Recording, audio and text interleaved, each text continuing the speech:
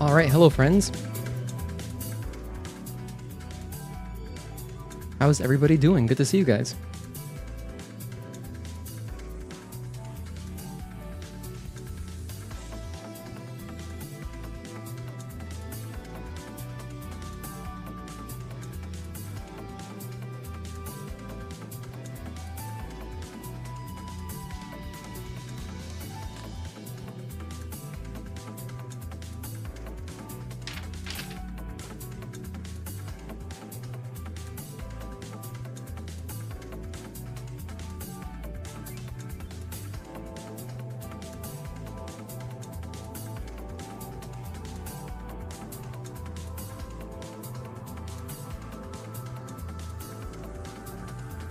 Okay, hello friends, welcome to a Thursday stream. Hope everybody's having a good week so far. Thank you for tuning in, Deputy Dog, Agatoki, Pieta, Sraven, good to see you guys.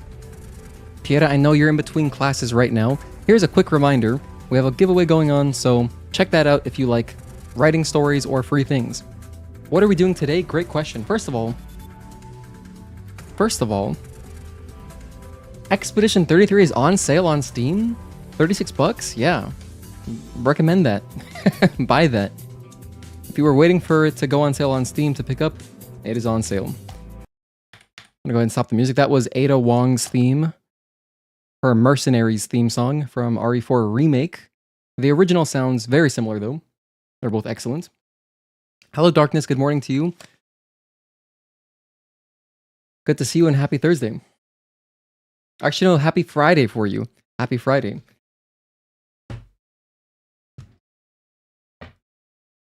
So I'm just going to get my DualSense plugged in here and we'll get started right away. I have my layout. Everything's working. Beautiful. One thing that was not working earlier today was my, what's it called? Souls Speedruns Save Organizer. Just like lost all my settings, but I re-added them. So I still have access to my saves because, you know, I have those backed up and stuff. But I had to like redo my profiles, but it wasn't a big deal because we're going to be using this later. The plan today is, I guess I should get into the game first. Or no, I'll just talk about it. So the plan today is we're first going to do some boss challenge like we have been doing. And run through the bosses. And then I specifically want to practice Spire 4. So we'll do like Hypertube for a little bit. We'll do the whole the whole Spire 4 run through for a little bit. Basically from the beginning up until, I guess we'll say demo crawler. We can just stop there because at that point, I mean we could do demo crawler, doesn't matter. But yeah, just the Spire 4 section is what I really want to focus on. So yeah, let's get started. Let's get into it. Oh, I'm also using my mod again. And I decided I can just use my fusion mod. I'll just use it during the run. We'll just play with the fusion suit for the entire playthrough, because why not? You just put your pre-order in for the deluxe edition of RE9. Nice. Yeah, it's kind of crazy how far ahead of time games are available for pre-order, because it comes out in 4 months. Ah, man. You bring good news, it's payday. Hell yeah, good stuff, Darkness. Hope that you can get caught up on bills or keep investing or saving or whatever you're doing with your paycheck. That's awesome. Actually, I think I get paid tomorrow, so that's nice. This will be my first time getting paid in a long time. Okay, since I started working again. Into boss challenge we go. Yeah, I'm gonna pre-order RE9 too, but I'll wait until it's closer. Minimum. You think 4 months is a healthy amount of time of pre-order time? Yeah, it seems like a good amount of time. Very solid.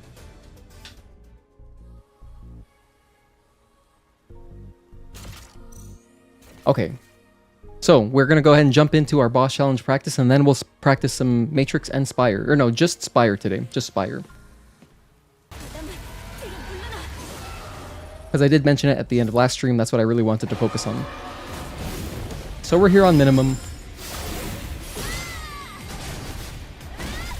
My prediction as well, 1 and 2. My prediction last time was that today we should have much better runs.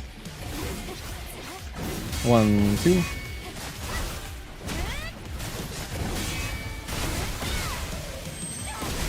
There was no point in doing that.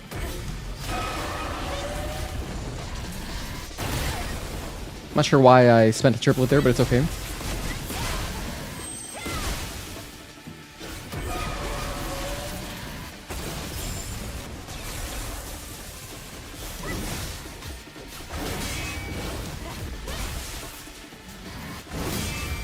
So I decided, I was also talking about this last time, where I want to avoid using overdrive for the first few fights, because we wouldn't have it normally, you know?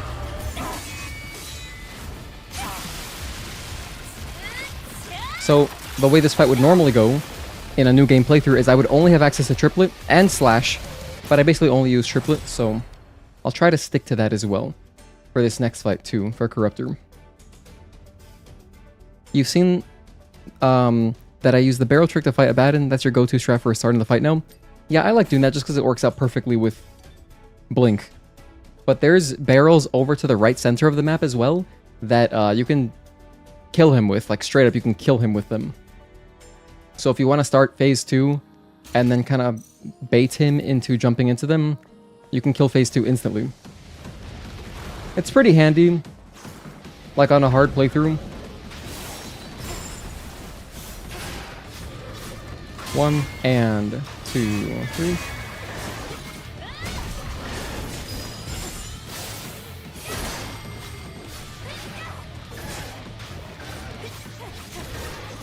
One and 2, 3. Oh, well, there's our first hit. I almost forgot to... We got past the Abaddon. Wait, my hit manager is not open? Oh. Hold on, relax. Hang on, Corruptor. I never opened my hit manager.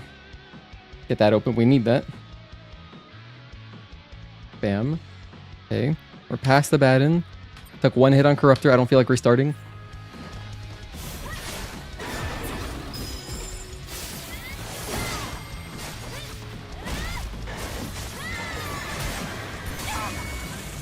Alright, next. The barrel meta is real. Do I have QTEs on? Absolutely. Yes, I leave QTEs on. You can turn them off, though, if you don't like QTEs. I love QTEs, though, in games.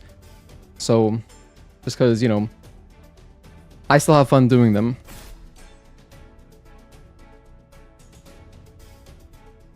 Now that you guys have talked about the music being Eve's thoughts, it's all standing out more to you. Oh, you guys are theory crafting. That's fun. I saw in the Discord. We have a free Discord, by the way, for anybody who's new. I doubt anybody watching right now is new, though. 1.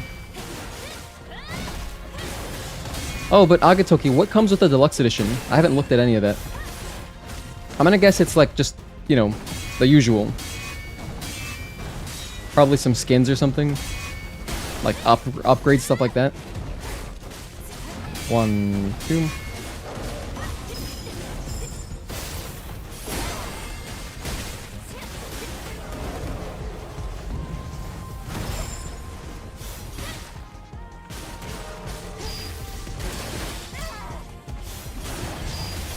Nice.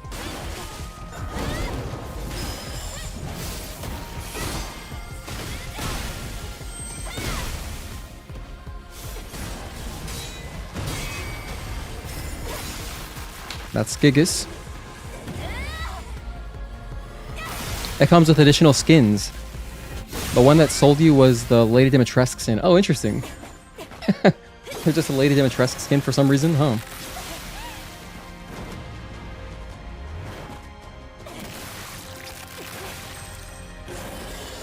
I guess she's a popular character.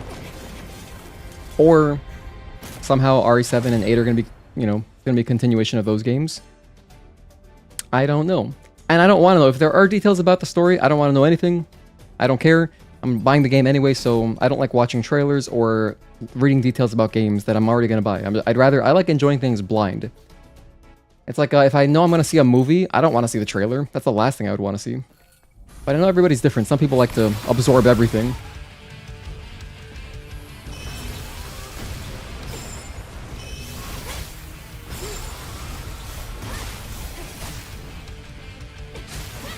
One and 2. Maybe I'll do a run through of Matrix as well. I don't know. 1, 2, 3, and repulse. Oh wait, he's not gonna do it here. Never mind.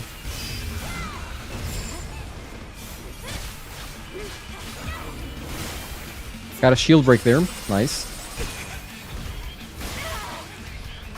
You know, I can use Beta chains. At this point, I would 100% have beta chains, so I can use those.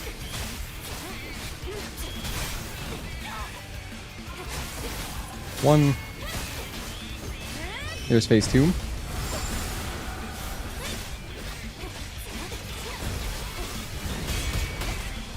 I got hit by 2 rocks. That's unfortunate. Double hit.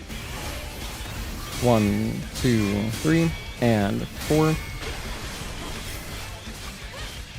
Of course, if he did do rocks in a real run, I would just use a triplet or a grenade, worst case scenario. Because that's very hard to read up close. Usually it's 2 rocks, so I kind of just assume 1, 2, 3, and 4, 5. Took another hit. Rough start to the run today. But yeah, I usually just assume it's 2.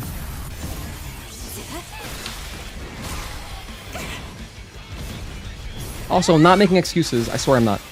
But I've been sleeping really poorly this week because I've been having back pain again because of my whole spinal thing. You've probably heard me talk about this before if you've been here for a while. This is why I missed a whole month of streaming earlier in the year.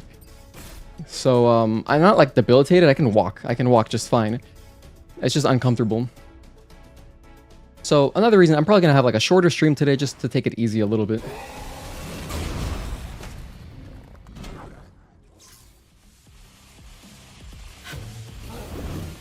Like, I kind of feel like going for a walk. I didn't have time to today, but I feel like going for a nice relaxing walk just to move my back, basically.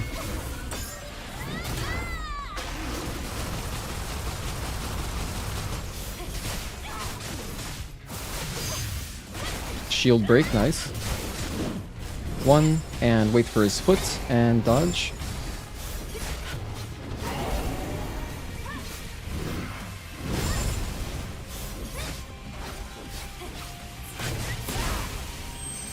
We'll spend a triplet. Big jump, dodge, nice.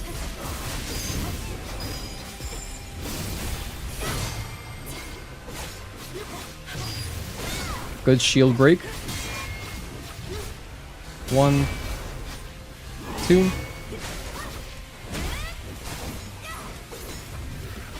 1 and 2 and 3, 4, delay, and 5.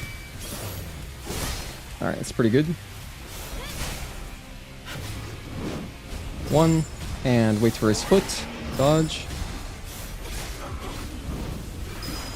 Alright, that should do it. Juggernaut pretty clean.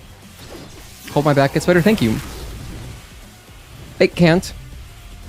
But all I can do is try to mitigate it as much as possible. Unless I got like a serious surgery or something. It's just something I have to live with forever. Been doing planks. Planks, I'm a big fan of planks as well. I used to be able to plank for like 6 minutes. I haven't done them in a while though, to be honest.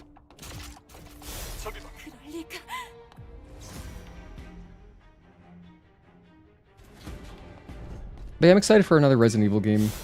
That's gonna be such a fun blind playthrough on stream to share.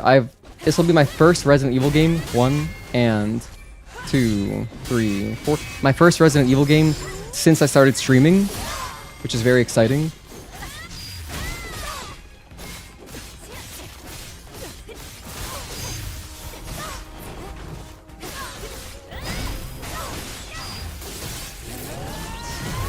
Watch out for the wing. And dodge. Give me a repulse. Give me a repulse. Give me a repulse. Nice. I overcommitted. I was even expecting the repulse. Okay, this is just our first run. But she likes to do that when the fight starts. 1 and 2, 3. 1 and 2, 3, 4. Delay and blink. Nice. That should be our phase 2. Or our phase 3, rather. Okay, how does she open? Is she gonna teleport to me? Usually she does. Yeah, it's like her favorite thing to do. 1, 2, delay, and 3.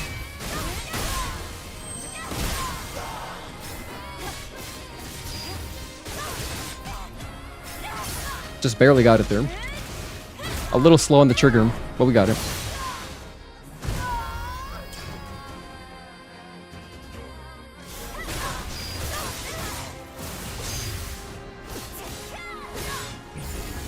Okay, 1 hit. Fine with me. Hey, we can still tie our PB.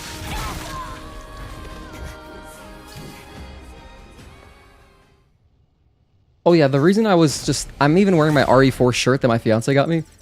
I'm wearing my RE4 shirt and I was thinking about Ada's theme. That's why I was playing it earlier during the setup period. Because yesterday in Rebirth, we just had a section where we had grappling guns. So I was like, oh cool, grappling gun, Ada Wong. So that's why I was just thinking about that like all night. I wish we got to keep the grappling guns.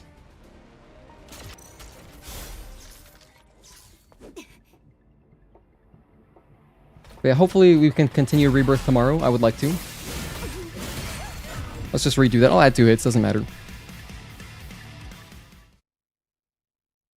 I would like to keep playing Rebirth tomorrow. Keep making progress. I feel like, you know, we're getting into the meat of the game. Like, we're almost there. Towards the end, I think. 1. And blink.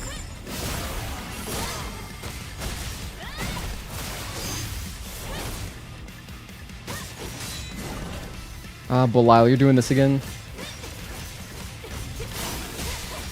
1, 2, 3, 4, and 5. Don't run away from me. What have I told you? 1, 2.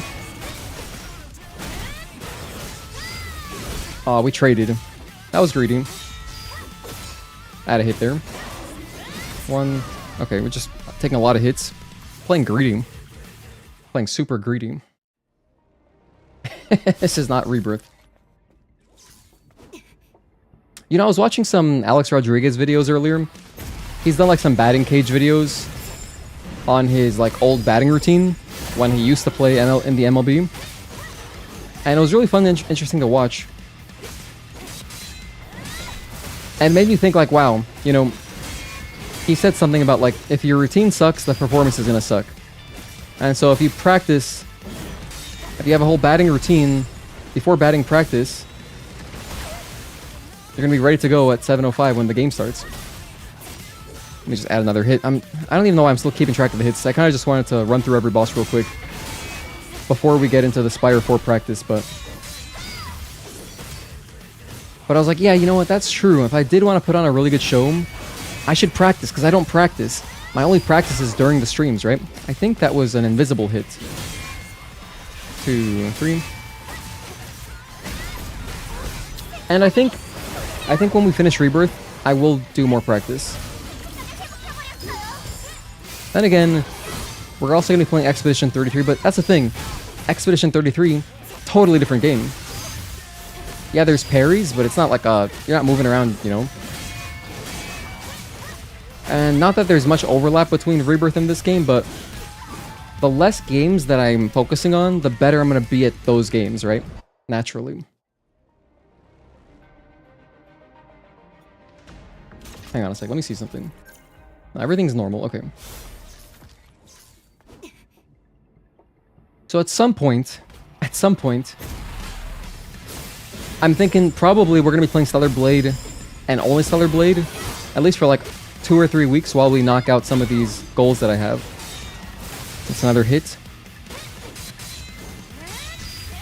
Which are a full game hitless run and at least this boss challenge thing that we're doing. 1 and dodge, delay, and dodge. Hey Nemesis, thank you for tuning in. 1, 2. Good to see another familiar face. Can't wait for the hard mode E minimum boss challenge practice. Yeah, we'll get there. We gotta start with the simpler tasks, obviously.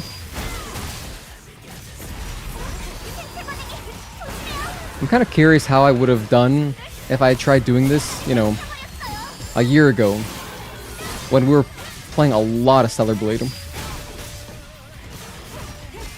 1, 2, and 3.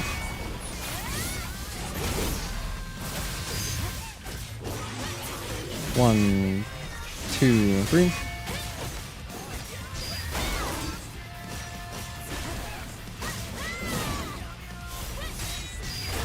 Don't do that.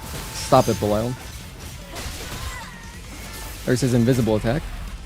Dodge.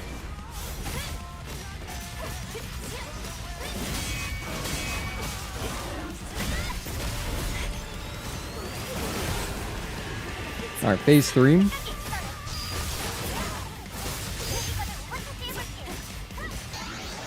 One and 2, 3. Okay, we're just about there. 1, 2.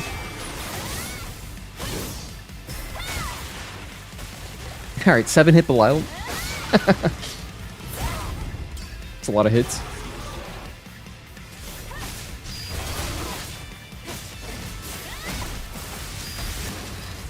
Moving on, Karakuri time.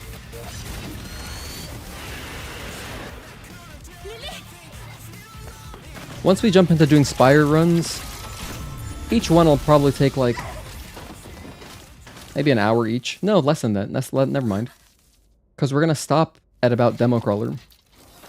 Or even if we fight Demo Crawler, not too long. Maybe 45 minutes each. Luckily I have saves, so I have a save right before Spire which we can use.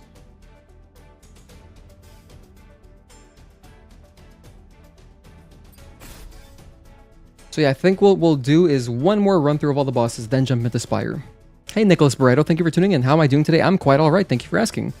How was your Thursday going? We played some Rebirth yesterday, which was a lot of fun. And we're just playing some Stellar Blade today to kind of keep up with our practice a little bit. Or at least do my best to keep up with practice. 1, 2, and 3. 1, 2, and 3.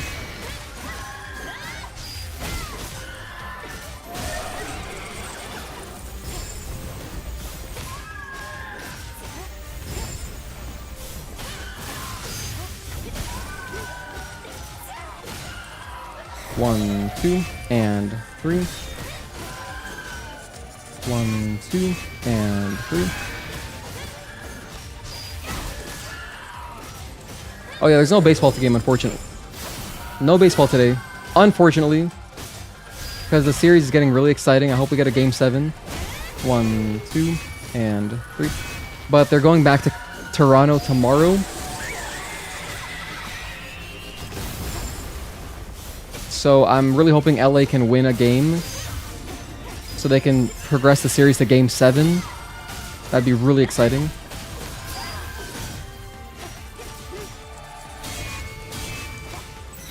But as far as the World Series go, as far as the World Series goes, when they're playing normal baseball games, oh my goodness, it feels like the Blue Jays are such a better team. They're so well-rounded. But then you have like these crazy games where like Otani is just a beast, or Yamamoto pitches, you know, a full game. Like these crazy things happen. That was insane. Unfortunately, I took a hit there. I took another hit there. We died to Kokoshi's. I'm gonna add like 4 hits, I have no idea. The hit counter doesn't really matter right now. That was a crazy lucky dodge. That was so sick. Maybe even worth timestamping. Probably not. I'll make a note anyway, just in case I want to timestamp it. That was just pure luck. Pure luck. I could hear the Kokoshis were near me, but pure luck.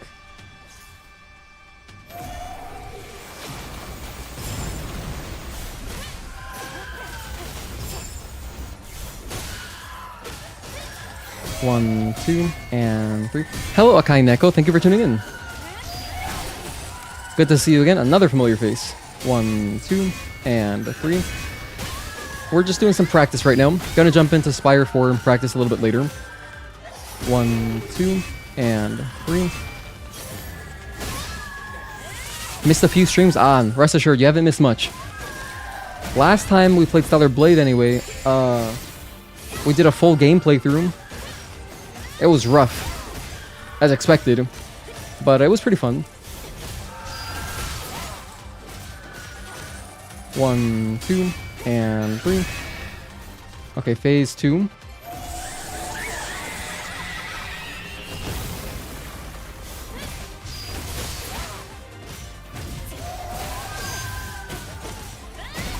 One, 2, and 3. Let's down her.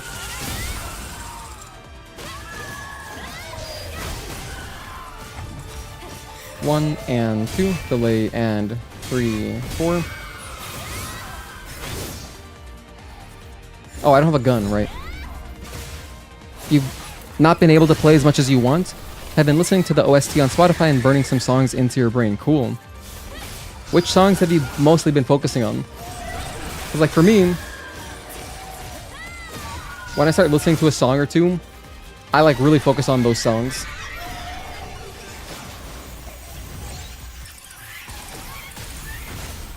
Kokishis, stop it.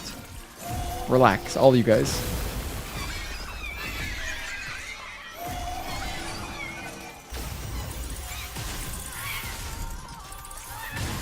Okay, I think we're good. 1 and 2, 3, delay, and 4. Oh, I didn't mean to do that. I'm not sure what I was going for there. 1 and 2, delay, 3, 4.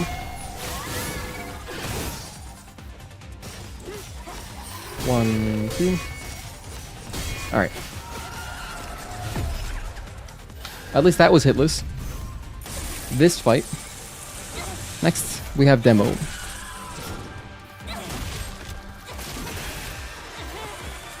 You always use Tempest to deal with the Kokishis, the spawns? Yeah. Totally valid. If I ever researched Tempest, I probably would too. I usually... Like, if I really wanted to make sure they die, I would just spend a punishing edge. Because it'll do basically the same thing. As long as you don't do it too early. If you do it too early, some of the Kokishis, when they're still spawning in, they'll kind of have some invincibility frames. So you can't do it right away. But once they're all out, a punishing edge will also do the job.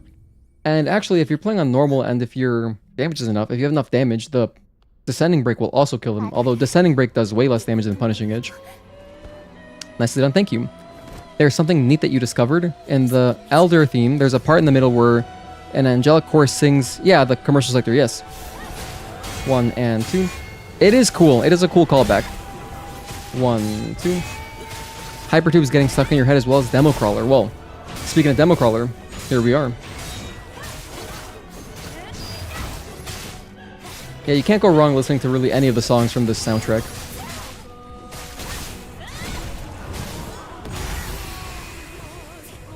Let me add a hit there. 1, 2. Katakuri's theme is one of your favorites? Fair. 1 and 2, 3. Oh, I want to stop using Shieldbreaker because I would normally never research it, so I don't want to use things that I wouldn't research.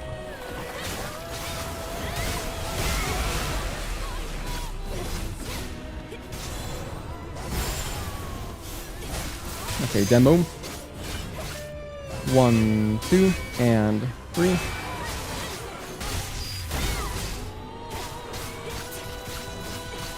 One and 2.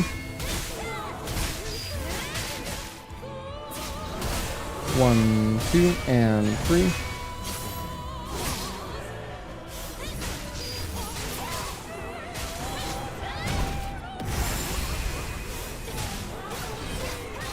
One. Okay, here's phase 3. You adore the way that they'll reuse themes and bits in songs. Yeah, all of like the reprisals, rather the rearranged songs too, I really enjoy. One of my favorite camp songs is the Winter theme, Dawn Winter. That one's so good. It's amazing.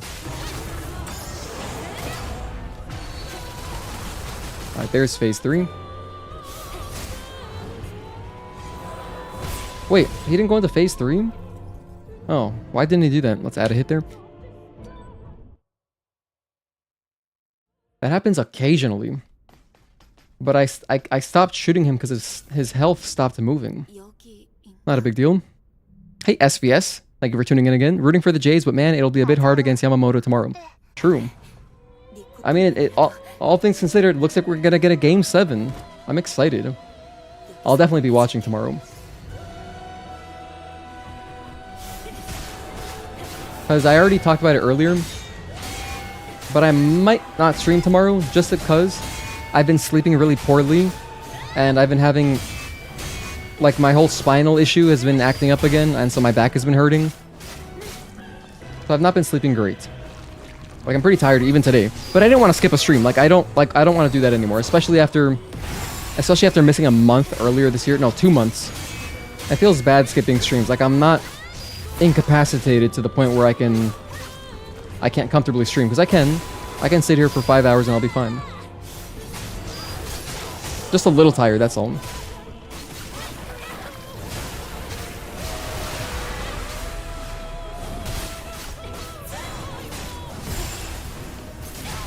Oof, that's no bueno. You struggle with back issues, so you know how much that sucks. Yeah, no, it's brutal. I mean, my father also has, like, back things, but he has different stuff.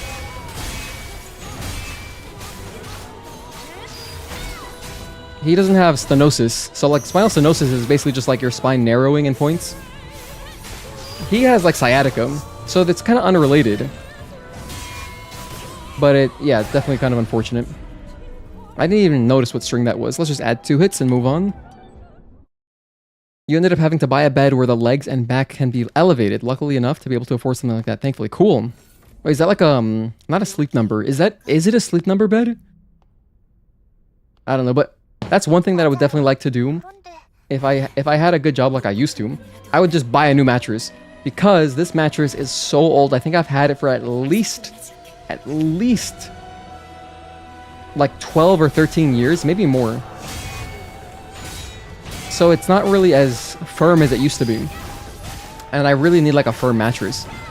But that can wait. 1, 2, and I try flipping it too. Like, I flip my mattress over from side to side to keep it fresh. But this thing is just so old, it's just done. So I kind of just sink into my mattress, which is not good. It is not good for people with back things. 1, 2, 3. 1 day. 1 and 2.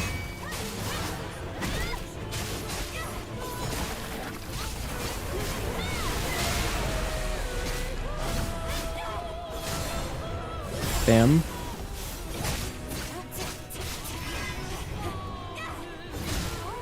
1, 2, and 3.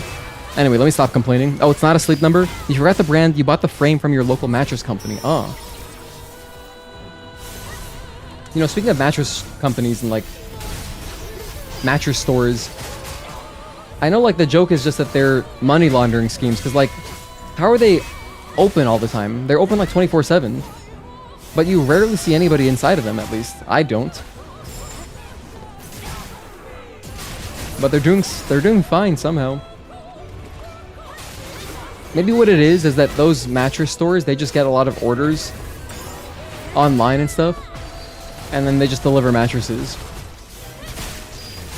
Or probably, if you know you want a new mattress, and you kind of know what you're getting, right? Like, you know what you want.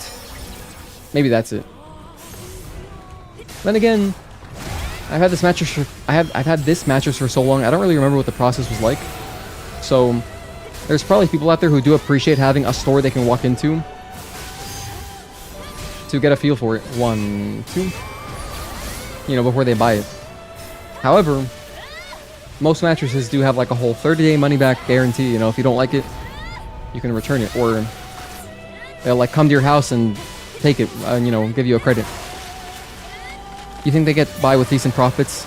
Low staff cost is a great point, yes. You can just have one person running the store. 1, 2, and 3. You know what? You just motivated me. Okay, Neko, I'm gonna try to save up for a new mattress. I think it'll definitely pay dividends in the end.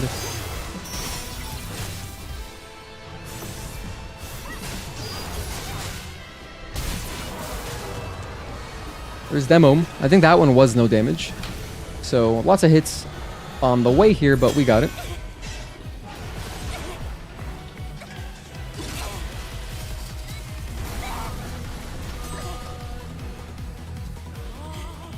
Yeah, like I've taken naps just on like those little yoga mats, just like to have a soft surface, but like on the floor, the best naps ever. I love napping on the floor like that on a really just solid surface. Kind of like a, and in Vietnam, I know that they love their just hard wooden napping things. It's basically like a mattress frame without a mattress. I know they like to sleep on that kind of stuff a lot, at least the older generations. But I can definitely see the advantages. I mean, it's just like best posture. For me, it's so comfortable.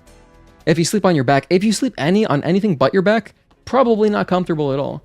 But I like sleeping on my back, at least. Or my stomach. I'll also sleep on my stomach sometimes. I never sleep on my side. Although I know some folks who are only side sleepers, which is so interesting to me. Because for me, I don't know, I just don't like it. It's never been comfortable.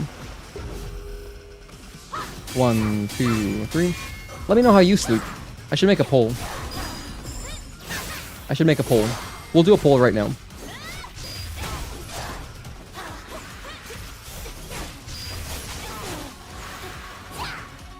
Stop running away from me, you crazy bitch. 1, back up. 2, 3. Sleeping on the floor is actually the best thing for your back. Makes sense. Used to be a back sleeper, but once you started to have more back pain, you started to sleep on your side. Interesting. It was really weird being a back sleeper 1 and 2. A little bit early. It was really weird being a back sleeper your whole life and then changing. Hey, maybe I'll change one day too. It's possible, right?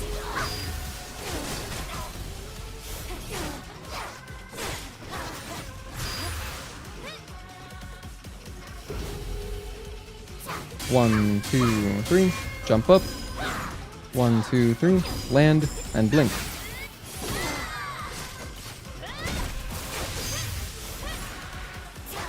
One, back up. And 2, 3. Let's down her.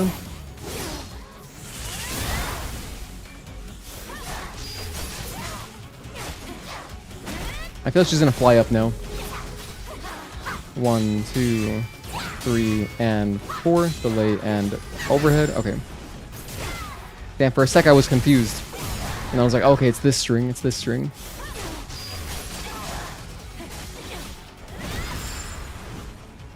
Insta-kill already? Wow, kind of shocking.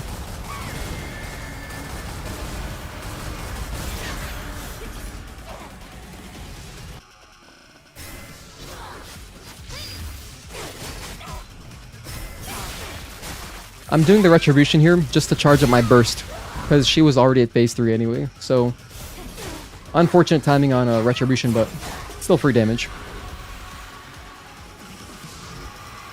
You said that UN's theme gives you a very nostalgic feeling. For me, the most nostalgic songs are the demo songs.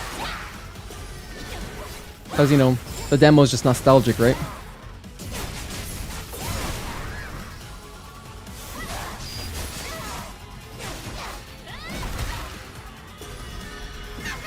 Can I hurt her here?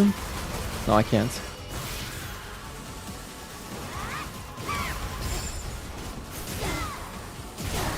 Shield break.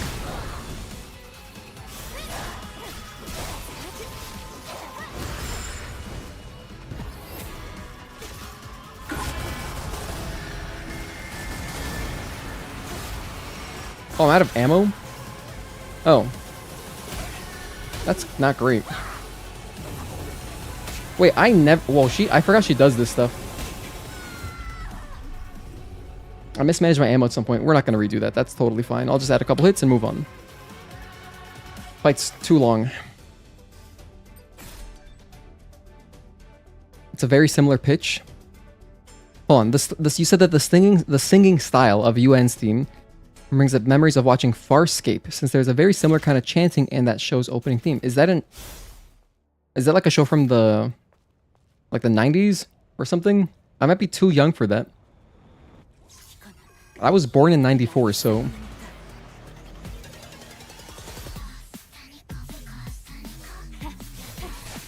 One and 2. But you know what? Akai Neko, that's the kind of thing that would be awesome to post in the music channel on our Discord. 1, 2, and 3. And then just make that comparison. Alright, let's restart. I'm not paying attention. Let me add a hit. Farscape was a sci-fi show from the from 99 to 2004. Ah, okay. So like same era as like Buffy the Vampire Slayer.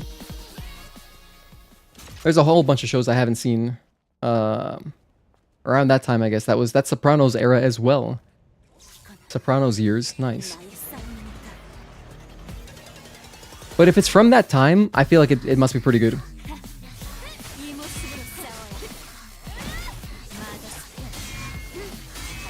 Another thing that's interesting, especially if the show is like an American show, is it's interesting to see the effects of 9/11 on television.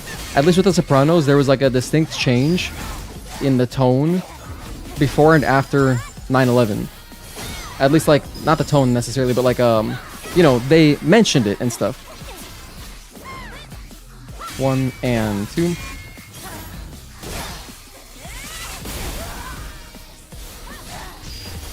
Also, yesterday, no, the day before yesterday was First Responders Day. So thank you to First Responders. This was like 2 days ago. I'm sure I mentioned it, but yeah, October 28th, First Responders Day. I think First Responders Day should be on September 11th, but whatever. Still gotta appreciate all those folks. 1, 2, and 3.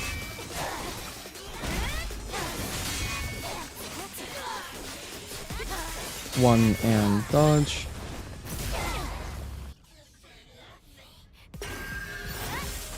One. Let's down her. It was a really interesting show, very campy and cheesy, but extremely cool since the Jim Henson Company did a ton of 1, 2, 3, 4, delay and dodge. Blink. Oh wait, not blink. I was thinking she was gonna do a Tempest there. That's what I meant. Now she's guaranteed to wake up Tempest. Watch. Almost guaranteed. Oh, she didn't. Wow. 1 and 2, 3, 4. Delay end. 5. That was a block. 1, 2. Add a hit. 1 and 2. I'm not sure if I got my hit in there. I'll just add 2 more hits. I should really set up some bigger buttons than my little arrow keys for keeping track of hits. Add another hit. I'm happy with that. We don't have to redo the fight. Let's just jump into Providence.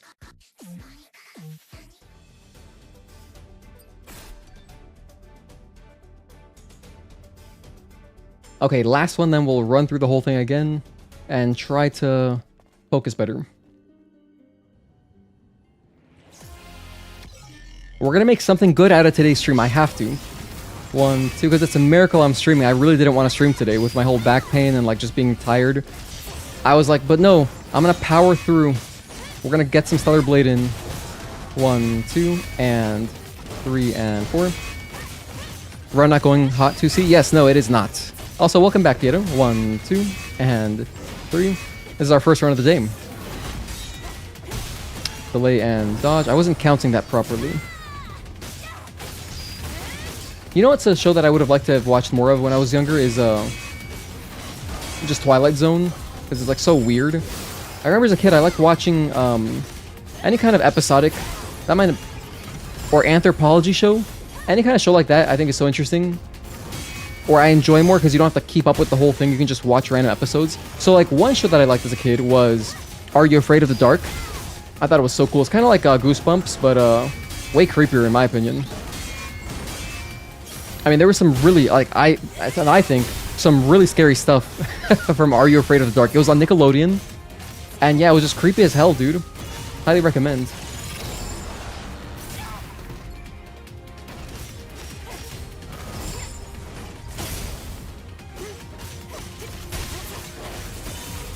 Even just like the opening theme of Are You Afraid of the Dark felt so creepy. But I liked watching that after school. 1. Hey Alex Sun, thank you for tuning in. You just today actually bothered to learn Raven's Psycho 8 string, very satisfying. Oh hell yeah. The laughing string? Nice. It's 7 hits and then an unblockable, right? 1 and dodge. Are You Afraid of the Dark was a staple of your childhood. Definitely found yourself terrified by many of the episodes. Okay, cool. So I wasn't the only one. Hell yeah.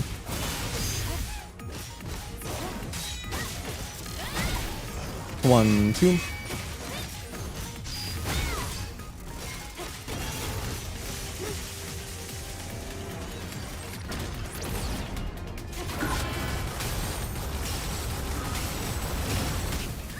I just didn't dodge there. Alright, that's enough.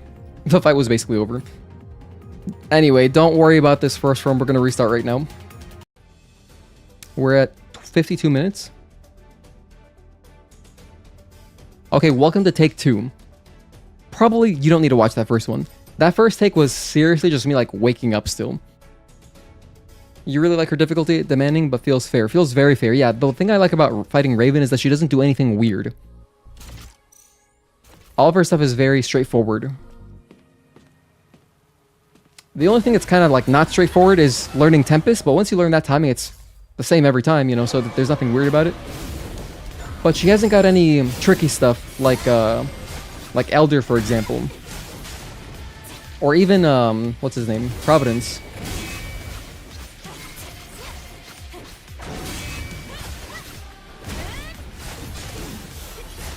One, two. So here's phase 2. I'm gonna spend my triplets here. And I'll just use part 1 of the triplet. I don't want to use the whole thing, because I wouldn't have it upgraded normally. 1.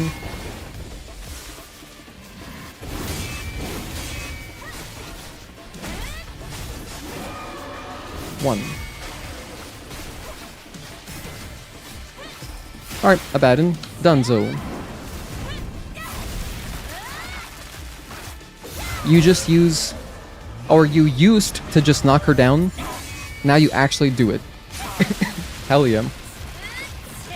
Stravin, you're saying she's the only hard boss in terms of difficulty. Elder's fight is just visually challenging because of how much he blends in. Okay, interesting perspective. There's a small handful of games that you feel like nail the difficulty of bosses just right. This is obviously one of them. God of War 2018/Ragnarok is up there too. When you lose, you want to try again. Ah, okay, so you don't like if it feels unfair. Hello, Ashley Winklebauer. Thank you for tuning in. Another familiar face. She has a counter where she really takes forever to wind up. It's unblockable. That's the hardest one of her moveset, I think. Oh, yeah. But it's telegraphed, right? And then the timing is consistent on the parries every time. So that's what I mean by, like, yeah, she has, like, some, I guess, gimmicks, but she doesn't do anything really weird. Like, for example, something I consider weird would be, like, 1 and 2, 3... Let's just restart. Let's restart. Let's try to get a good run today. I'm going to make an effort. I don't usually do this. But I'm going to restart even though we're only on Corruptor. And I'm even going to record. But what was I going to make my point about? Stuff that's weird, for example, would be like Brute. You know, he's got all sorts of fire going through the stage, right?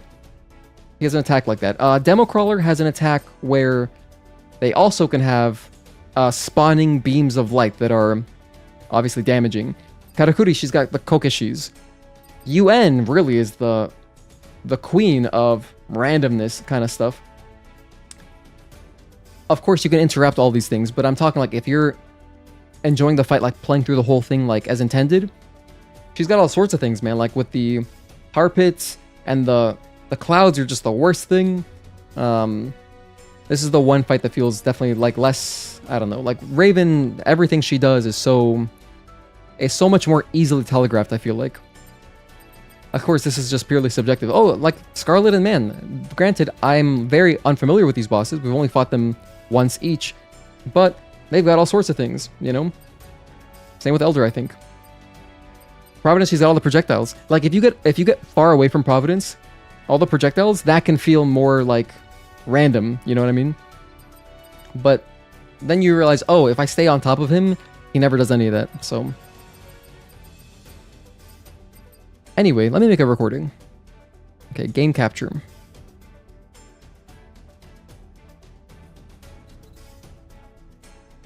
Oh, this should work. This should work.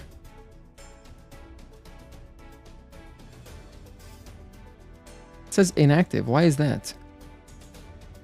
I have a plugin on OBS that lets me record without capturing my webcam and all that stuff, but it's not working right now. It's called Branch Output, by the way. I even made a YouTube short about it a while ago. But it's awesome. Bam.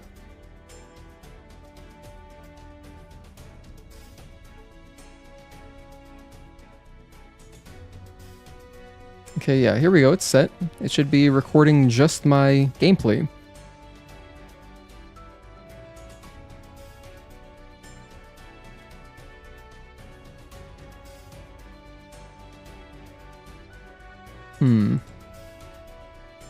Looks like it's still set up. I'm trying to set up a recording real quick, because I feel like maybe that'll make me focus better.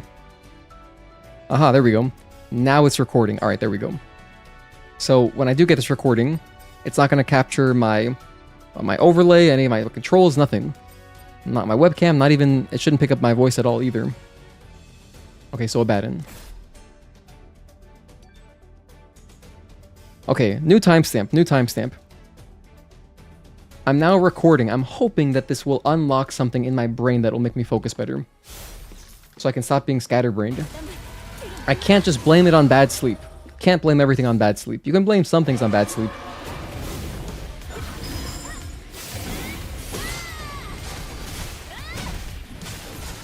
One, two.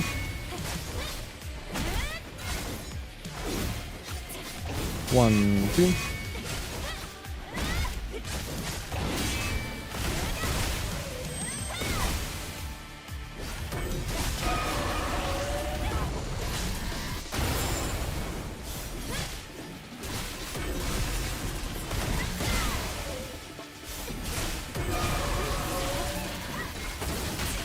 No, already screwed it up. Let's restart again. You know what? If I'm doing this, I should probably just use the abilities, right? Okay, start it here. Bam.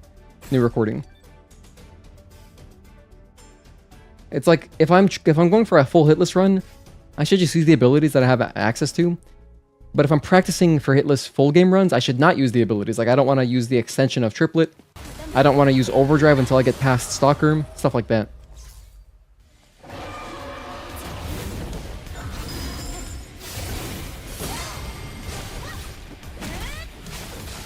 One, two. So I'll just try to kill him.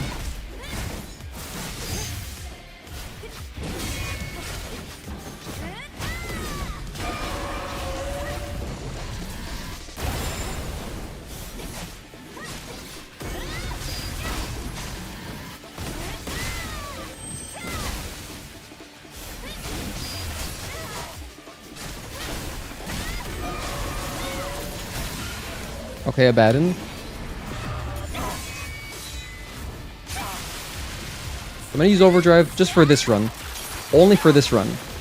If I'm trying to get a full hitless playthrough and boss challenge, I'll use my overdrives and all that stuff. Because I think it's fine.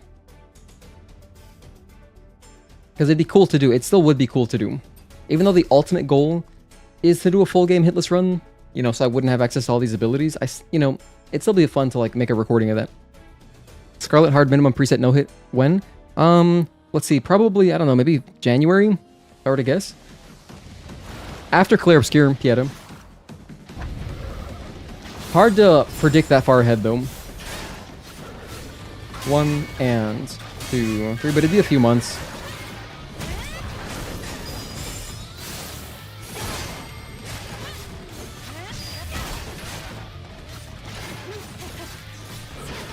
One and 2, 3.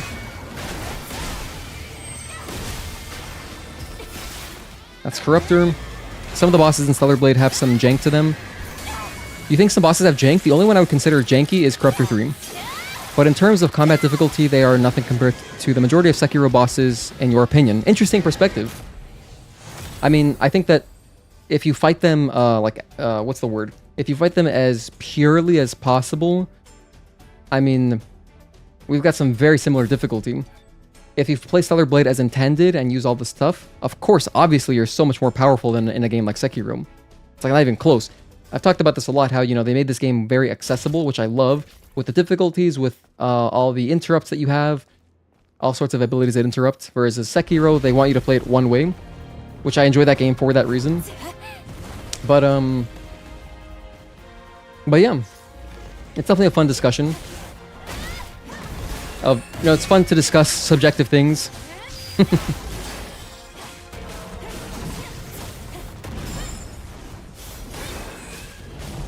Because then you never run out of things to talk about, you know?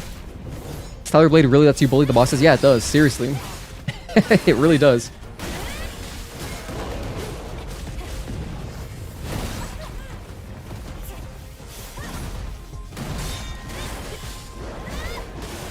One, 2, and 3.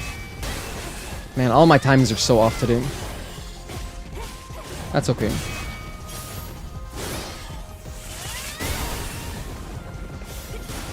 Can't be too hard on yourself, otherwise you're not gonna have any fun, right? 1, 2, and 3.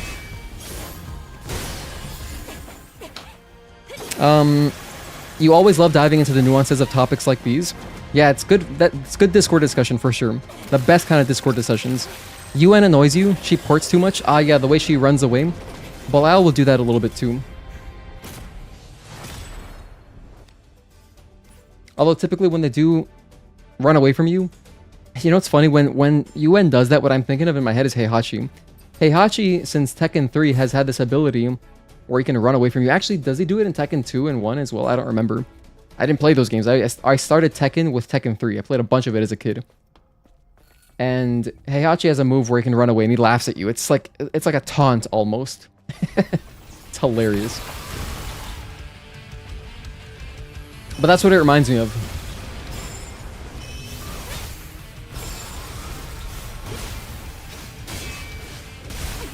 No, our run is over. One on Stalker 2. Oh well. 1, 2, 3, and 4. Let's just add our hit. 1. You mean they're different games? Yeah, of course. Stellar Blade is meant to be more of a spectacle. Wait, did I get grabbed there? Oh, I guess I didn't blink. I'll just retry. Sorry, hold on. This is so... I lost where I was reading. You actually only fight with the blade because you want to be more focused on your ability to parry dodge. On time, the gun only really comes in when you want to get a repulse, and even then, just slash repulse. Yeah, if you use less things, it's better for learning. Basically, you play this game like a Sekiro player, like learning all the different combos to string together to make a great choreographed fight. Yeah, absolutely, fully agree. We did that a lot. In the first, 6 months of the game, did a lot of that. Really, the first year, we did a lot of that. They're different games, to be honest. Stellar Blade is meant to be more of a spectacle visually with the audio, and you think they nailed the parry mechanic infinitely better than Sekiro. Fully agree. In fact, I think the trifecta, for me the trifecta is Stellar Blade, Sekiro, and Lies of P. And as far as my favorite parries, it goes Stellar Blade, and then I have Lies of P and Sekiro kind of tied together. Did you blink but got grabbed anyway? I don't know, I wasn't paying attention. You still need to play Sekiro, but you've seen it played. Your understanding is that the parrying is quite demanding, but rewards you big time when you get it right. The parrying, the window is a little bit more forgiving. It's kind of it's like Stellar Blade, but it's different. The timing is different. First of all, the timing window is different. Rather, the timing is different, but the window is bigger in Sekiro because the game is based around it completely. So, the difference really is that in Sekiro, this is my experience, you parry basically right before an attack. In Stellar Blade, you parry a little bit more before. So, slightly more in advance. Just a little bit more, but it's a difference that, especially as compared to a game like Lies of P is literally right before the attack. So, as far as how soon after an attack is coming at you, rather how much time you have before it hits you, you have the least amount of time with Lies of P, and then you have a little bit less time with Sekiro, and then a little bit less time after that with Stellar Blade. But the window, I think, is biggest in Stellar Blade when you upgrade Focus Boost. When you don't upgrade Focus Boost, it's basically like Sekiro. It's pretty much exactly the same, or tighter. It's a little bit tighter, I would say. In my opinion, I think that if you play without Focus Boost in this game, it's a little bit less forgiving than playing Sekiro normally. So there's that. But then there's other things. I mean, Sekiro is its own game. It has all sorts of interesting mechanics. I recommend it. We did a full blind playthrough on the stream, and it was very fun. So yeah, I could not recommend that game enough. It's excellent.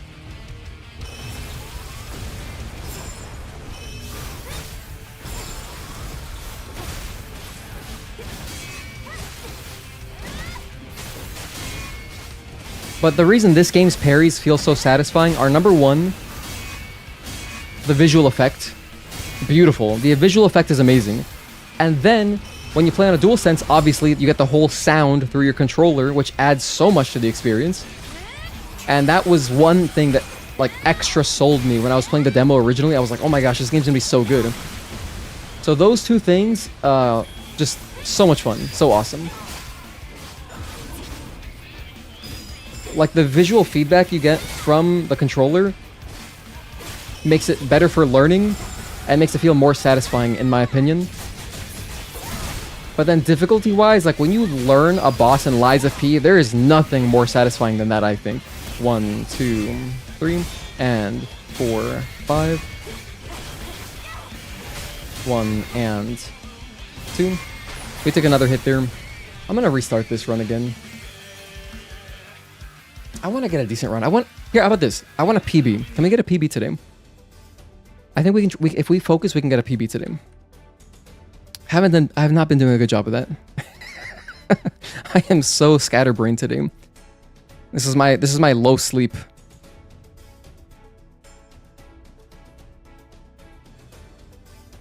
Okay, here we go. Just checking my recording real quick. 10:30. That's today. October 30th. And it's not working.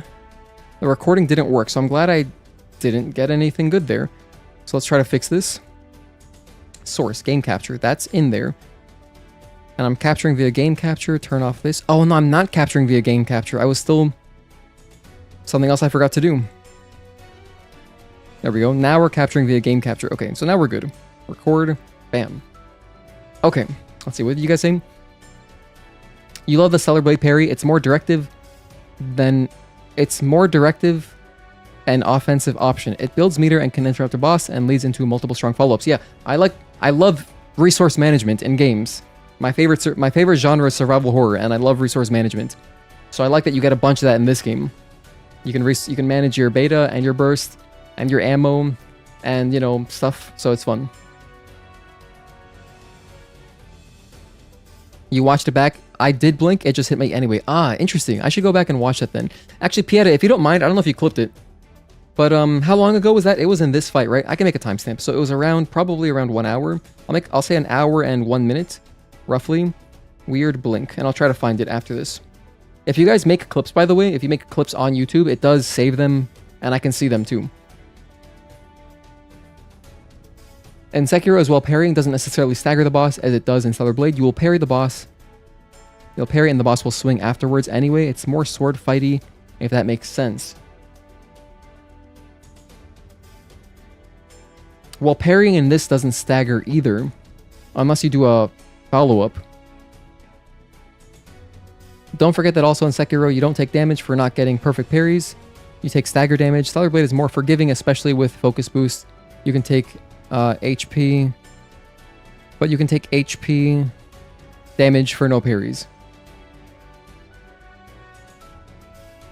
Yes, yeah, in Sekiro, you take, well, yeah, if you get your, yes, this is true. Never really felt, I highly recommend everybody to play Sekiro. If you like this game, you'd probably enjoy Sekiro, probably. You know, it's just like, if you played any FromSoft games, where it's like, you know, it's like that, but it's not a Souls game, really, at all. There's really nothing Souls-ish about Sekiro, aside from enemies respawn when you rest like bonfires, but besides that, it's really its own thing, and so that's why I think it's amazing. Like, the combat is just the best in any Souls game, in my opinion. Any FromSoft game. You never really felt like the Reflex Exospine was worth it. Didn't seem to help much if you parried slightly late, only slightly early. Yeah, I don't recommend ever using that thing. That thing is the worst. It's probably the worst Exospine in the game. I think it's completely useless. I think it's detrimental to learning. And then there's also way better effects you could have. You guess it's more back and forth in Sekiro rather than Stellar Blade. It's like, okay, my turn, okay, boss's turn. Yeah, in this game, you can just keep taking your turn. Yeah, exactly.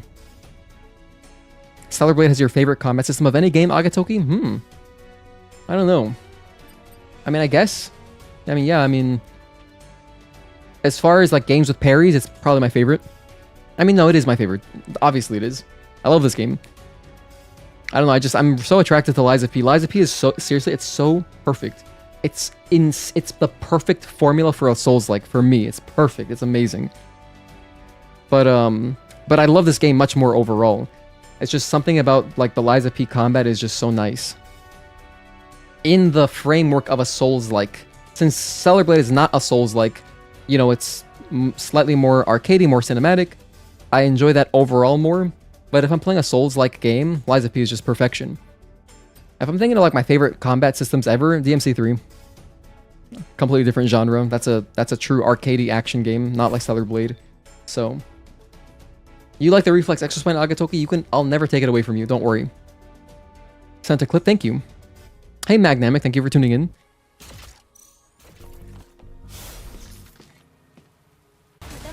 Okay, let's get a good attempt here.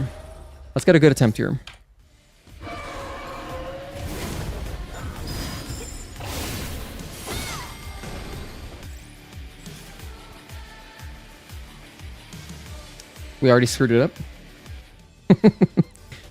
Okay, 113. New timestamp. Alright, now we're getting serious. Everything before this was just practice. DMC3 is solid. Before God of War and Stellar Blade, your favorite combat systems were DMC3, 4, and Bayonetta. And OG God of War. I like all those games.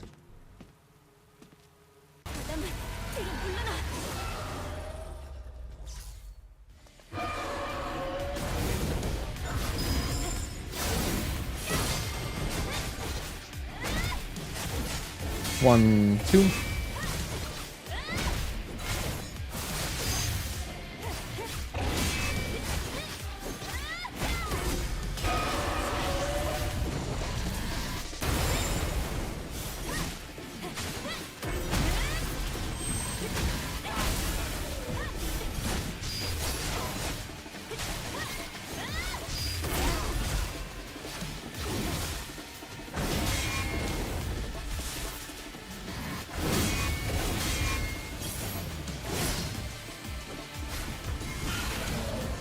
Abaddon. Moving on.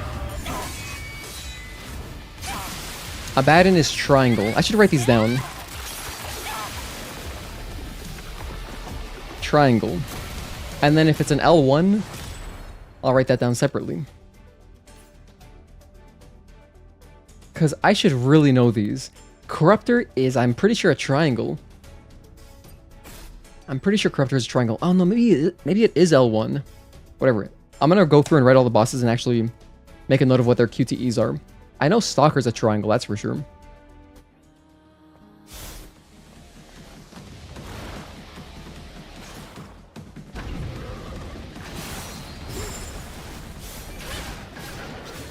One and two, three.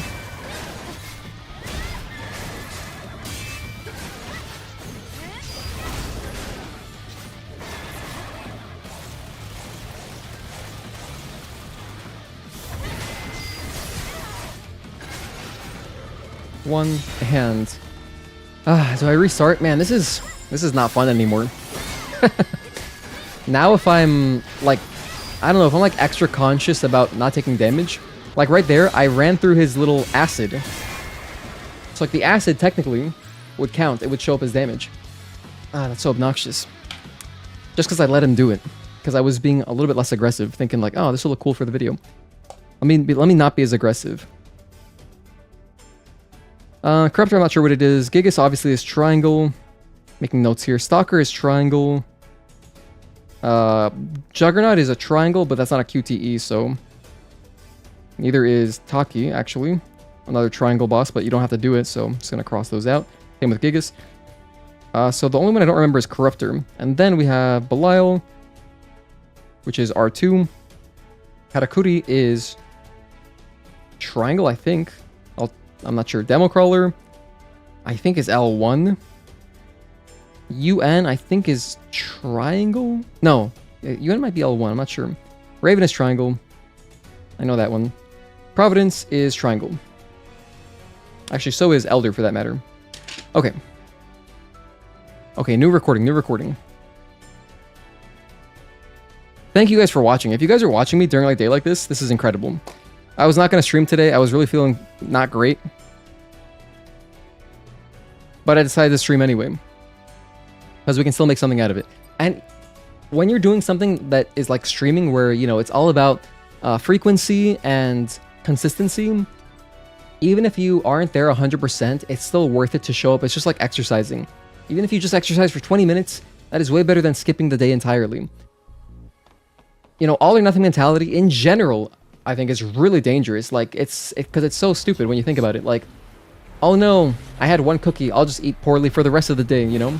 Just have your cookie and then eat normally, you know? Enjoy your cookie. But the same is true for streaming. Just because my back has been hurting and I slept poorly, I was like, I'm gonna take the whole day off. No, I don't have to do that. I can stream for like 3 hours, whatever. Maybe we don't have such a long stream, but we can still, you know, do some work. I say that as I don't even know what that was about. I say that and I immediately do something completely absent-minded. Hello, Nicklick, thank you for tuning in. Okay, run it back. Eve's animation after the QTE roughly corresponds to the button. Like for Katakuri, you press triangle and she puts her blade through the boss's hand, but UN feels like a mismatch when it should be L1. I haven't even looked at it that way. You're doing pumpkin carving with your son? Cool. Hell yeah, Magnamic. That sounds like fun. What kind of tools do you gotta use for that? I guess you have, like one of those... What are those things called? Hold on, I'm blanking on the name, but... What are those things called that you use to peel? Oh, peeler. So like a carrot peeler, I guess you use that for the inside. Or no, you probably start with like a scooper. I guess you could just use an ice cream scooper. You know, get all the guts out, and then go in, clean it up with maybe a peeler. And then obviously use some kind of knife, a serrated knife. Is that the best, maybe? Serrated seems good for doing the eyes. They make dedicated toolkits for carving? Damn, I didn't have that childhood. I did not have that childhood. I've never done pumpkins. I hope, maybe I can with my kids in the future. Super Goop Scoop? Is that what it's called? I gotta look this up. Oh, Magnamic, you must be excited. The World Series is going back to Toronto. Pretty exciting. I mean, I'm hoping for Game 7. But, you know, if Toronto wins, congrats to them. You suck at pumpkin carving, no clue if you'll have kids in the future. Well, me and my fiance would love to have kids. You're in Europe and my streams are in the evening for you, so you watch them before you fall asleep. Oh, Nicklick, I appreciate them. Thank you for that. I like to always generally fall asleep to some kind of content. I'll usually be listening to like baseball podcasts. But, you know, I'll also like to fall asleep to no commentary playthroughs of games, stuff like that. Or just like kind of baseball video essays in general. That's usually what I'm falling asleep to. But long plays, I love falling asleep to those as well. 1, 2. So if someone can fall asleep to my content, that's awesome. Because I'm in the same boat. I do that all the time.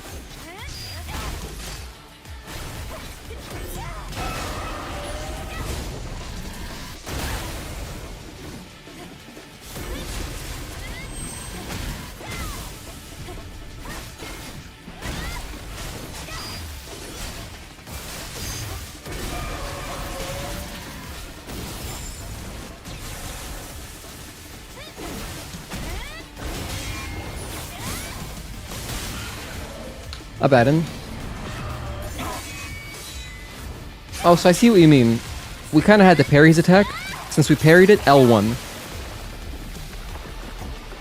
Oh. So that makes me think, yeah, Corruptor is probably also an L1 then. Corruptor should be an L1 because we kind of have to parry him first, and then we kill him. And so then by that logic, Katakuri should also be an L1. Don't we parry her? Maybe we don't. I'm not sure. I can't remember. Kids were once on the roadmap with your wife, but the marriage didn't work out sadly, so the future is uncertain. Ah, man. Thank you for sharing that. I mean, everything kind of happens for a reason, right? I guess. You know, when I hear people, like, getting divorced, in my head, it's just always a good thing, in my opinion. Maybe that's not the best thing to say to people, but, like, because my parents are divorced. And in my head, it's like, this is just the best thing possible. Because since I lived in a weird household where it's like they don't want to be together, in my head, it just makes sense to just get divorced. Because this is my experience. This is I grew up in this household, right? To me, it makes so much sense. Where, yeah, if you don't want to be together, you're just making it weird for your kids. They're gonna have a better... I think I would have had a better time if I didn't experience all that. So, if I hear someone's getting divorced, I'm like, oh, I'm happy for you. Congratulations. Cool, this is just like new beginnings, you know, like now all infinite possibilities, all these things. And really, the earlier it happens, the better. I mean, if you get divorced after like 30 years, that's kind of crazy, right? That's like more brutal than it's like, oh, the first year didn't work out. Move on. It's easier to move on from that. After 30 years, your lives are just intertwined no matter what. Like, you've got all sorts of assets probably that you share and like all this stuff, right? So then it's more complicated. So I guess if it's going to happen, what I'm trying to say is if it's going to happen, it's better that it happens earlier. And I hope you're doing well, pretty much. You're still friends? There you go. Mutual decision, even better. Hell yeah. See, that's amicable. Perfect. Perfect. Anyway. Thank you for sharing that, though. 1, 2, and 3.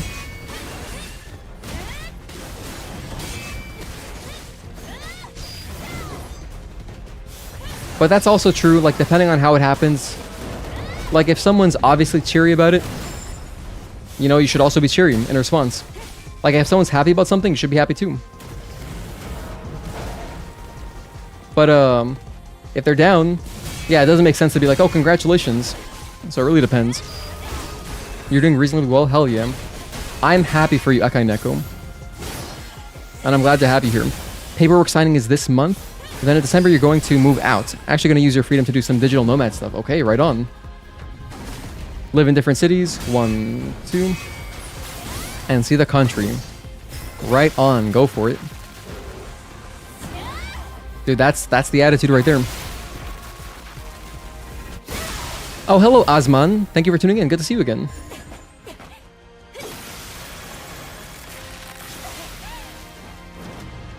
Sravan, you said, agreed there. To be honest, you need to exercise this a bit more with training because you've been inconsistent lately due to a mixed up sleep schedule.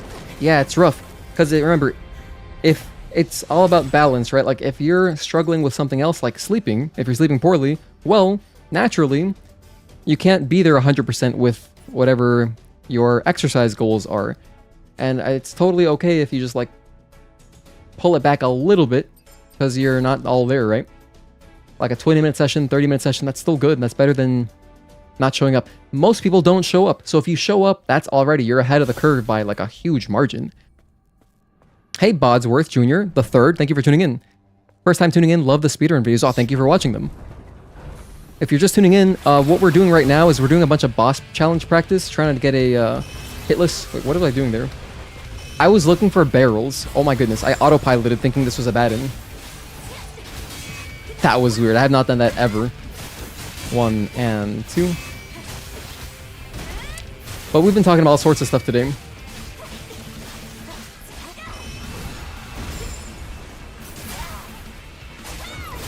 Anywho, glad to have you. It's been hard to tune in because it's like 5 a.m. here where you're at. Usually watch it to sleep. I feel that. And I've been starting a little bit later.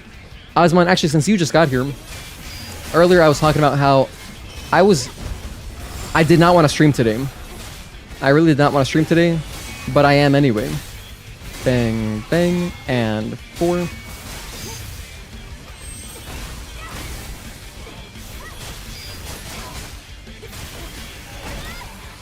One, 2, 3, and 4, 5.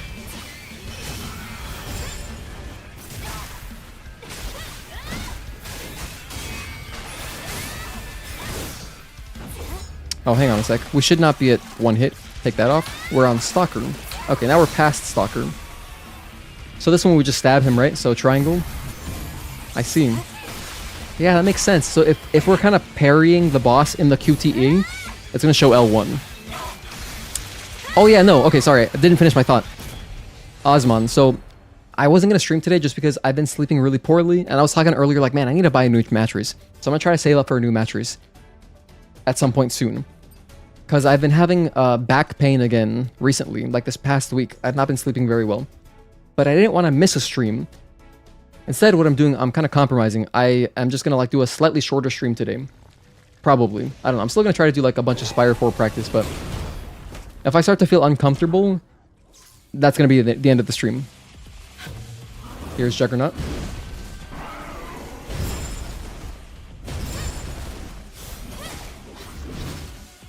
Repulse. Let's shoot him a little bit.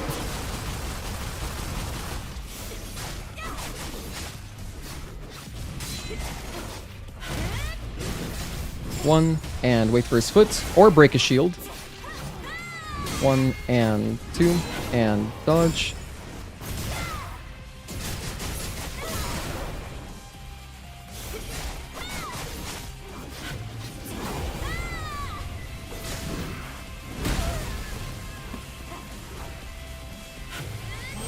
Nope, don't do that.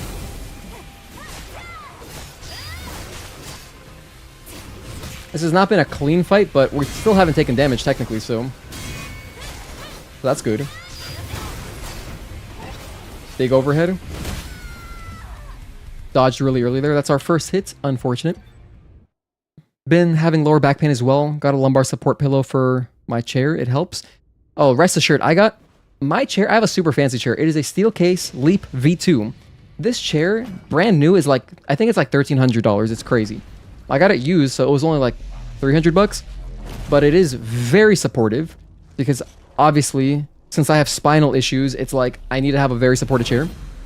So I've got that going for me, which is good. But if I put a pillow, it wouldn't be very comfortable, to be honest. I do use a lumbar pillow when I'm in bed, though. I always have a lumbar pillow if I'm like sitting in bed or like even lying down, I have a lumbar pillow. So there's that. What else was I gonna... damn it, I took another hit. What was I gonna say? Something else. But I lost my train of thought.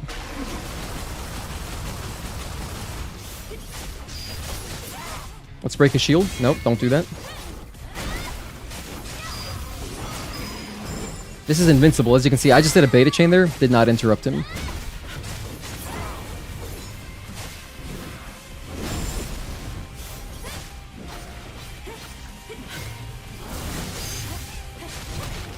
Damn, I wanted to parry that. 2. But I highly recommend steel case chairs. This thing is built like a tank. It's incredible. And it's got so much adjustability. So good. Such a great chair. Big jump. Landing.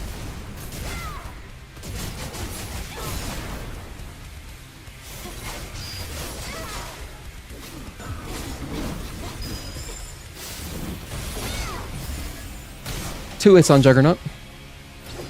To all the kings here, keep your chin up. Things will be okay.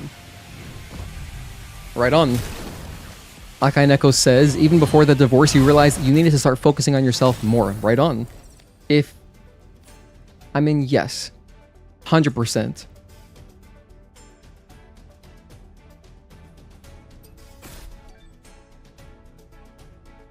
I mean, I've definitely been in relationships in the past. A long time ago where it's like... Because, you know, I was young. I was an idiot. So, like, I was a teenager. I didn't understand.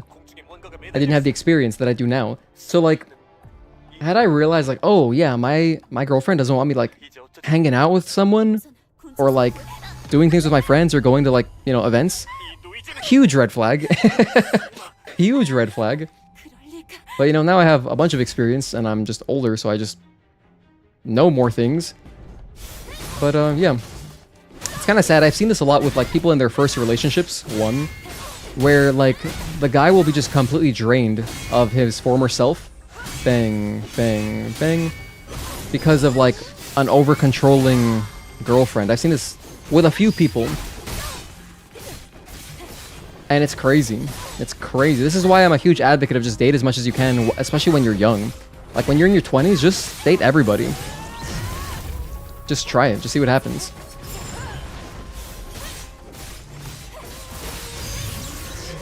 One, two, three, delay, and 4. Because it'll also make you a better partner in the future for, like, you know, future relationships.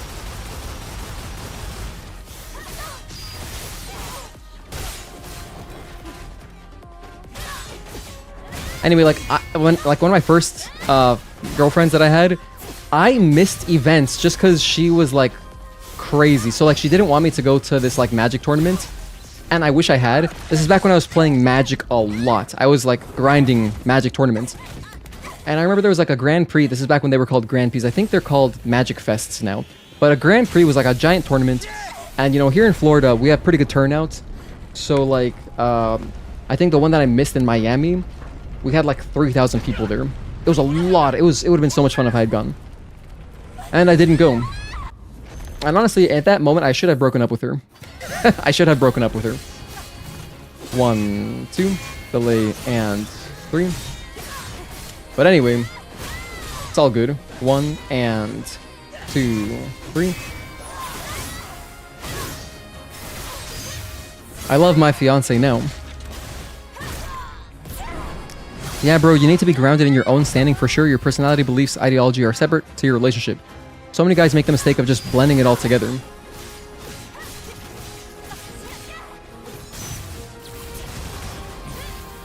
Yeah, I mean, I think that for sure, if you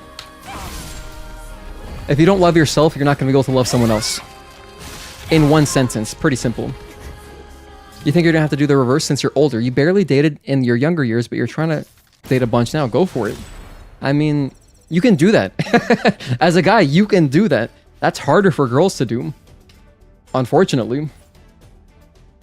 That's just the reality. Like, you can be like 40 and you can date people in their 30s or in their 50s.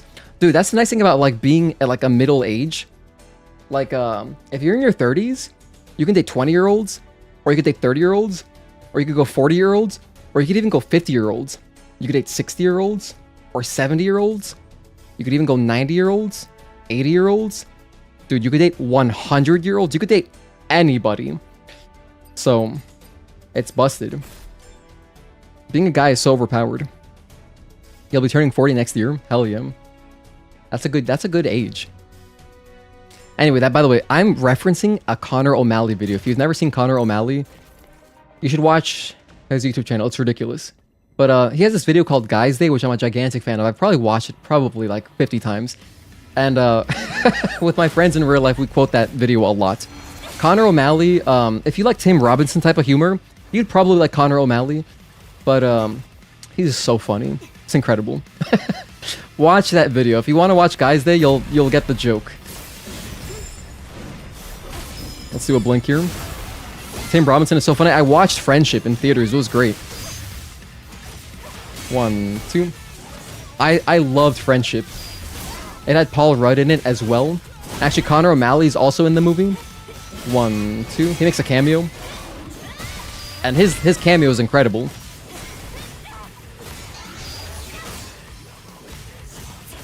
One, 2.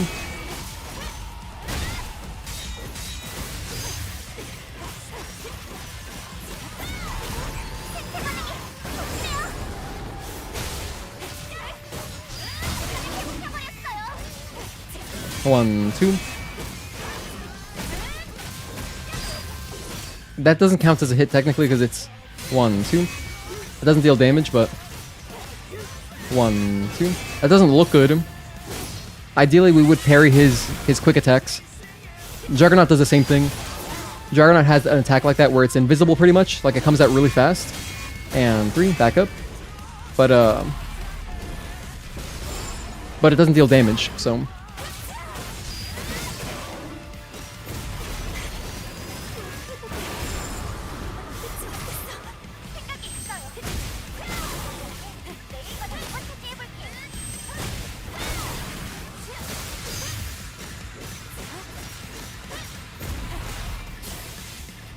One. Aw, man. We failed. Failed to dodge there. You just looked up Friendship. It was distributed by A24, which is cool. Did you see the Everything Everywhere All at Once? No, the Korean movie, but someone recommended I should watch it. I don't even know who A24 is. But I guess they put out smaller movies.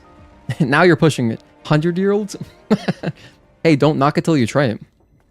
Yeah, we learned shit. Women be crazy, but there are good ones out there. Indeed. I mean, I'm agreeing with that there are good ones out there. In fact, never mind. Over-controlling is legit the word. It stems from their own insecurity, though. Yes, that's what it was. It was literally that. So, probably the worst thing I'd never wish that upon someone.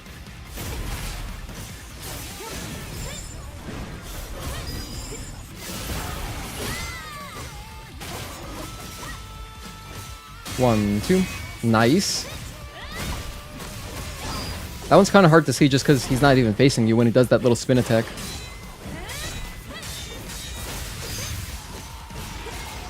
One and two, three. That movie's amazing, must watch.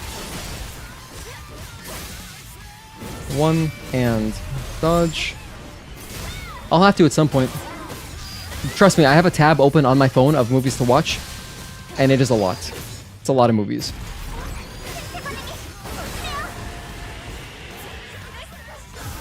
He always opens up phase 2 with a blink, so it's good to just do the blink.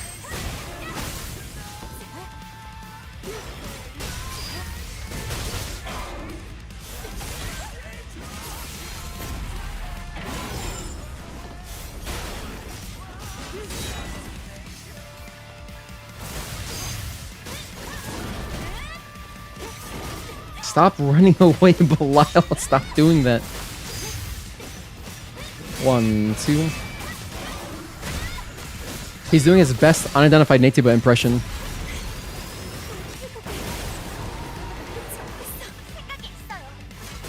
One, two. One, two.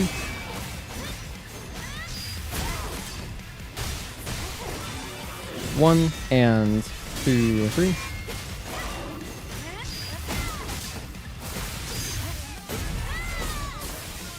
Nope, don't do that. Don't do that, Belial. One, two. Ooh, a blink is nice. Oh, that was phase 3. Oh. Alright, moving on. We're at 4 hits. 4 hit PB, potentially.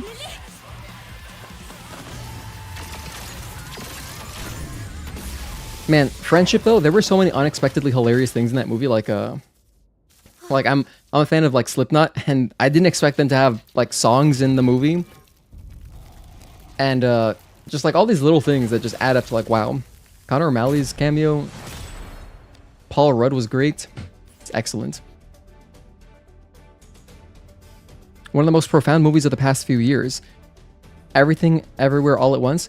It's got a lovely mix of comedy, action, and drama, and it turns out to be very touching. Makes me tear up for a bit every time.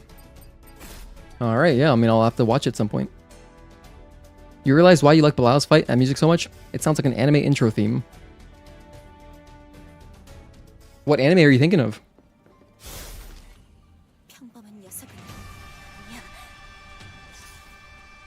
Alright, Karakuri.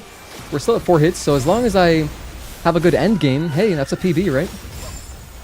I would love a PB today. 1, 2, and 3.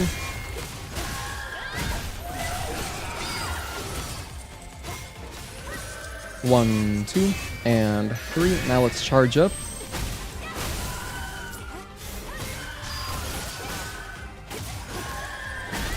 One, 2, and 3. We're just playing like Silent Hill F over here. No big deal. Do a blink.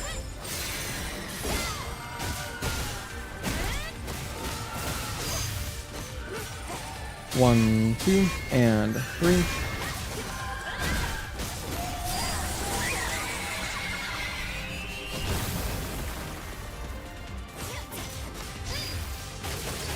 Bam.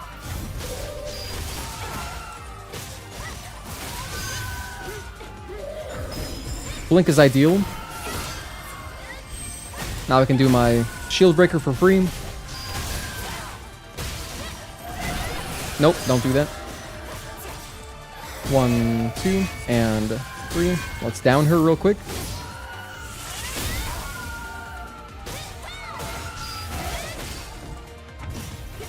One, 2, and 3, 4.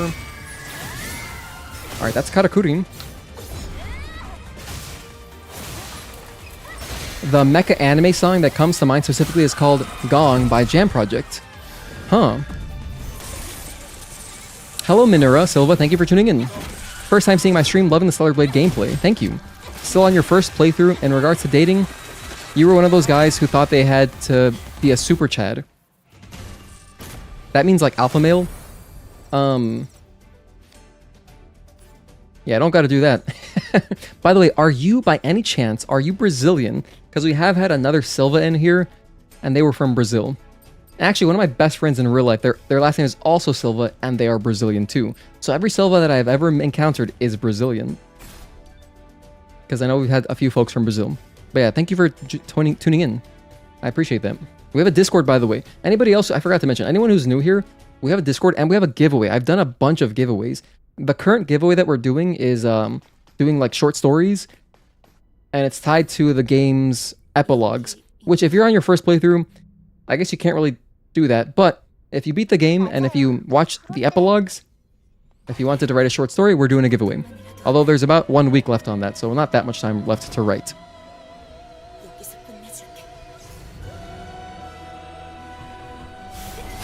One, two. 1 and 2, 3. Oh, another thing, if you have not beaten the game yet, 1, 2, 3. I recommend maybe not watching because we're getting into the end game now. This is going to be the end game very soon. So if you don't want to be spoiled on the bosses, I recommend not watching. Turns out you were just mentally moving the goalpost in regards to growing up and just learning to like people and accept that you can't be perfect, but can go out and ask girls, yeah, hell yeah. You don't need anything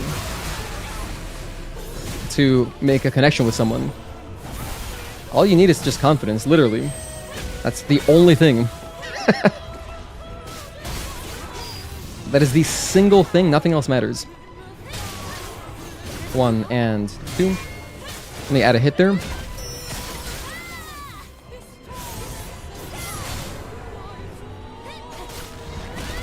1, 2, and 3.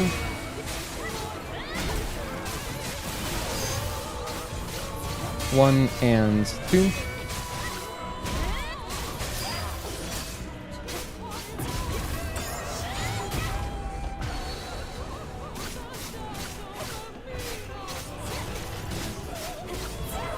One, 2, and 3. Take another hit. Okay, we've lost our PB. That's okay. You've been doing boss challenge lately? Like the man the most just because of the OST is? OST? When that boss was added to the game, I listened to his OST probably like an hour a day for weeks. It's so good. You're not Brazilian, Sri Lankan, but funnily enough, your last name, 1 and 2, 3. Your last name is of Portuguese descent. Oh, okay, so I guess it's, so you know, there's the connection, I guess, which has roots with Dutch and Brazil. Okay, now I know.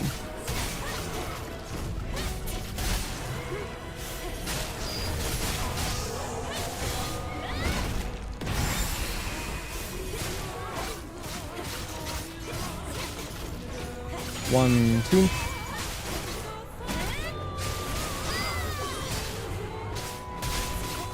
Sri Lanka was colonized by the Portuguese.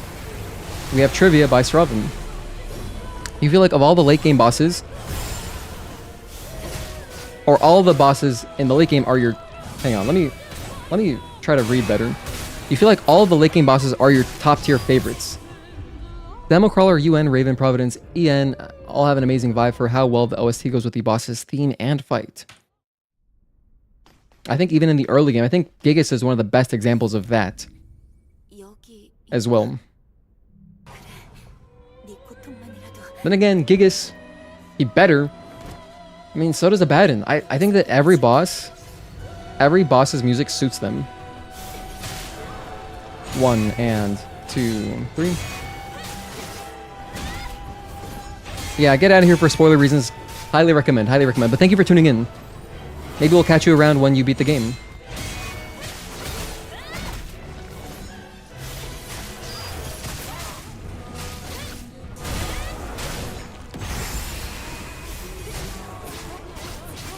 One and 2, 3. Did I take any other hits? I don't think so. 1, 2. Although I did, hang on, I did mess something up there. I think we're probably at 3 hits on demo. There we go.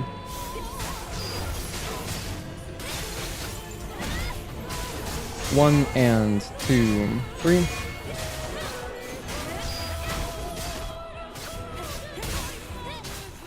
I wish I could aim cancel during little transitions like this, because you can't aim at all.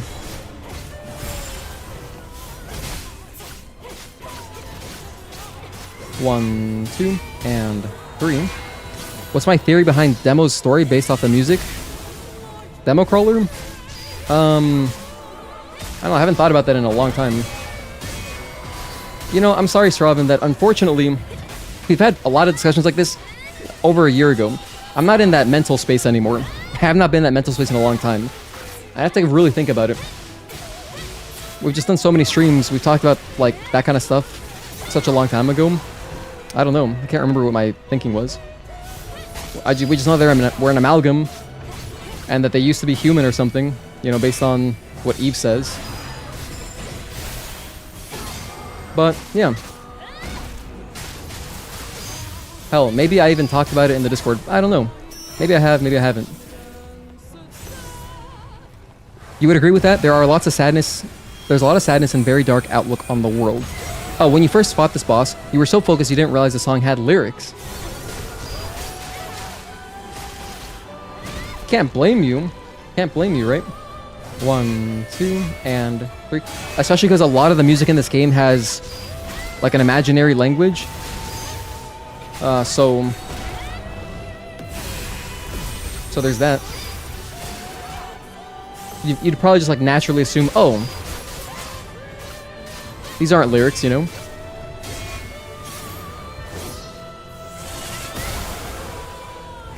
All good, all good. Yeah, so no theory. 1 and 2.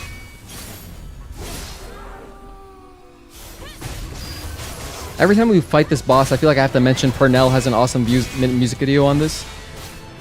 With the lyrics and, like, the gameplay overlaid on it. Very good. Very good music video. In fairness, Purnell does mix in some fictional lyrics in with real ones in this song. This is also true. I shared that video on my community, what's it called? Under my community section on my profile. So you've probably seen, you'll randomly get, like, community posts from all sorts of creators that you're subscribed to. And in my experience, if you just share a community post with an image, for some reason those get, like, they circulate through YouTube really well. I think because of the way they appear on mobile. So, like, there will be people who just press like on it because it's like, oh, it's a picture, like. They don't even read the text, which just helps it circulate. So then, essentially, your message gets out to more folks. Ideally. So I always try to put a picture. Anyway, here's UN, and we are on UN. Nice. Here's the 4 string. 1, 2, and 3, 4. Now we wait.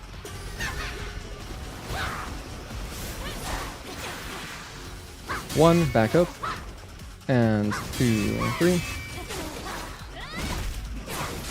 1, 2. I think she's gonna wake up and do a 3 string here. Yep. 1, 2, 3, and 4. That was not a 3 string, and we took a hit. But here's phase 2. Let me try to time this better. 1 and 2. Okay, so we got it there.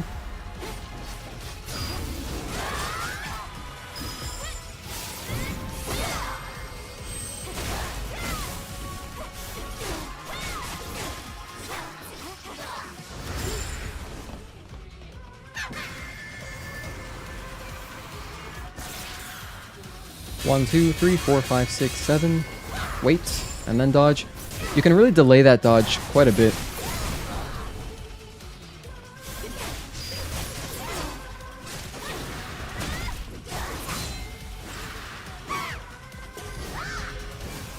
Gotta run away from this.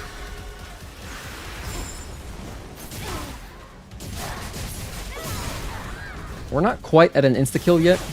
I mean, She could do her insta-kill now. I'm nowhere near a Retribution, unfortunately. Yeah. And there's the insta-kill.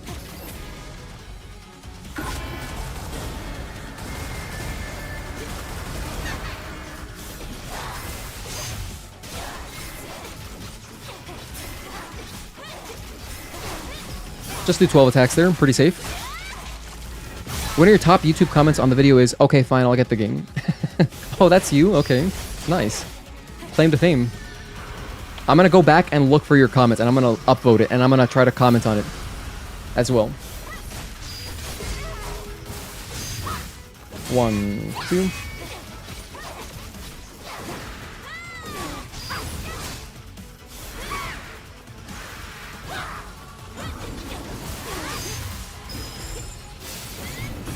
Repulse, nice. Big damage.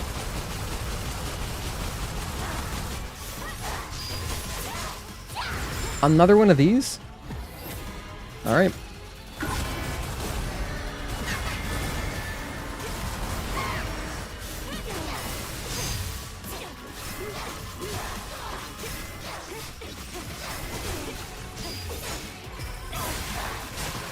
That should kill him. Alright. On to Raven. You mean it when you say you hope my channel blows up and I can do this full time, or at least have the option to, because my streams are engaging and sincere. Thank you. I appreciate that, genuinely.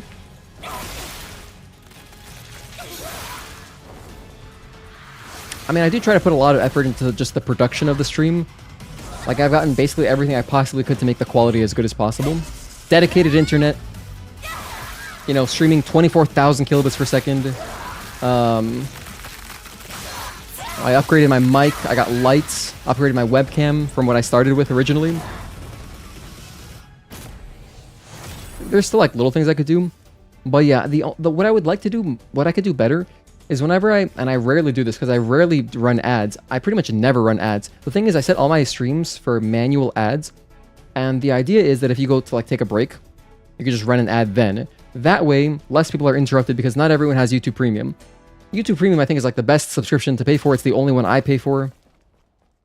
Personally, I don't pay for any subscription services besides YouTube Premium because it's that much worth it, I think. You get no ads on everything, including all streams, while still supporting the creators. Because I don't like using ad blockers. I want to support my creators, right? That I watch. So, yeah. There's that. But I do manual ads, that way, if we're talking about something, it doesn't get interrupted, because I think that's so annoying. If, like, you're listening to a conversation and then it gets interrupted, that's an awful feeling.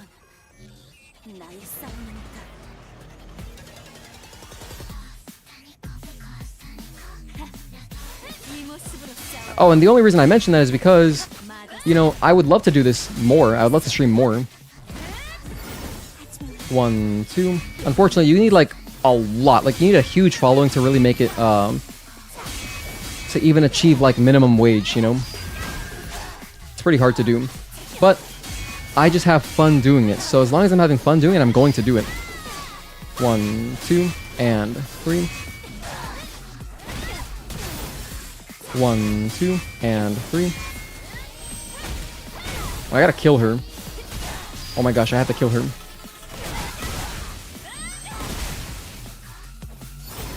No, get back here.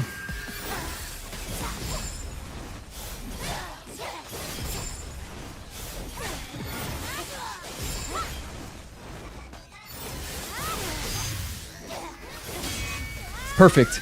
Okay, I was just trying to save her retribution. This clash will do enough damage. That was very, very precarious there for a bit. I did not want to lose the retribution. Barely got it there. 1 and 2.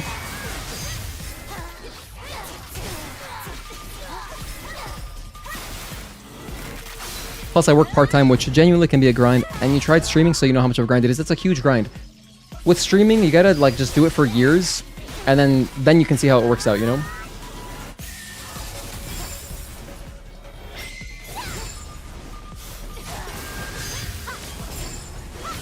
Two, 3.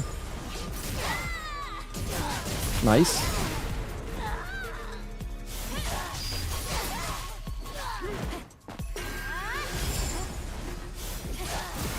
Don't do that.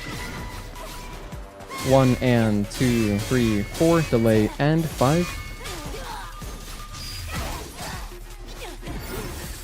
1, 2, back up. 1 and 2. 1, 2.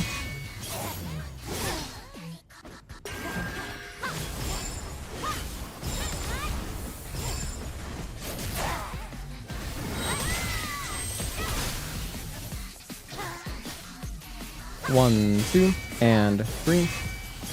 That should do it. Alright, that was a pretty clean Raven. Gonna go to sleep now, it's 5 a.m. Thank you so much for tuning in, I really appreciate you. Have a good night, everyone, hope you feel better. Thank you so much. Thank you for tuning in, Bodsworth. Make sure you join the Discord if you want. It's a free to join, safe for work Discord. So, check it out, we do giveaways and stuff. You made 60 euros in your entire time trying to stream? Yeah, no, it's hard. Hello, Life34, thank you for tuning in.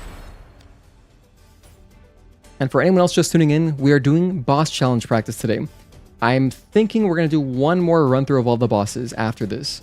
Probably one more run through, and then I'll work on some Spire. That's the plan. Okay, so we're in Providence. I could stop the recording, actually. I started a recording thinking, like, maybe we'll PB. Not even close. Delete that. What's this one? This was a test. Delete all that. We don't need them. Bam. Clear up some space while I can, although I have plenty of space for recordings. Okay, now we're back. Alright, Providence. Get a clean Providence. Clean Raven, clean Providence is always a good, you know, a good sign as far as my state of consciousness. 1, 2. 1, 2, delay, and 3 and 4. So, like, if I no damage Raven and Providence back to back, I know I'm awake. 1, 2, or I should be. 1. Charge, nice. They both connected, hell yeah. 1, okay. Dang it. Well, there goes our no damage. Oh, well. And I was being risky there. 1 and repulse. When he does that it's an unblockable. When he does that, the hitbox for it starts like really early. 1, 2, delay, and 3 and 4.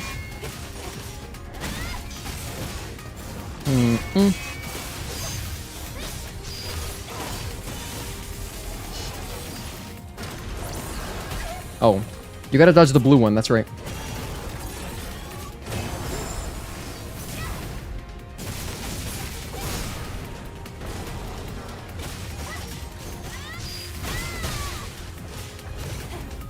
One. Isn't it super risky to try and beta slash or shield break during phase 2? She always counters you. You can do slash safely. Slash is the only thing you can get away with. But even then, I think she does counter it sometimes, but I know you can just do it safely, generally. I think she'll only actually counter it if you're really close to her, but if you're somewhat far away, like I was there, you're always safe. Slash is the only one. During phase 1, you can do whatever. But then, yeah, phase 2, just slash.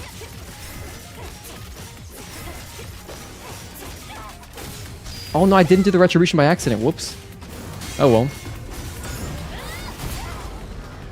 Huh, it feels like unidentified Natiba stays down a little bit longer. Interesting. 1, 2.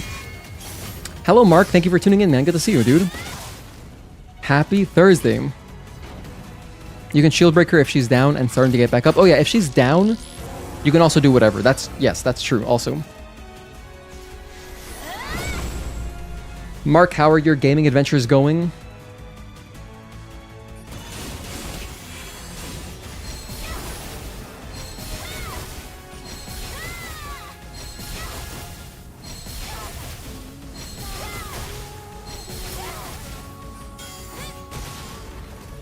And then this one is a triangle.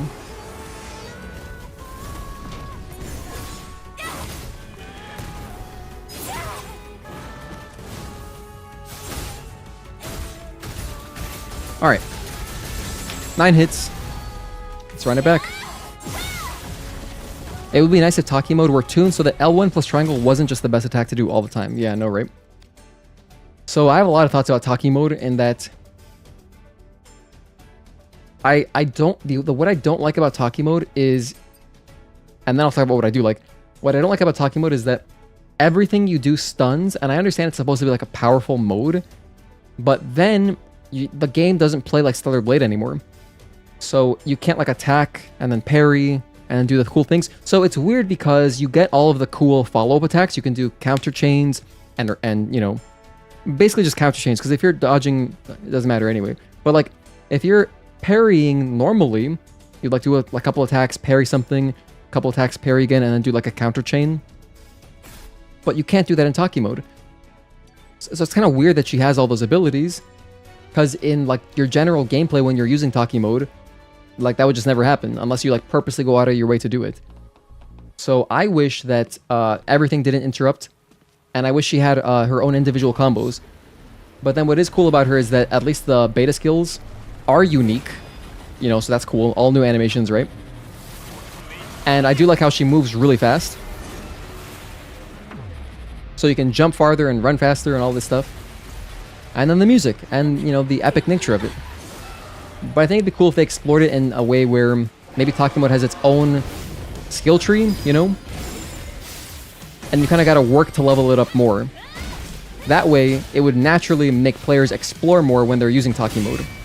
Because right off the bat, just when you unlock Tachy mode, you already have all of the abilities, right? So it's kind of like, why do anything else?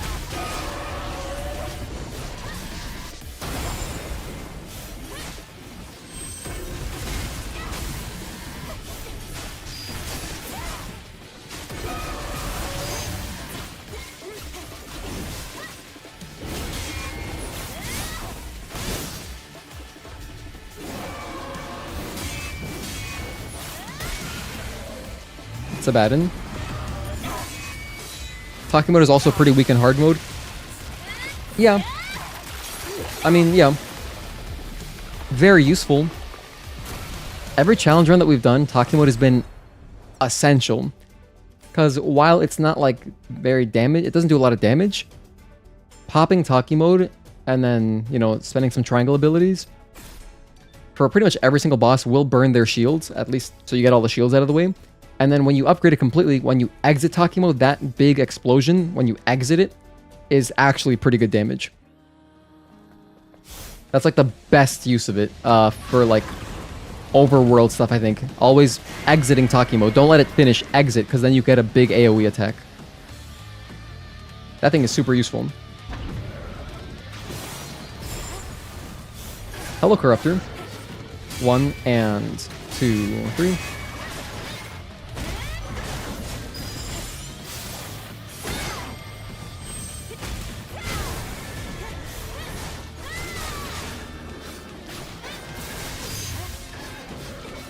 One and 2, 3.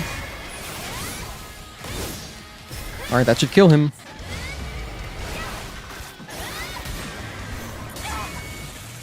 You would love it if Tachy mode actually had more powerful skills that aren't spammable, more damage with limited use. Sure. I want to be able to do combos in Tachy mode. I want it to have its own beta chain. You know, I want Tachy mode to have its own beta chain and like different combos, like combos that feel different. I mean, I guess they do feel different, but there aren't enough of them is the problem. She has 2 strings. She has 3 strings if you count the aerial one. So that's not that many strings compared to how many Eve has. Oh, but also I think it'd be cool if there were different forms. Like, so if not just Tachy mode, like in the next game, if we can have a base form and then go into angel form, rather the fusion form, and then also Tachy mode, and then they do different things, that'd be awesome. Just like how like the newer God of War games have multiple Rage of the Gods. So you can either go like pure berserk mode or whatever it's called and deal damage, or you can use it to heal. So having them have like different uses and like equip different ones, that'd be cool. I would enjoy that.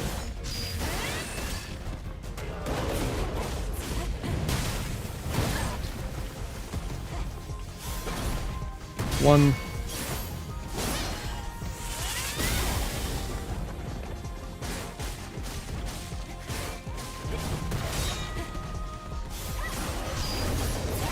Oh no, I interrupted it. It's okay.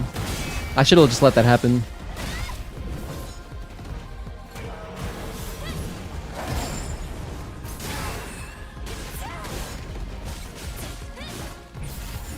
There's Gigas. Like an offensive and defensive mode. Yeah, like, yes. Some different utility to different modes I think would be fun. You kind of wish the Tachy mode had skills that interacted with each other a bit more to add depth.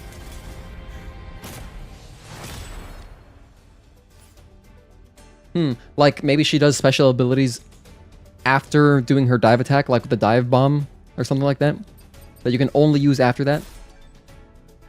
You like how Neo 2 did it? Yokai mode gave you more build up to your yokai abilities. They charge up faster by melee attacks instead of being unlimited. I'm gonna know what that means soon-ish. Alex Nunn, you found Tachy mode disappointing? Apart from the jump triangle attack? Her dive kick is very cool. 1 and 2.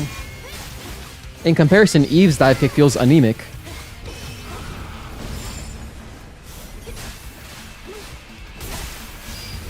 Oh, I didn't catch? Damn.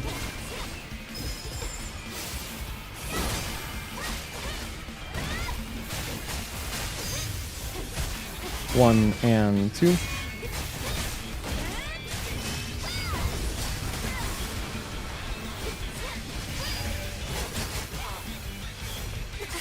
Wow, we did a rush into a clash. That looks pretty cool. That doesn't happen very often.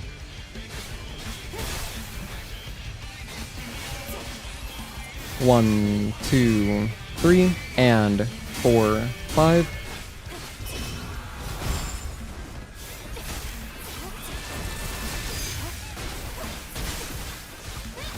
One, 2. Oh no, I thought I got it. Okay. That's how we lose our run. I just assumed I got the retribution. Dinner time? I'll wait for a bit while you figure out food. Okay, Akai Neko, enjoy your dinner.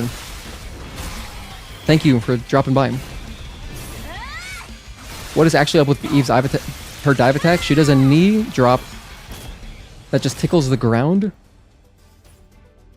Knee drop?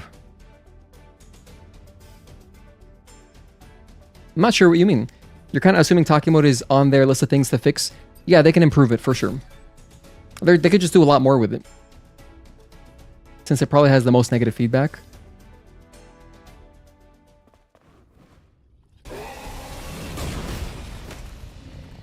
Yeah, I mean, I don't know. I've never, like, looked at the discourse online for this game because it's all stupid.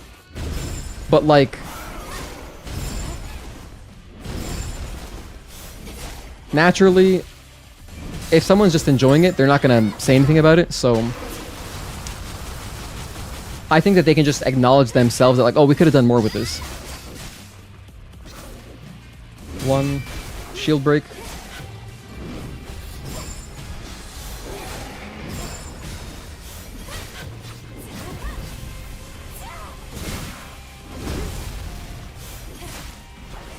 Charge up. Now, go in with an overdrive. I should have done the overdrive there. I guess I was scared. Damn. Hey, Victor Perez, thank you for tuning in. I get to see you, dude. How are you? Big overhead. How is your Thursday going? Did you just get home from work?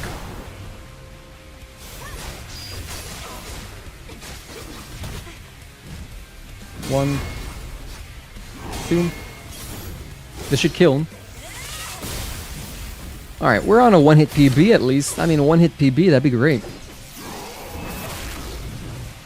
You love Stellar Blade, but you're still critical on the game. Like every other game, there's always room to make it better. Absolutely. My biggest things would be pacing. Basically, like, you know, I feel like Matrix 11 is too short, and, like, especially the ending is too short. I don't like how small the gap is between Juggernaut and Tachy. Tachy mode could be improved. And then I would like some kind of way to get around the wasteland, like the open areas. I would like to get around them faster. Let me sword surf or something, you know, just like Zelda style. Let me just sword surf wherever.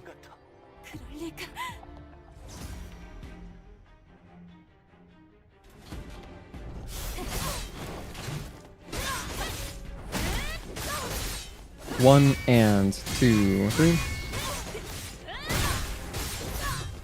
1 and 2, 3, 4. Delay end.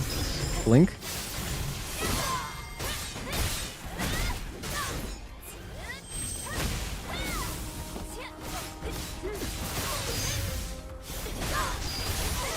Here's phase 2. Watch the wing, and then dodge the wing.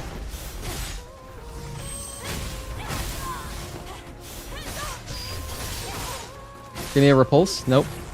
1, 2, delay, and 3. Give me a repulse here.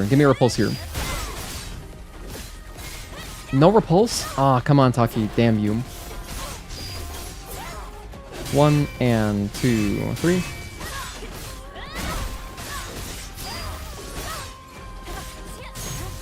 There's phase 3. She's probably going to open up with her 4-string. Oh no, she's doing this. Doesn't do this very often.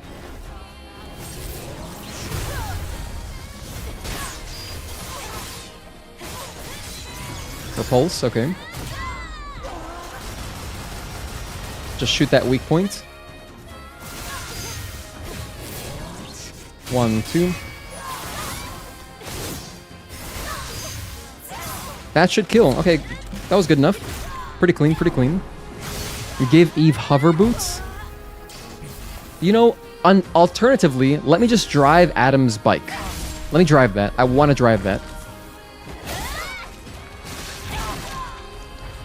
But then, if they did have that, the open areas would need to be, like, pretty open. I mean, no, it would still be good. I think if you've got a vehicle that fast, the areas should probably be a little bit bigger. But for the size they are right now, I think that if you could just sword surf anywhere, that'd be great. You meant Eve's attack when you jump and hold triangle. It's a knee drop, right? Well, if you do it off of a high enough distance where she can't finish it, you can see she's using her foot. It is a foot dive. We did a whole challenge run where we only did foot dives. It was called the Dr. Doom challenge. So we are pretty familiar with the challenge, or rather with the foot dives. And she does use her foot. I'd have to look at it again, but yeah, I mean, she uses her foot definitely. Now I'm second guessing myself. 1, 2.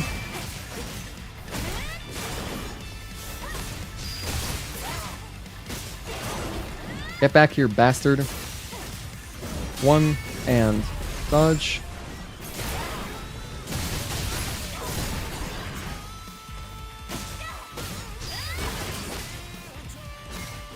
One, 2.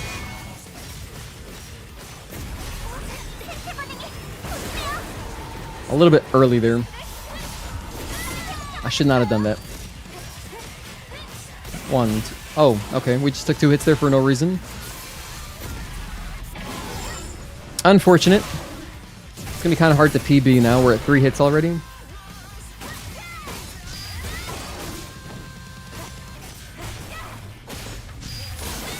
I wish I let that rock.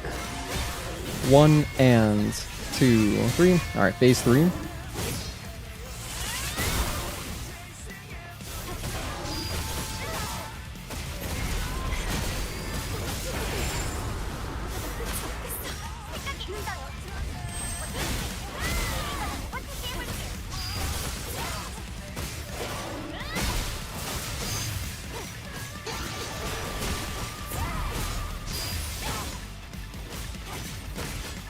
One, 2. A little bit early on the 2 there.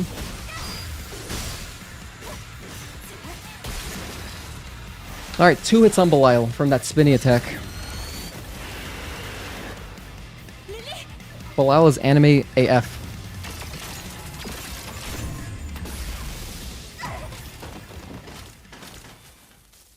This is my favorite boss. I love Belial. You really hope that Stellar Blade 2 has more weapons. Dual wield, punch and kick weapons. Great sword, maybe a spear or staff. No. Hard no. I think that if they get away from, like, focusing on one style of combat, the game's gonna lose the whole, like, good boss fights, you know what I mean? In my opinion, I would love it if we did have a dual wield mode. That could be another cool mode. Like, instead of a Tachy mode, you, like, have 2 swords. That'd be sick. Like, I would love that, definitely. I just somehow went into continue by accident. I think that the combat feels so good because it's so focused. Same reason Sekiro is like that, you know? If they add so many weapons, I mean, they better do an incredible job with them. Maybe like one more weapon.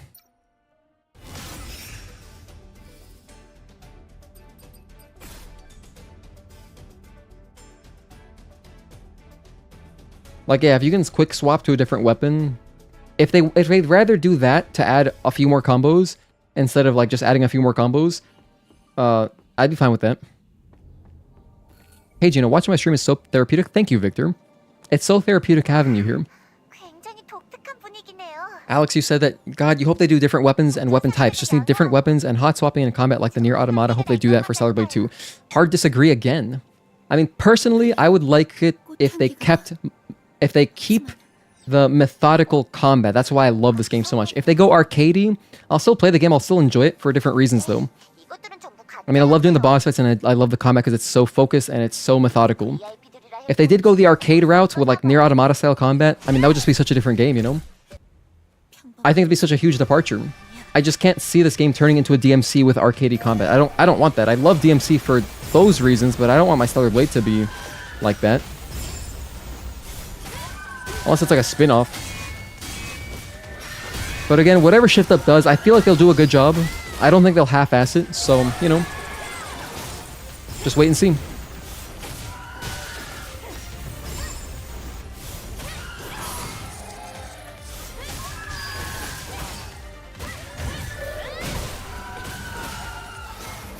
But if they just want to add like one more weapon for more combos, that'd be cool.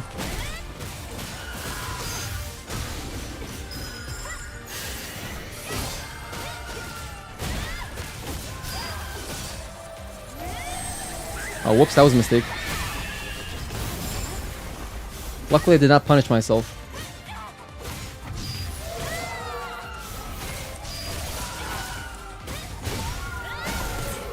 Two, and 3, 4. Alright. Rough Karakuri fight today.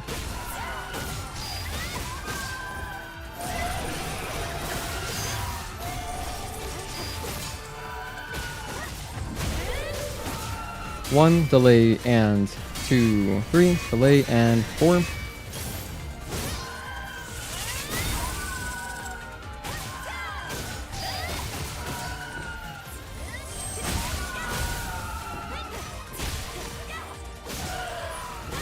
Okay. One hit, one hit. You hope Stellar Blade would have another playable character? I would love that. Just to add more variety, that'd be cool. If they add variety in that way, that'd be awesome. That'd be my ideal scenario, actually. You think Stellar Blade 2 will be harder. You also want to keep just one weapon, but could dual wield for a short time.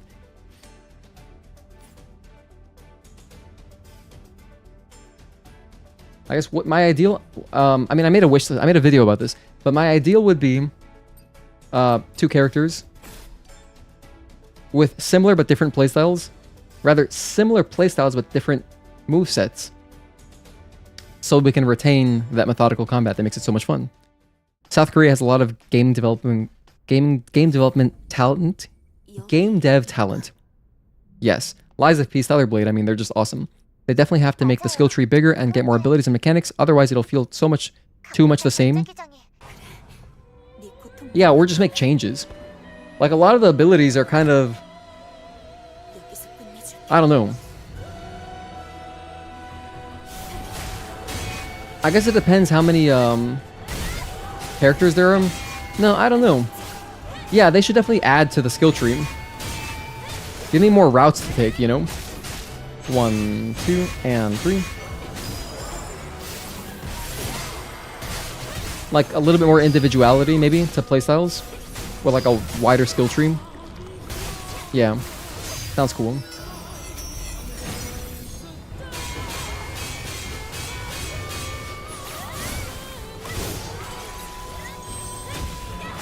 Almost phase 2 here. By the way, you can't parry all that in phase 2 because he does like a lot more. But in phase 1, you can parry that.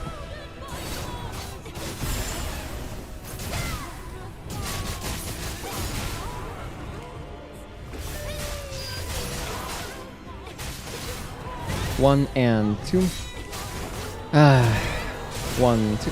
Damn it, didn't notice there. Okay, I think we just restart the whole thing now. We lost our PB. But that was a cool moment there. We rarely let that attack happen, so that was good to see. Alright, run it back. I want a PB.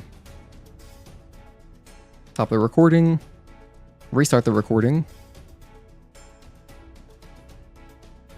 If I had a giant button on my desk as well, which I do have giant buttons. My keyboard, I have an 8-bit Duke keyboard, and the 8-bit Duke keyboard comes with these 2 buttons.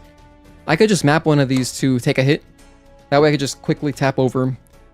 In fact, I'm going to do that right now. Let me see how I do this. I'm going to plug this bastard in just so I can do that. Because I think it'd be much easier than like looking over and like finding my arrow keys, you know? Because right now I press my arrow keys to add hits. So I'm going to plug this thing in.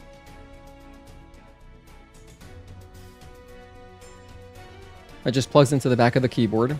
So you could even set up like 8 of these switches technically. And then I will map down on the D-pad to A. I'll just make it A. Okay.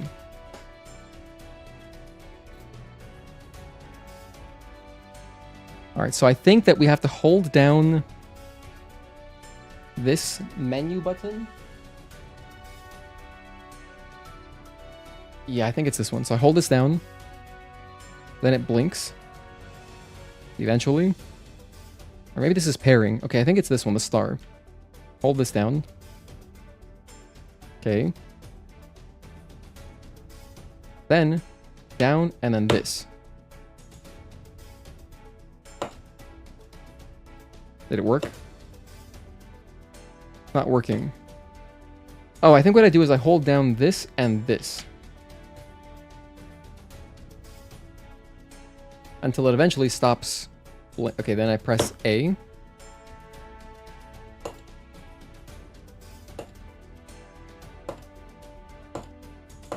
That's not working. All right. Or what I do is I hold this down. And the button that I want to do, I think. Then it'll stop blinking. And then I press it. I'm setting up a hotkey right now. This shouldn't take more than like 2 minutes.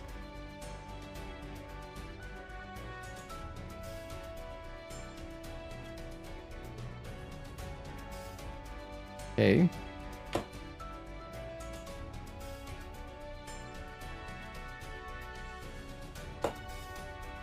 That should just work. Alright, I'll just Google it again. Every time I have to do this, I just forget the instructions. Kazan, underrated gem.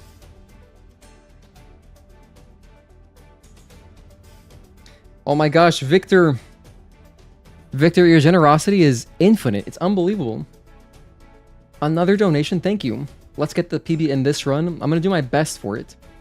I'm going to do my best. Thank you for the 10 bucks. Oh, right. Hold on. Let me set my hit marker. 8-bit Doom. Keyboard. Bind. Hotkey. So, hold down.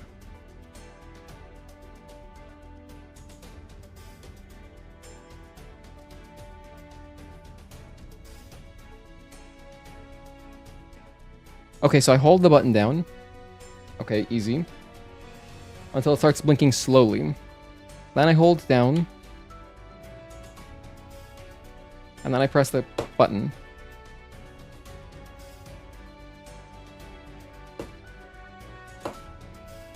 Oh, it's working! Awesome. Cool, so now I can press my gigantic button and add hits. Look at that. That is so satisfying. Okay. What should I make the other button? If this is take a hit, what should I do? Next?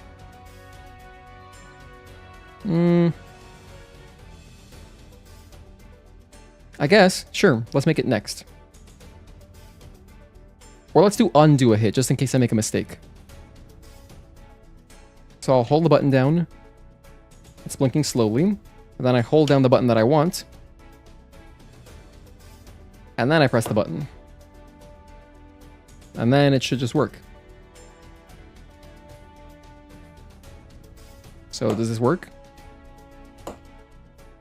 No, it's not working. Okay. Hold down the hotkey button.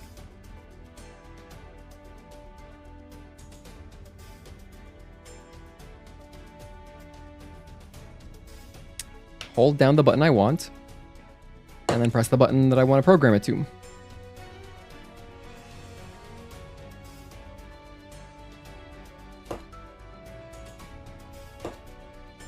Okay, it's working. Oh, I pressed the wrong thing. Whoops. Do it again. Hold that. Hold this. And then hold this. Okay, so undo a hit. Alright, right on. So now it is all... Okay, we're good. So now I have mapped. My B is remove a hit, my A is add a hit. I will never have issues looking over to my keyboard anymore. Now, we started a new recording. Thank you again, Victor. Thank you so much for the 10 bucks. I really appreciate it. That is my lunch for tomorrow. When I get Chipotle, or no, when I get Chipotle at work next time, you will have paid for my Chipotle. You're feeding me. So thank you for that. I really appreciate it.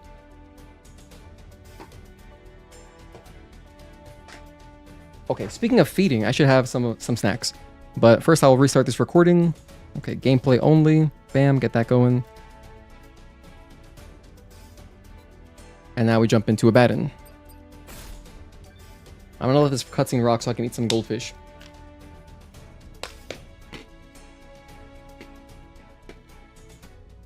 I have this cute, like, fin container, and it holds, like, a good portion of goldfish. Awesome.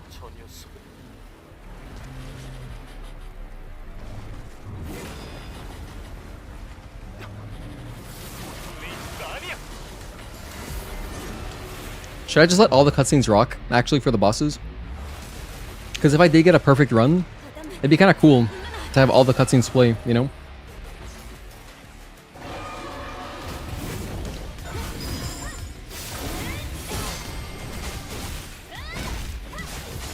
One, two.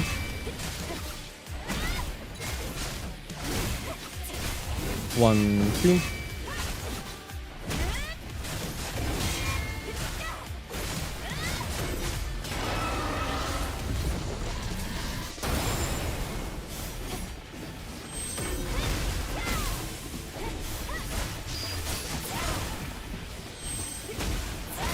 Knock him down again.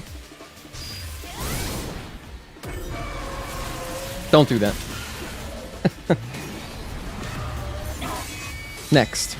So, I'm still going to use my arrow keys for changing which boss we're on, because in those instances, it's always very calm. I can always easily look over because we're never in a rush once the boss fight is over. But then otherwise, I'll use my new big hotkey buttons. I'm going to let this cutscene rock as well.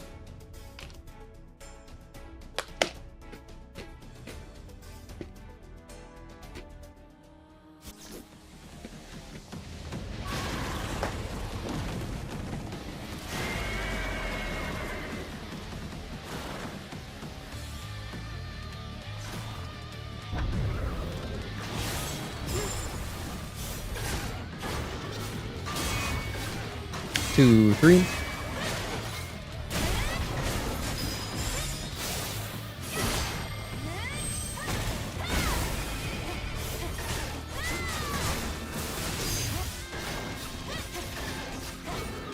One and two, three.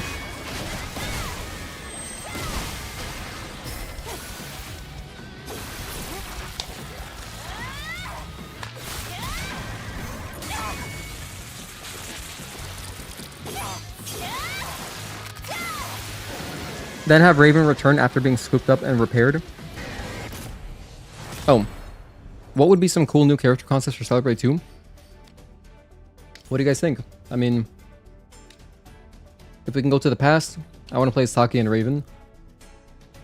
In the future, I guess Raven. Like, reformed Raven. Maybe play from her perspective, and then have, like, two sides to the story. If she's still going to be a villain. We could have stealth missions with Lily.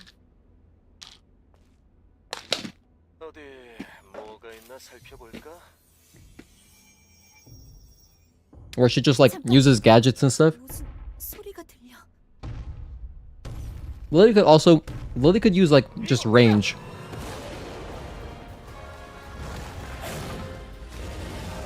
So like in this game, the ranged combat sections are the Lavoirs, but we could have Lily sections to kind of just fill that same role.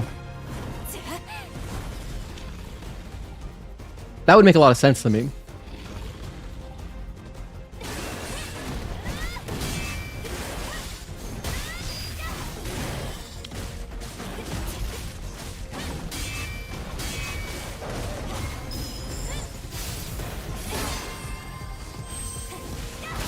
No, I whiffed.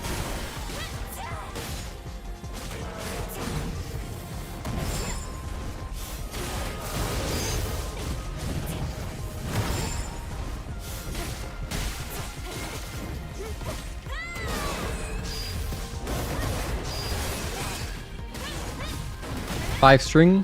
1, 2, 3, 4. Jump and 5.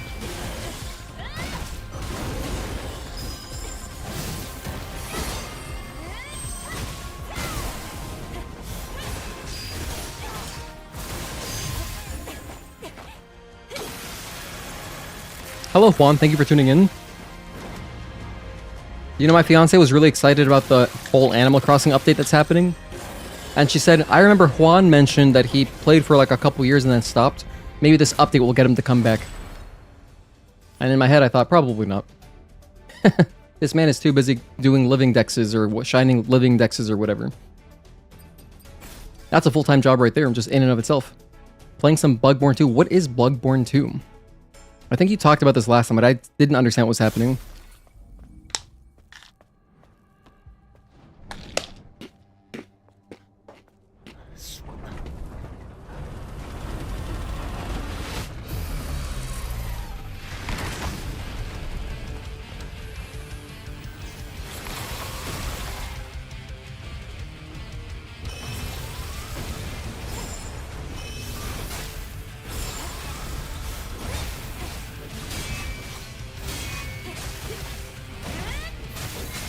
One.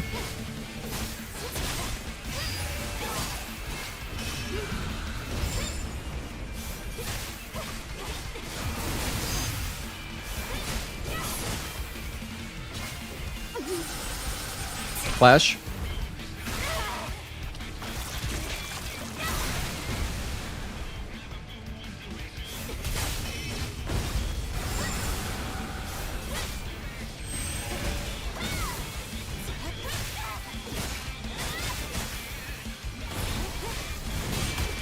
No, damn you, Stalker. You bastard. 1, 2, 3, and 4, 5. Alright, you got me.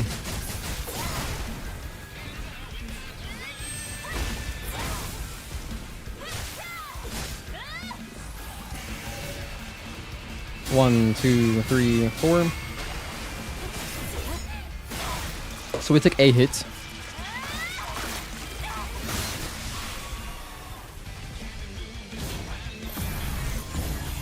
Wait, why isn't it working? We set up the hotkeys.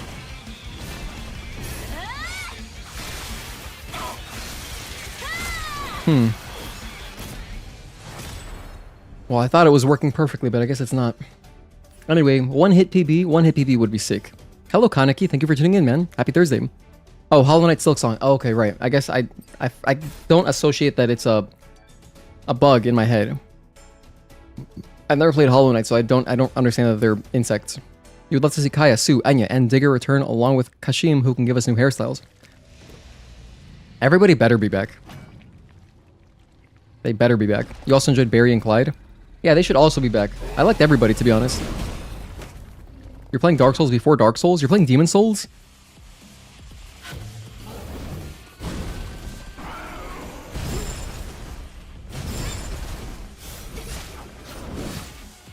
One and repulse.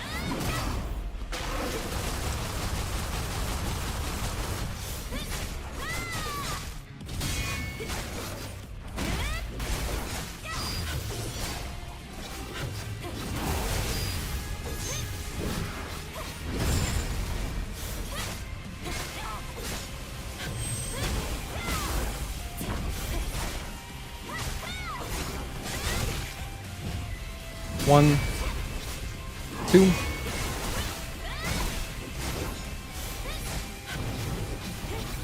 Overhead. 1 and 2 and 3, 4. Delay and 5. Wait, why am I not doing my I'm not doing my thing. I was like messing up the input multiple times in a row.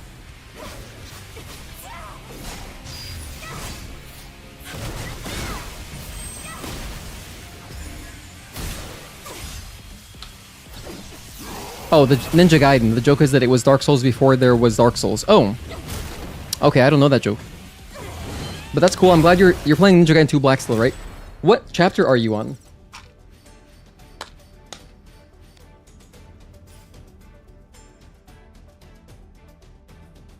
I still can't believe we played through that game in one sitting. That was ridiculous. But it was so much fun. But oh my goodness, I should have just done 2 streams. Had I done 2, I would have had like I wouldn't have been hallucinating by the end of it because it was so long. It was like a 14-hour stream.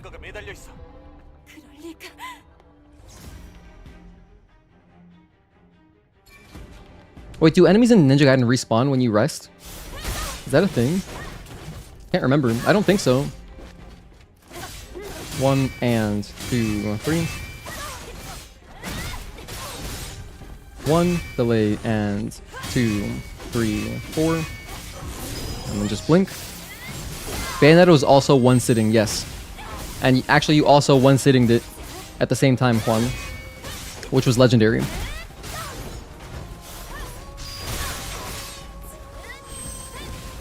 Let's go. 1 and 2, 3.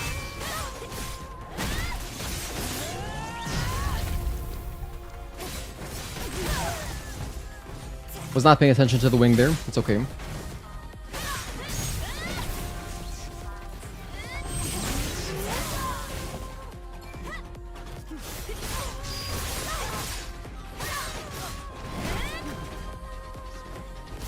Repulse? There it is. I could feel it. I'm so happy we got that. This should put us into phase 3.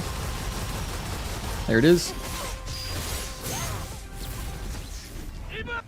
Now phase 3, I want a combo. Give me a combo, please. Perfect. 1, 2, delay, and 3.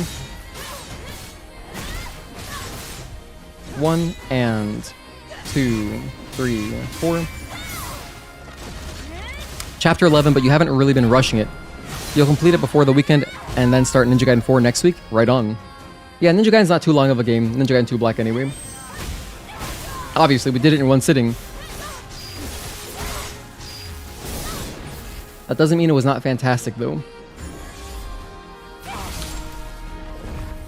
You casually run Bayonetta 3 to 4 times a day, trying to pure platinum all chapters in one attempt? Damn, what a beast. Bayonetta 1 specifically? Actually, Juan, I don't remember. Do you like Bayonetta 2 and 3? Do you like those games? Because I own Bayonetta 2, but I haven't played it yet. And we'll probably... I don't know. Do you think we could do that game in one sitting as well? Would Bayonetta 2 be a decent one-sitting game? Or is that more like... Or is it a little bit too long for that? I don't know. Don't forget about your girl Roxanne. It was hilarious to see how she always flirts with Eve, and Eve gets so awkward. I love Roxanne's character.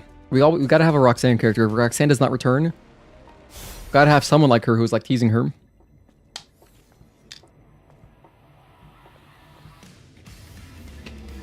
I'm out of goldfish. That's my portion. You get the house to yourself for the coming 2 weeks, so you're blasting your subwoofer soundbar system on the banging soundtrack of Ninja Gaiden 4. Living the life. Dude, Mark. You're gonna blast your speakers? You're gonna make a frozen pizza in the oven? It's gonna be a good weekend. It's gonna be a good-ass weekend. Nobody loves frozen pizza more than Mark, the Exterminator. This is a fact.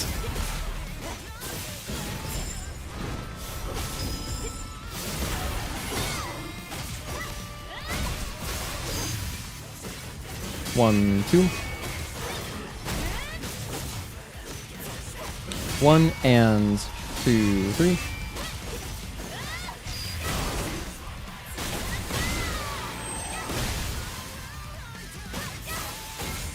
1 and dodge.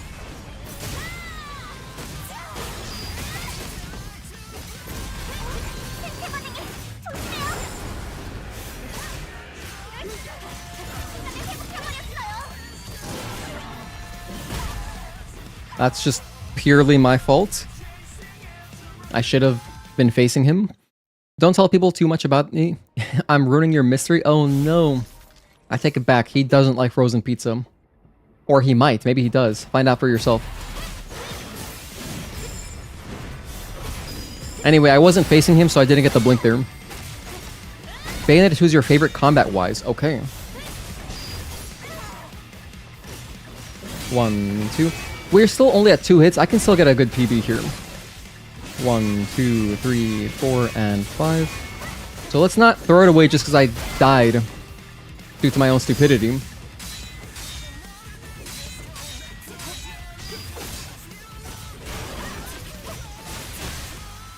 One. Dodge.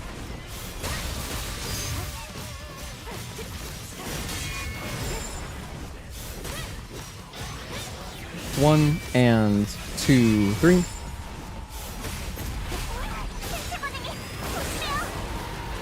Okay, now do the blink.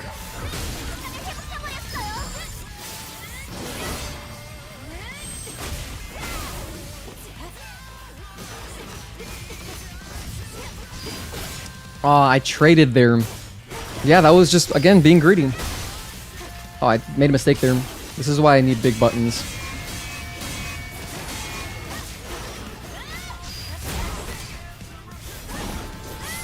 It'd be way easier to, 1, dodge. It'd be way easier to press this gigantic button, hotkey button, than go over to my keyboard, look, press down, you know?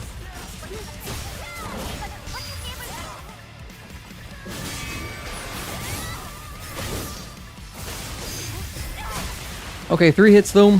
Now it's gonna be hard. Now it's gonna be really hard. Still possible though, of course.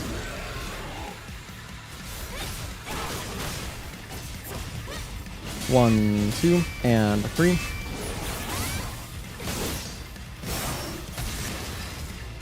Belial. That's a bit disappointing. Hey, Zucky Jucky. Thank you for tuning in. I hope I'm pronouncing your name right. And thanks again, everybody, for tuning in. If you're just now tuning in, we're doing boss challenge practice in an effort to practice for full game hitless runs. Although it's not really one-to-one practice because we're just doing this on minimum. We're doing normal minimum. When we do a full game run, it's going to be normal difficulty, but from a new game. So we're not going to have access to all of the abilities, you know, right off the bat.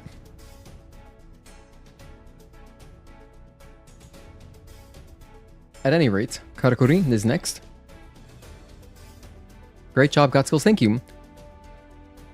First Descendants Season 3 Episode 2 is around the corner. I don't know that show, but I'm sure there are people who watch it in our Discord. You know, I should maybe make a channel for TV. Okay, so Juan, you said Bayonetta 1 is your favorite when it comes to how intense the game can get when it's with its gameplay.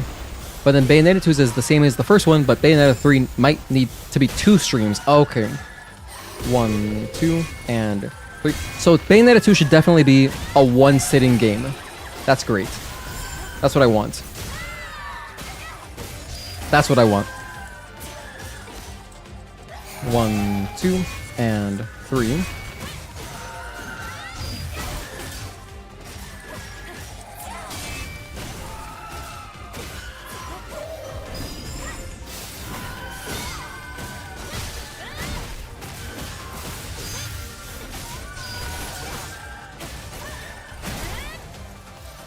No, don't do this. Don't do this.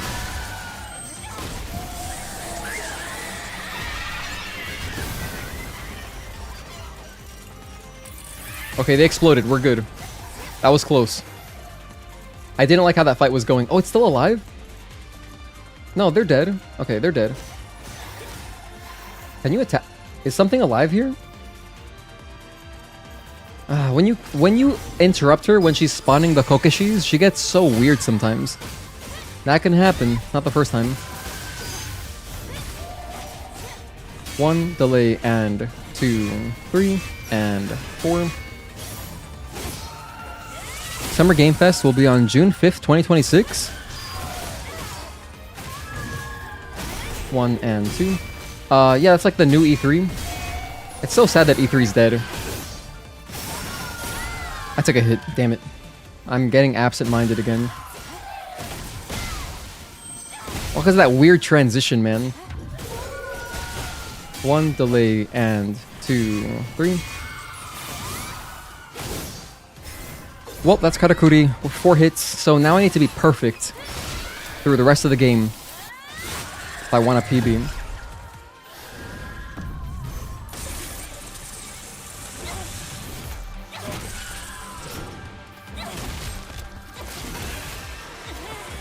You wonder, Victor, you wonder if Bayonetta 2 and 3 will run well on NS2? Well, I mean, do you mean like upgraded versions? I mean, obviously Bayonetta 2 is a Switch game. I mean, Bayonetta 3 is also only a Switch game. But I don't know if they got like supports. Like, I don't know if they got patches to, you know, play better. Higher FPS. If that game didn't already run at 60. Maybe higher resolution. You can't wait for Claire Obscure. There's a Claire Obscure event happening in Paris. Oh. Interesting, interesting. We haven't played Claire Obscure. I'm gonna play it probably starting sometime next month. Once we finish Rebirth, we're gonna play Claire Obscure. And I'm really looking forward to it. 1 and 2, 3. Say we're at 4 hits. Okay. 1, 2. We can work with this. Just be perfect. Just simply be perfect. No problem. 1, 2, 3. Gotta blink.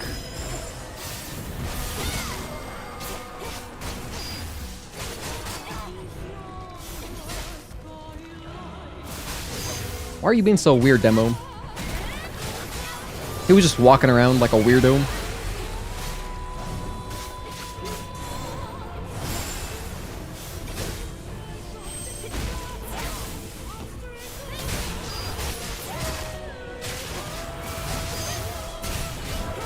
One, 2, and 3.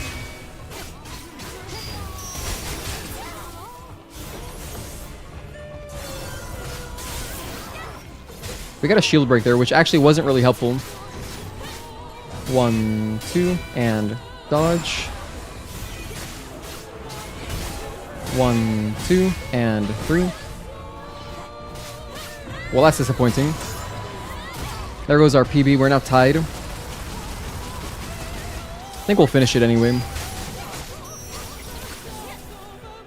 All because I was trying to be cute. I wanted a little bit more burst.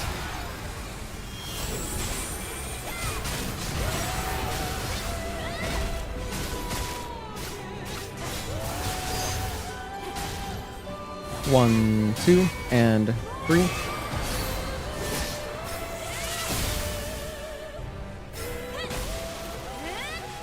That should pretty much kill. Are you guys planning to try out Air Knight Endfield beta test? I don't know what that is either. So no plans. You messed up so badly, or so bad accidentally in Expedition 33.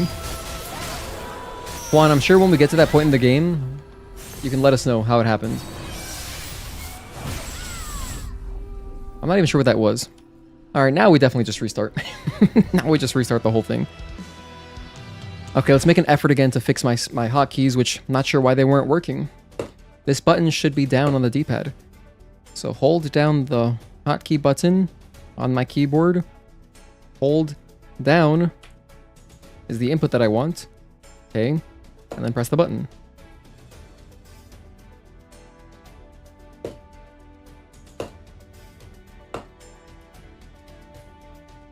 Now it's working. Wait a minute, it's not working. It's going to the next... What the heck? Hold on, let me go to the game. Oh no, it's working, but it's skipping. I think I must have accidentally hotkeyed down and right on my keyboard, so I just want down. Just down. Okay.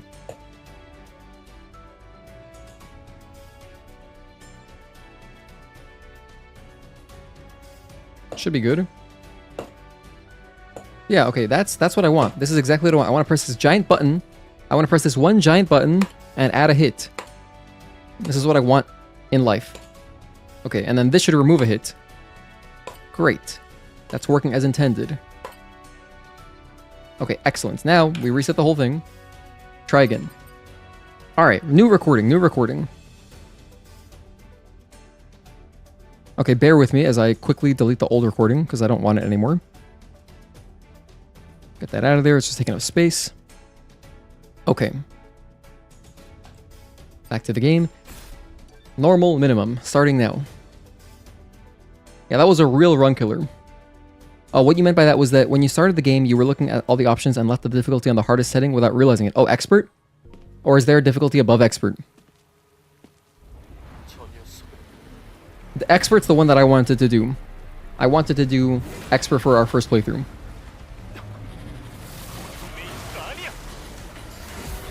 Let me just check this thing, make sure it's still working. Okay, it's working as intended. That's what I want.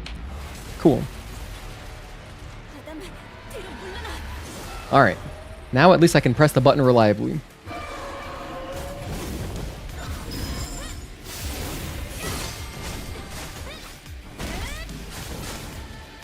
We got 2 interrupts there, cool. 1, 2. Did you see that? Because the barrels, they went off at staggered times. It interrupted him twice. That was interesting. That rarely happens. Somehow I only hit one of the barrels. So, kind of cool.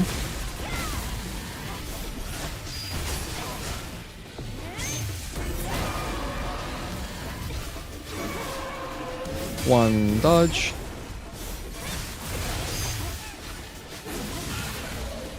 Next.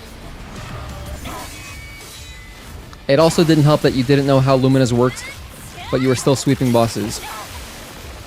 Yeah, there's a lot of mechanics in Clair Obscur, which are cool to mess around with. That game's actually very fun to like build your character exactly how you want. It's awesome.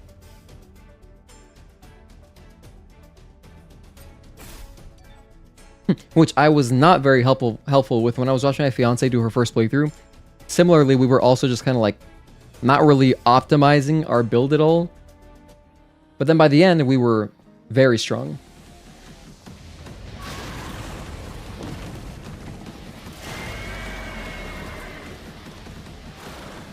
Okay, Corruptor. Corruptor is one where if I'm not focused, I can easily take a hit early. Just like to start off on the wrong foot, you know? Bang, bang. We want to start off on the right foot. Bang.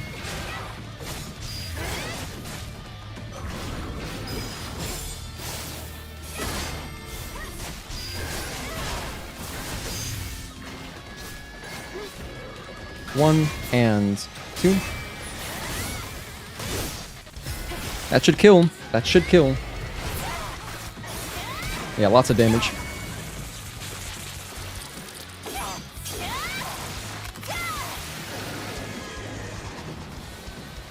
I already forgot. Was Abaddon an L1 QTE? Because I wrote down triangle. I think that's wrong. How do I not know these? I've played through this game a billion times. I still don't remember all the QTEs for the bosses. I just know Gigas.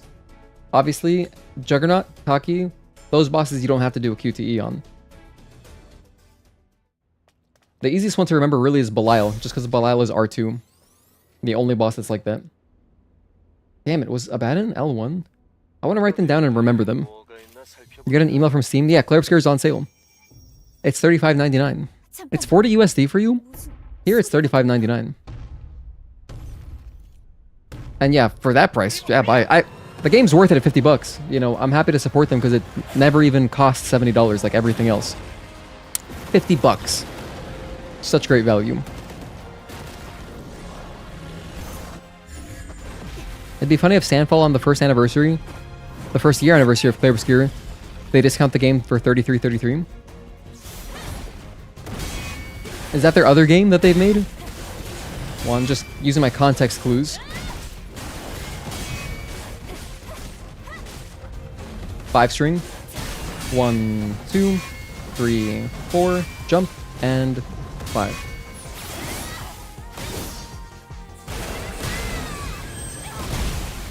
Oh my gosh, I got so lucky that we broke his shield there. If we didn't break his shield, I would have taken damage, obviously, because that was an invincible attack. 1.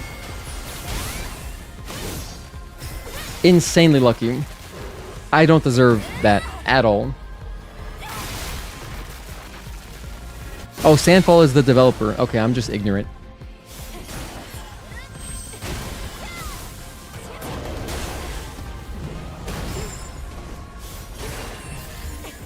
So the 1 year anniversary would be when did the game come out? Like March? Was it March of last year? Of this year? I think they'll definitely do something cool because they're doing free DLC, aren't they?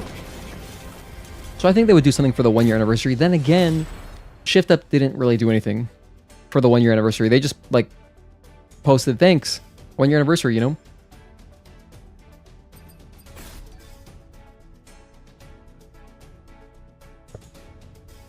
But it'll be cool to play the Clair Obscure DLC. Looking forward to whatever it is.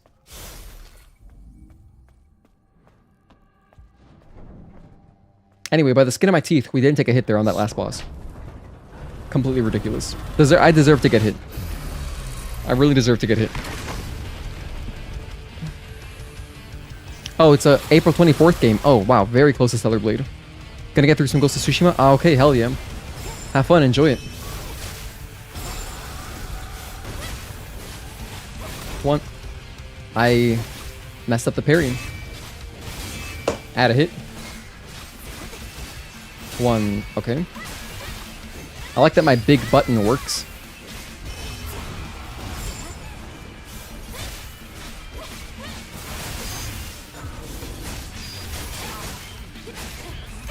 Clash.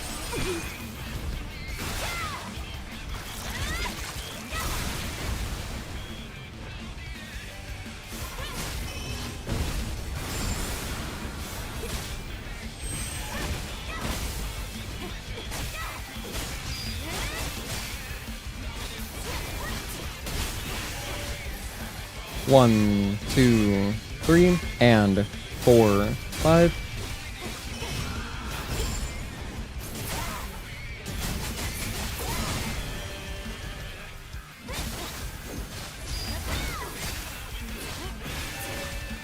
One, 2, 3, and 4.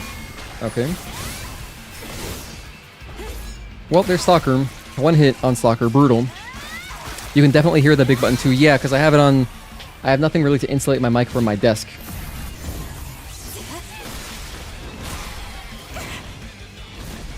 Okay. What I could easily do, though, is I could put it on top of a towel or something.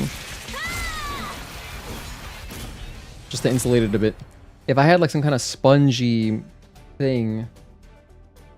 But I could use, like, my towel that I use typically to, you know, just, like, clean my hands and clean my controller. I could just put it on top of that. That'll probably dampen it a lot. Let's try that. I mean, you can just hear it now, but you probably don't feel it, right? I love these big buttons.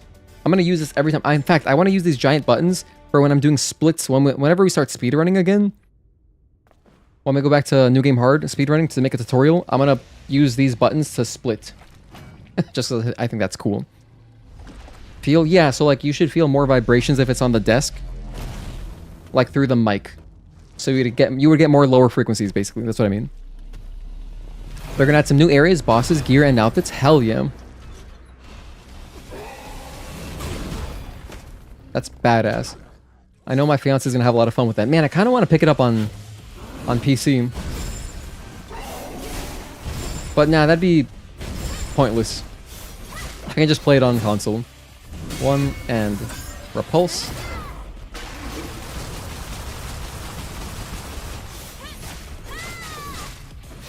Unless I knew that I really wanted to play it on my Steam Deck. I don't really need to own it just now. I already bought it once on PS5.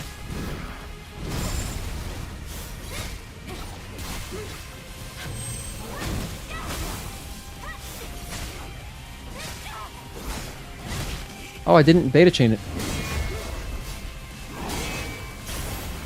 Whoops. It ran very well for you.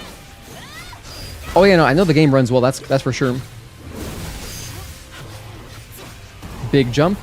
Dodge. Nice.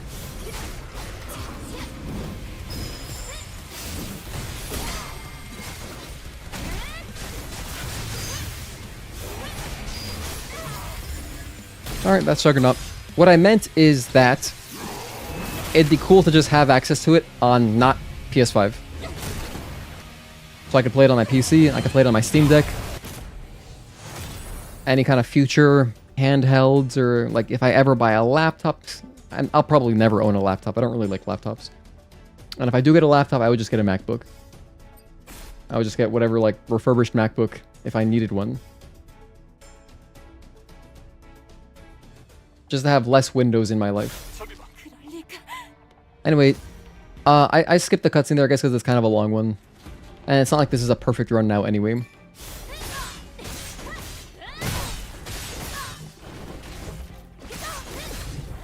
One and 2, 3, 4, delay and blink. For those who play after. Yeah, pretty much. Soon PlayStation lets you stream your own game through cloud storage. 1 and 2, 3. Didn't they add cloud? Wait. I mean, I don't know if they did, but I feel like cloud services would be perfect for that portal thing. Just makes so much sense instead of like being limited to your console's got to be in rest mode to turn it on and stuff. That way, 1 and 2, 3, 4, delay and blink. That way, somebody who just has like maybe PS Plus but no PS5 somehow, they could play on Portal and play like some cloud service games if they really want to. Because currently the utility for Portal is so little, and they could get more out of it, I feel like. You might have to nerf yourself when the Expedition 33 DLC comes out, because you're OP. Oh yeah, no, you can get super broken, it's crazy. Less Windows is good lately, although you're not a huge Apple fan, you're down for people buying Macs. Buying more Macs. Yeah, I am also, I've been a certified Apple hater my entire life. Outside of, I like the iPod, and I like AirPods, what they are, and you know, now there's so many clones of them, which is awesome. I love AirPods. And the original iPod, I probably wouldn't be so into music if I never had an iPod as a kid. But I'd never really liked using Mac OS, and I still don't really like using it, but I mean, I respect it because it's really streamlined and smooth. It's like very lightweight. It feels like a Linux. It's great in that sense. Windows is just what I grew up with, and I just like all the customizability. But like for something simple, like if you're just doing web browsing, Mac OS, perfect for that. And obviously, Mac is the best for video editing. That is just like indisputable. There's literally no arguing it. So for video editing, if you're creative, like for creatives, you need a Mac, pretty much. I mean, you don't need one, but it's good. Really good. When you think about how like Apple Silicon is, they're like this multi-billion-dollar company just honing in on like focusing on this one type of process, which is like video editing and stuff. Of course it's gonna be really good at it, you know? Like editing on Final Cut Pro is so much better than any nonsense on Windows that I've ever used. So just, it's the most efficient. It's so efficient, it's so good, it's so streamlined. So yeah, video editing, and I'm sure like I don't edit photos, but I'm sure like that stuff is also good. But yeah, video editing, Mac, yes. Those two things, good. If you do things that Apple wants you to do with the hardware, it works like magic. Yes, exactly. Very eloquently put. So that's why I got my Mac Mini. So yeah, I got a Mac Mini specifically just for that. Because it was the cheapest possible entry to that. And they just came out with the M5 Macs recently, so that's cool. It just keeps getting better. But the M4 Mac Mini is also an emulation monster. So it's also cool for that. I think some people use them as media servers as well. But in my cases, it's been very good. It's just to have like a desktop experience in bed, you know?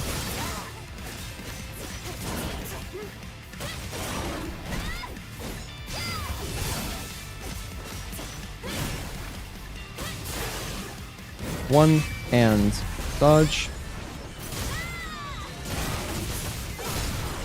Get down, Belial.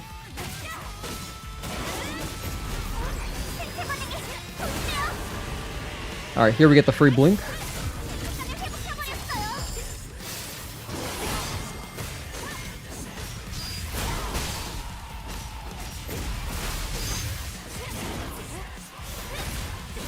One, two, and overhead.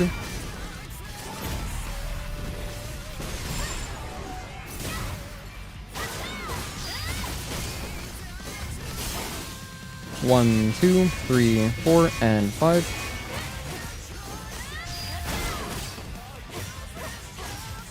One and 2, 3. Oh, also, I want to say, I had to work on Mac at one of my jobs. So for like 2 years, I just use a lot of Mac OS because it's all we used at work. And so, I mean, I got very used to it, but I still never liked it. But I mean, when you do things that you want, like Akai Neko said, when you do things that Apple wants you to do on their hardware, it is very good.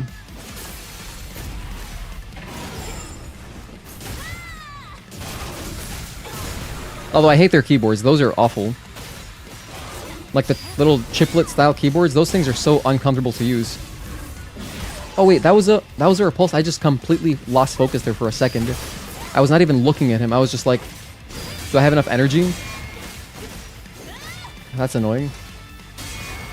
Well, that's a hit.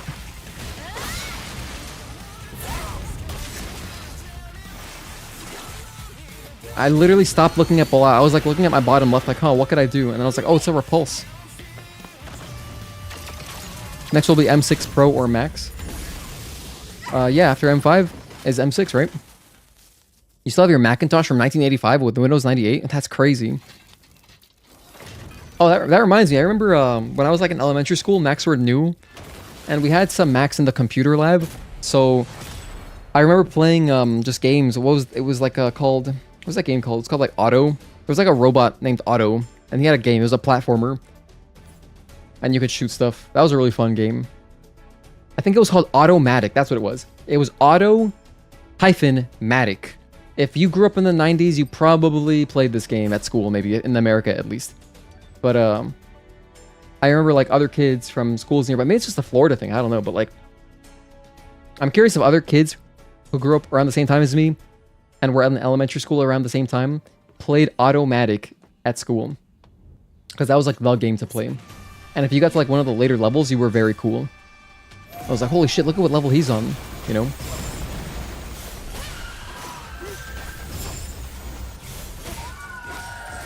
One, two, and 3. Oh, but I was gonna say that I really like the old Mac keyboards. Those things were awesome. They were so big and chunky. I liked those keyboards. And then they had to become all like thin and like, oh, look, I'm a spaceship. I don't know, whatever. I like a big, tall keyboard. Like, I would love to own an IBM Model M one day. Although they're expensive now, but... I don't know why I just got into those. Like, I was obsessed with them when I was a teenager. But I never bought one. Because I guess by the time I stopped working, I was like... No, by the time I started working, when I was like 18, it wasn't even like a priority. I was like, I want to buy a PS3. That was like the first thing I bought. 1, 2, and 3. So, I remember buying a PS3 with one of my first paychecks, I think. Oh, we just got a shield break there. 1, 2, and 3.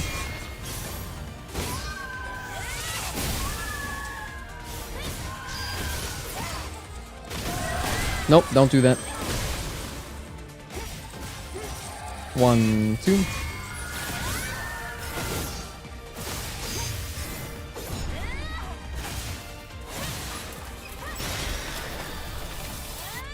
Rumor is that next year NVIDIA will launch laptop ARM CPUs.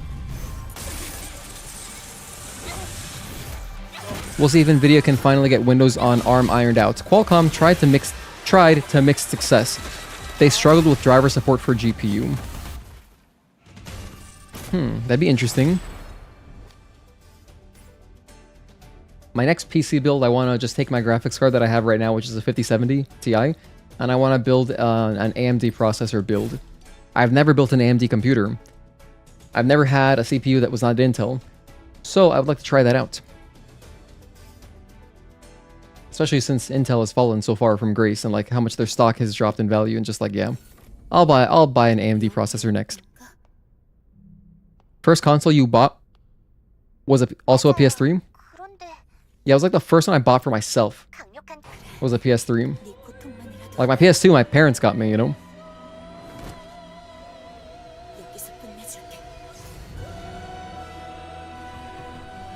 But I got a super slim. 1, 2. Oh, wait, what? Oh my gosh, what? This is phase 1. No, Gino. 1 and 2. Hang on, that's Katakuri. 1, 2, 3. And blink. Undo that. Skip this. And then add a hit there. There we go. So we're at 3 hits. And it was going so well, too.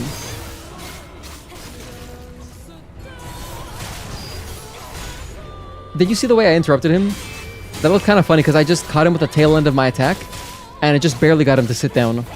Unreal. Unreal timing on that.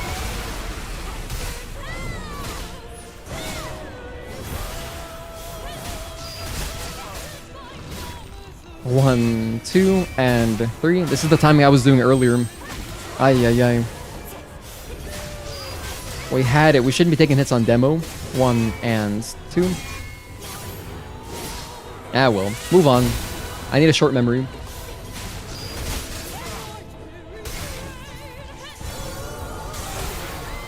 Oh. I was not expecting that attack. I was thinking he was going to do the other one. I thought it was going to spawn the lasers that go out, not the one that goes out of the ground, like directly towards you like that. Alright, well, this run is fried. Ah, and it started so well.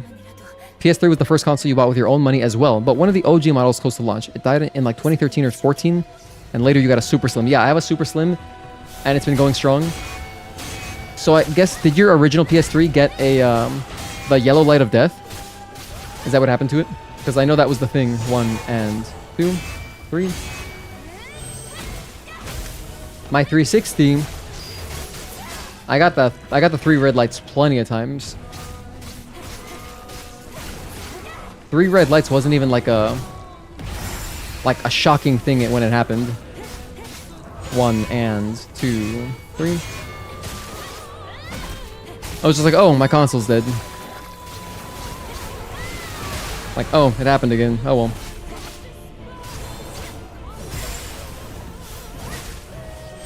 But besides that, 360 was awesome. 1 and 2. Like, outside of like the end of 360 when it was like Connect, that's when it had fallen from grace already. But before that, Xbox Live was such a joy to play on. It really felt really premium. It was like, oh my goodness, look at all these features. 1 and 2. Because at the time, Sony was far behind. 1, 2, and dodge.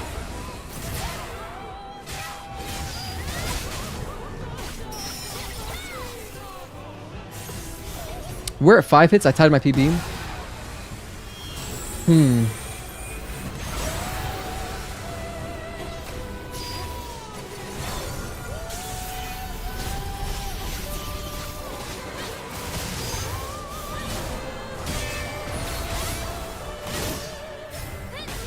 .360 was amazing. You never had one, and you were a hater back in the day, but you appreciate what it achieved now when you look back. Yeah, it was... Playing with your friends after school on Xbox Live was truly a great experience, and I'm so glad I was there for, like, the height of that, which was, like, Halo 3, Call of Duty 4. Nothing could ever come close to that again. I don't ever see, like...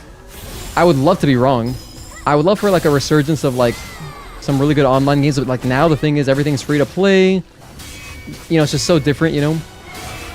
Back then, it was just for fun. And they made plenty of money, but now everything's got to have a gigantic budget, and if it's not aggressive microtransaction, it's like, oh, your game's a failure, all this stuff. So, but that era was incredible. Luckily, I got to experience Halo 2 online as well. But I played more of Halo 3. So, because I got my 360 in 2006, and so I played a bunch of Halo 2 for that first year, and then when Halo 3 came out, I played a lot of that. Played Halo 3 probably until like 2010.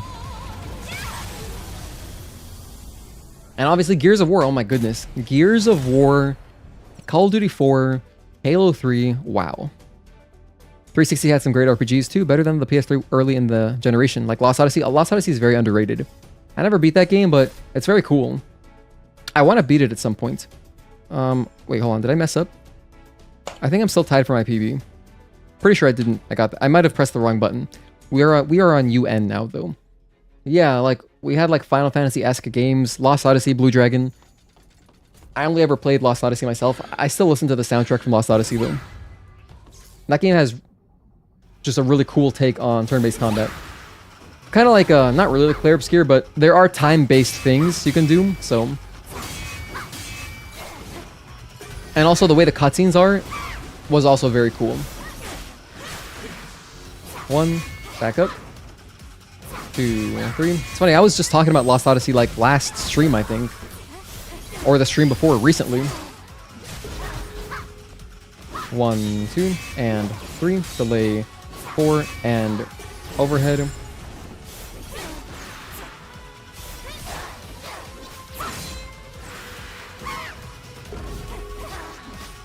One, 2, 3. I'm not going to attack her here because she's low on health. So I don't want to break her shield. There's the shield break. Nice. And there's phase 2. 1 and 2. Nice.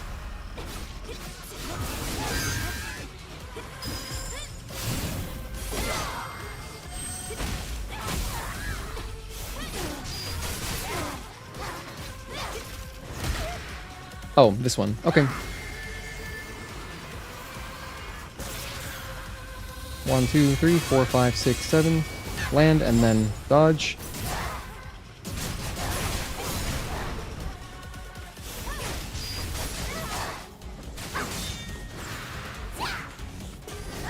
Oh, don't do that. We're gonna run away a little bit. Oh.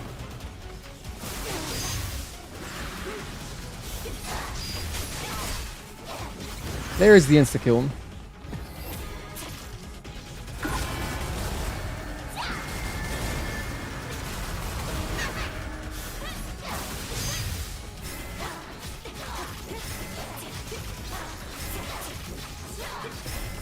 Just charging up some beta energy while we can. There's a classic song you really love that you learned about because of a commercial for Lost Odyssey, White Rabbit by Jefferson Airplane. It was from 1967. Still blows your mind how delayed that dodge can be. Yeah, no, seriously, because you're dodging the shockwave, not her dive kick, you know? So it definitely looks weird. This is the waves. Yeah, tidal wave. Bad weather.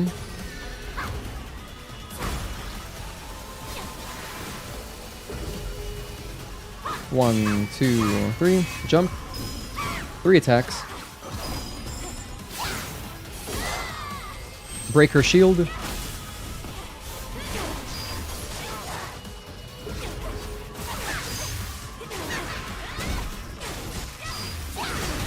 And there's another insta-kill.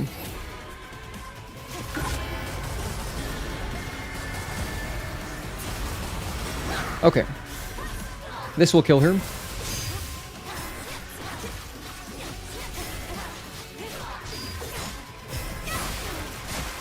Good UN.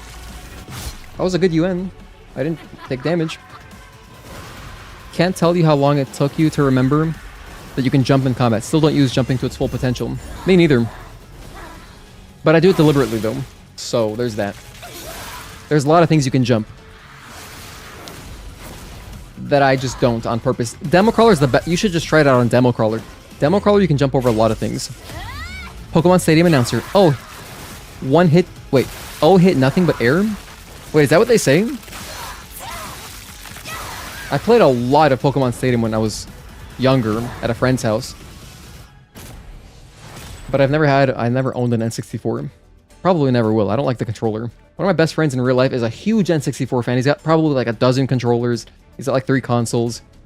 He's got like rare colors of it and stuff.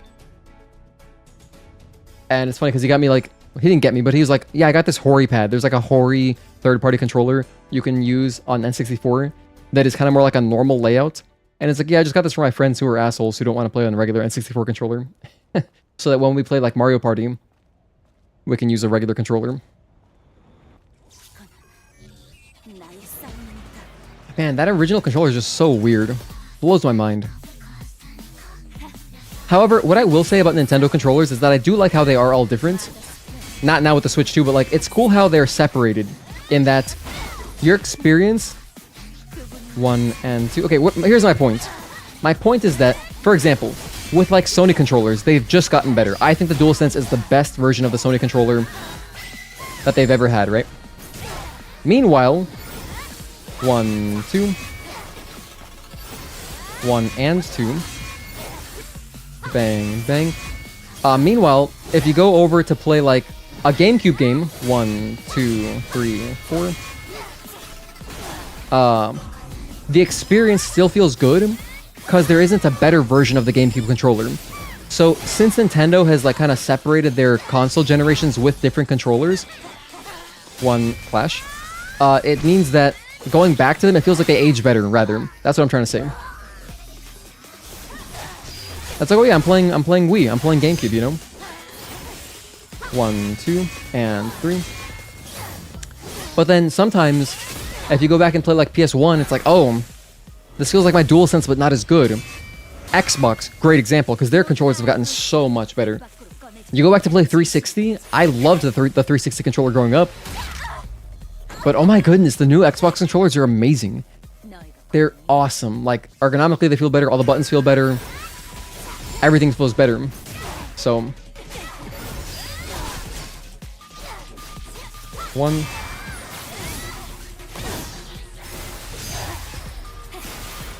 So I do like that about Nintendo consoles.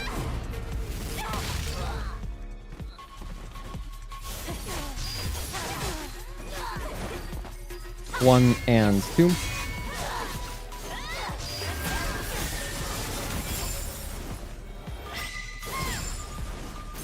The old ones didn't age as well, even though you loved them at the time. Oh, like NES, SNES.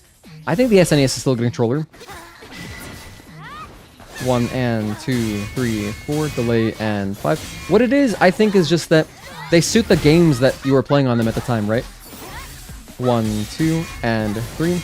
So, like, if you go play Castlevania, like, it feels good on the controller. 1, 2, 3, 4, delay, and... Oh, wait, never mind. Like, the D-pad, old D-pads, they feel good for old games, I think.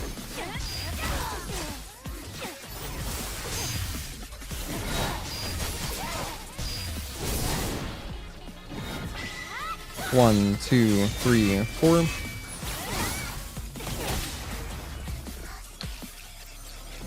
I didn't own an SNES. I still don't own one. But I have an NES. And I like playing on that thing still. I wish I had an SNES. That thing's awesome. All the games on it are so good. We had an SNES growing up. Like, that was the first console that I can remember. But I was too young to, like, really play it. Like, I was just too young, so I wasn't, like, smart enough to, like, understand it. My first actual console was PS1, and so, like, that's what I really grew up playing. So PlayStation layout is very natural to me.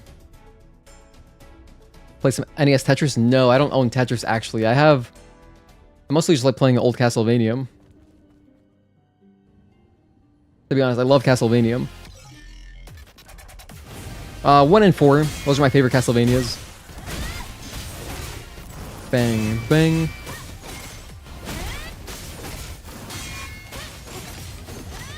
And although Simon's Quest is like, obviously like a, you know, it's like a bad game or whatever. Simon's Quest has a lot of interesting things about it, and the mood of that game is crazy. Like, the mood is actually so cool. Bang, bang, delay, and 3.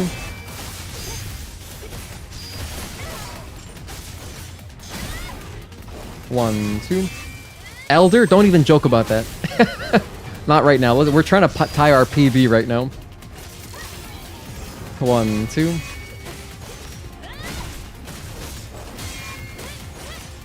Phase 2.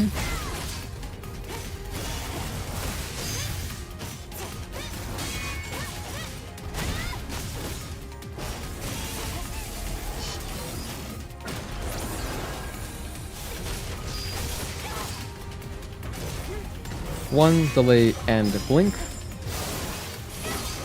Blink. And repulse.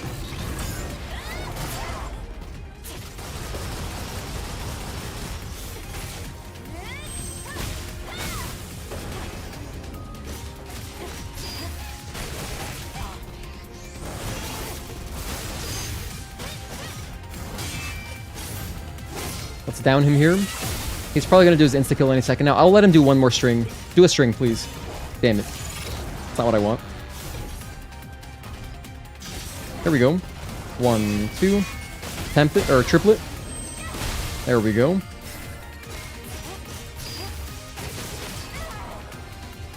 Oh my gosh, he didn't do it. I missed it. I should have gotten my insta-kill there. Oh well. Or my retribution, rather.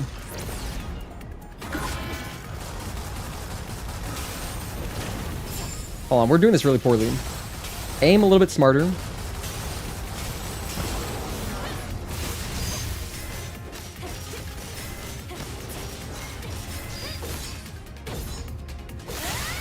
Okay, another 5-hit PB. So we've matched our PB. Cool. Matched it at least. Very polite of this boss to drop slugs for you. Yeah, everyone. Yes. I think it'd be a critical oversight if they didn't.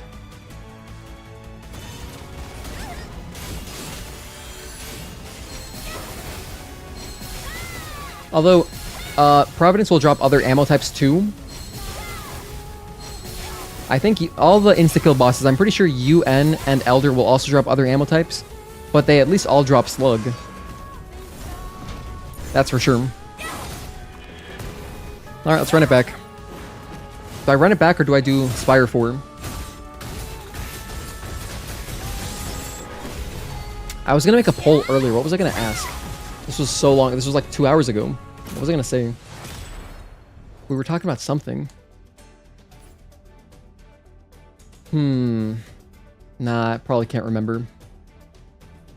This was like, I think this was in the first 30 minutes of the stream. I was like, I'll make a poll, and then I didn't. Ah, well, whatever. Let's load up a save. So let me go up, pull up my thing. Let's do... I think that's good. We tied our PB. That's cool. Now we open up the save manager. I'm going to put in Spire 4 in my 5th save slot. Yep, that's what I want. Spire 4, replace... Wait, import save state. Wait, load save state, sorry. Yeah, load save state. Now it's loaded. Now we can just load game. And this should give us Spire 4. Right before Spire 4, rather. Actually, we still need the hit counter, I forgot.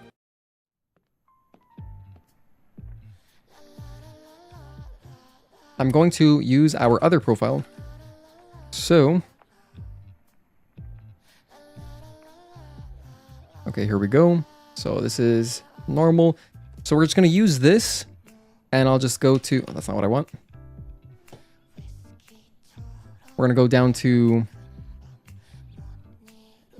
Belial 1. Okay, so now we're on the Belial 1 split, and we're going to go to Spire. This was a new game hard playthrough, so how is my stuff doing? Probably very similar to how I would do it in a hitless run, actually. Probably exactly the same. And I did grab suppression as well. So I put that on. That's what I would have done. No clue what my skill tree looks like right now. Oh, I want this. I want Rush Chain 1. Wouldn't mind this. Yeah, this is good.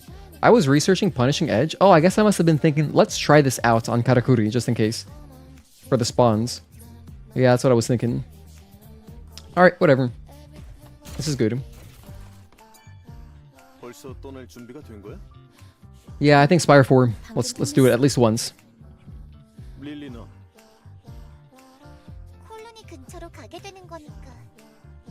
Okay, if you're jumping to this timestamp, we've just did a bunch of boss challenge practice. We ended up tying our PB of 5 hits, so that was our best run for the day. But not too bad considering, you know, lack of sleep, back pain, wasn't gonna stream today. We gotta stream it anyway, and we're at least 3.5 hours in, so now we're gonna do at least one practice of Spire 4. Oh, sorry, Sravan, I just noticed your message. With dodging the Tempest attack, is it more about waiting until Raven disappears or when the screen begins to crack? I always look at the cracking. That's how I think of it.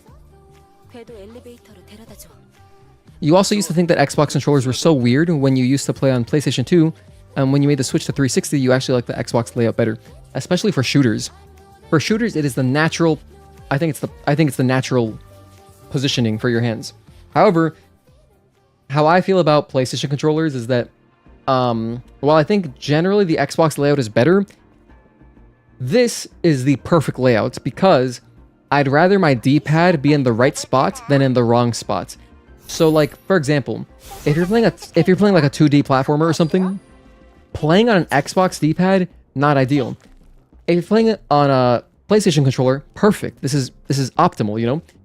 But then, on the other hand, rather inversely, if I'm playing a shooter and my analog stick isn't in the optimal position like an Xbox controller, I can still get by. Like, I don't mind playing all my Resident Evil games, or like, you know, like an FPS or something on a PlayStation controller, at least a DualSense. But if I were to play a 2D game on Xbox controller, I would not enjoy that. So, overall, that's why I like the PlayStation layout, just because, you know, you can play anything with it. I mean, obviously, if you're, like, playing PC games, like, really seriously, like FPS games, you're probably going to play on mouse and keyboard or an Xbox controller, so then it doesn't matter. But, like, just generally, if you could only have one controller, like, if I were playing on PC and I didn't have Xbox controller as well available to me, I would just play with a PlayStation 5 controller. That's it. Just that one. Unless you know that you just never play... Like, maybe you just never play 2D side-scrollers, so then it doesn't matter. We're on normal. Perfect. So, that's what I think. No, he turned around.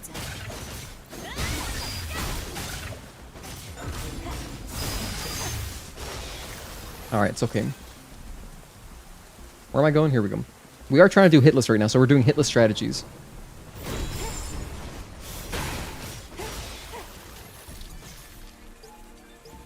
So I'm going to do the usual Tachy skip right here.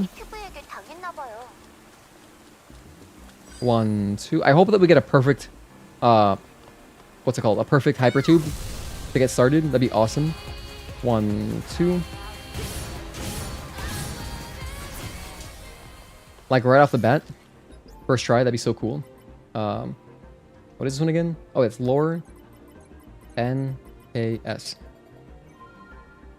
Do I have a favorite Resident Evil? Yeah, Resident Evil 1 Remake. It's my favorite game ever. That's my favorite game of all time. Jill's also my favorite protagonist. And it's funny, I've played through Resident Evil 1 Remake so many times, but I've probably played through as Chris like twice. I do not like playing as Chris. Chris is like the hard mode, but I just don't like Chris the character. So I always play as Jill.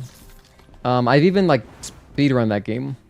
Like I used to do speedruns of Real Survival on as Jill, like best ending Real Survival. That's the category I liked doing. And this is like, that was the first game I ever speedran. Before I even like was speedrunning games, like I didn't use a timer, but I just, you know, it says your timer at the end. So there's that. I would like to go back and play that game more, like do speedrunning rather, because it's a lot of fun. Perfect combat gear. And also the stress, like I've had runs where I lost them just with dying to the nitroglycerin. There's a section in the game towards the end where you gotta carry this very delicate explosive material, and you can't run. You can run for like 4 or 5 steps, but then you gotta walk. Because if you run for too long, you explode. And obviously in a speedrun, you don't save. So then you just lost your entire playthrough. Hey Blankets, thank you for tuning in. So losing runs to that was hilarious. I mean, frustrating in a way, but like just really funny. Like, oh wow, that's how I lost it. I think that happened to me like twice. Just as I was still learning like the rhythm of, okay, I can take this many steps and then I gotta walk. And then when I finally got my like my first completion, I was like, let me just walk a little bit more. I'll just be a little bit more cautious. Yeah, I love my horror game playthroughs, indeed. Okay, so here is Hypertube room. Now for this, if I want to be very cautious, another thing that I wanted to very deliberately practice was the guy over there. So I'll try to do that. And then I'm thinking, should I also work on this room? Can I make this any safer? Like, it might be safer to backstab this guy. Or aerial kill him, rather. Because, like, this dude doesn't really do anything weird, you know? Meanwhile, the turret guy, if you're unlucky, he could start shooting at you, like, while you're still doing the assault kill on this, the droid that I just shot, or that I just beat up with my shotgun. So maybe it's a little bit safer to kill the turret guy first. I think generally it would be. So maybe I'll start doing that moving forward for the hitless strategies. But then here, like, same kind of thing. Maybe I should just kill this guy first. Yeah, I think it is probably safer overall. Especially just because, like, climbing the stairs too. Sometimes climbing the stairs right here, I can get, like, caught up, or, like, I might not be able to rush straight towards the turret guy.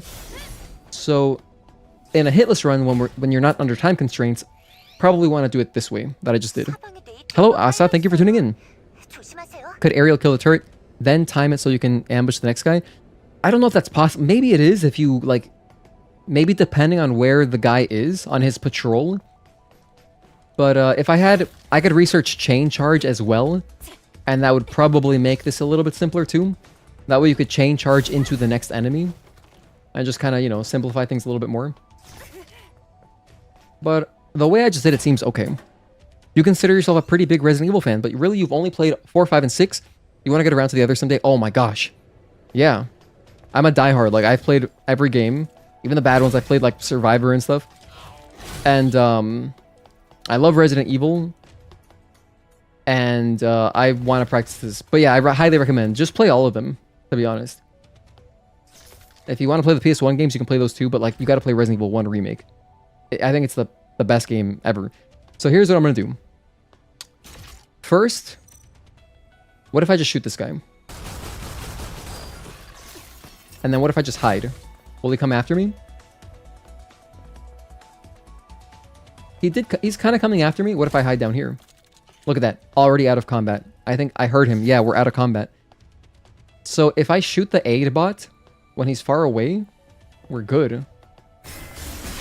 Like, even if he notices you, just hide under the stairs, and that should be guaranteed safe. It should be. However, I do have a separate save file I could use to reboot this Hypertube room. And I could try out other strategies on him. In fact, alternatively, what I could do is maybe I'd want to redo the order that I do the buttons. Oh my gosh. Just for safety. Like, I could kill the battle droid first. Because maybe what I could do is I could approach from this side. You could also jump over here and then land there. And then maybe if you backstab him from this side, it's more consistent possibly. Wait, sorry, that's not what I meant. I meant you can jump from here to here and then jump from there to there. Unfortunately, you cannot go over. But you can jump from here to here and then backstab him. Maybe that's more consistent. Worth trying at some point. Anyway, at the end of last Stellar Blade stream, I talked about I wanted to focus on this Spire. I wanted to do this room again. Hypertube a few times. So I'll probably do Hypertube like at least twice right now. Speaking of horror games, you recommend trying Blood Typers. It has a vibe that feels a bit like a Resident Evil roguelite, but the gameplay is more like Typing of the Dead. Mark, you said that we need more Souls-like horror-style games. Oh, like Bloodborne? That'd be dope. That'd be fun.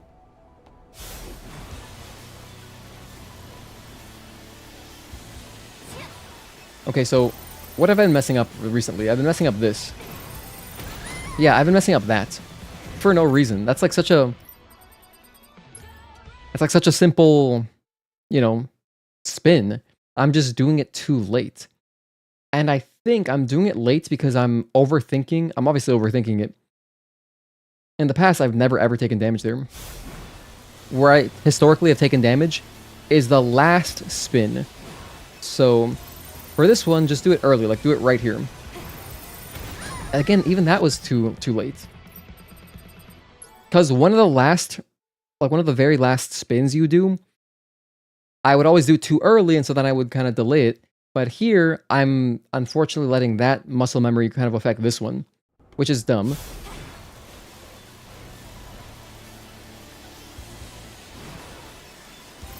Let's try this again. Yeah, right there. See how simple that is? It's so, if you just do it way early, you're fine. But anyway, I've been messing that up. This is a double jump. I like to double jump over that. And then for the next two things, I do single jumps over them, personally. So these two carts that we run into right here, I like to do single jumps. So here's one. Hang on. Here's one. And then without even aiming anything, just do a second jump. I barely even touch my left analog stick. I always do it that same way. For this next box, I do a double jump. Like even that, what am I doing? I'm just not even controlling Eve there. But anyway, double jump over that box. And then this is the tricky one, at least for me. This spin coming up is the one I historically always mess up right after this section. Alright, right here. Okay, I didn't mess it up that time, so that's good. And then this last part is easy because you can just do a double jump to kind of cross over. So right here, once you're running out of track, just do a double jump. And then you're home free. So I'm going to practice this probably for like another 15 minutes or something. I want to get really good at this. Well, the first time I practiced this was, you know, probably like back in May of last year. And I practiced it for a solid half hour, maybe even longer. But I remember doing like a half hour of just straight up reruns over and over and just learning the course. But I have not done it since then, so I want to do that again. Because in a hitless run, we don't want to mess up here. This would be like a stupid way to mess up. There, my timing was better because I got the green orb. But you don't have to do that. As I showed earlier, the previous run, I just did it a little bit earlier. You won't take damage, you just might not get the green orb, which is like the health. So there's that. I also, personally, I like to mix in a lot of dashes just because they look cool. So even though you don't have to, I like to mix them in just because it looks sick. And then again here, without even aiming, notice I didn't touch the left analog stick there. If you look at my inputs, just do another single jump and you will get over that. Like right there, I did an extra dodge just kind of for like style, but you don't have to. So this Hypertube section, you can really get down to a science. Okay, right here. I didn't mess it up again. Okay, that's good progress. Because that's where I mostly lose my runs, right there. And then right here, just do a double jump. And you're always good. And that's the end of the track. The rest is nothing. You basically just press square once Lily says, hey, watch out. Press square and that's it. There's no real obstacles left. Yeah, you got a style on him. I'm going to do this again exactly like how I like to do it. And I'll show like where I press. I'll talk through it as well. In fact, this could be like a funny little video to make. Maybe I should make this a video.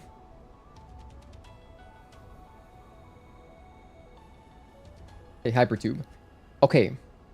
Let's learn the Hypertube. I'm going to show you how I like to do this perfectly. So first off, I always start off by doing a couple dashes around these boxes just because it looks cool, but you don't have to. You could just maneuver around them. Now this is the first one. If you do it too late, you will hit that crate or that little shipping container above you. But if you do it perfectly, you'll get the health item right there. I like to do a double jump over that crate. And then here, you just do another spin. Couple extra dashes just because they look cool. Do an extra dash right there because it looks cool. Now here, single jump. And then for these two things, single jumps. 1 and then 2. And notice how I barely even move my left analog stick. Eve will just naturally go in the direction that she's supposed to for that. For this crate, I do a double jump. And you don't gotta get all these pickups, but you know, it feels good too. Like it feels correct if you get all of them, you know? Here I just did a little jump. That one's pretty straightforward. Couple extra dodges just for style. But then here, this is the hard one for me.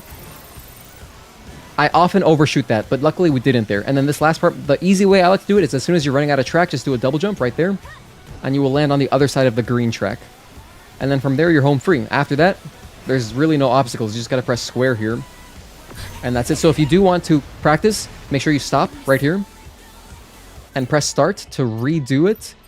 because your last save will still be before the Belial cutscene. If you go forward like a few more meters, you'll get an autosave, and then when you restart from last save, it'll put you before that.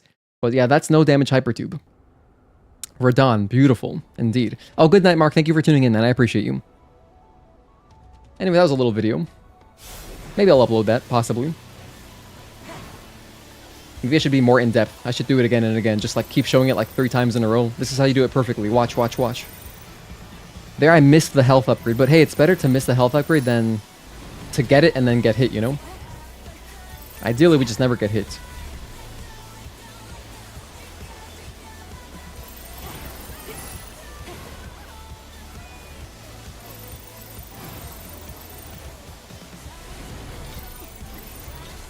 Single jump. And single... Oh, I didn't press it there. I think I pressed it a little bit too late. So don't do that. Was about to say make it a video. You know, let me just do it again. Let's do a second run of it. Let's do a second run just to show that it was not a fluke. So here we go again through the Hypertube. I'm going to do the same strategies. A few dodges early, just because they look cool. Okay, for this one, it's better to do it a little bit too early than too late. If you do it too late, you get hit by that thing that's coming towards you from up top. Here, I do a double jump.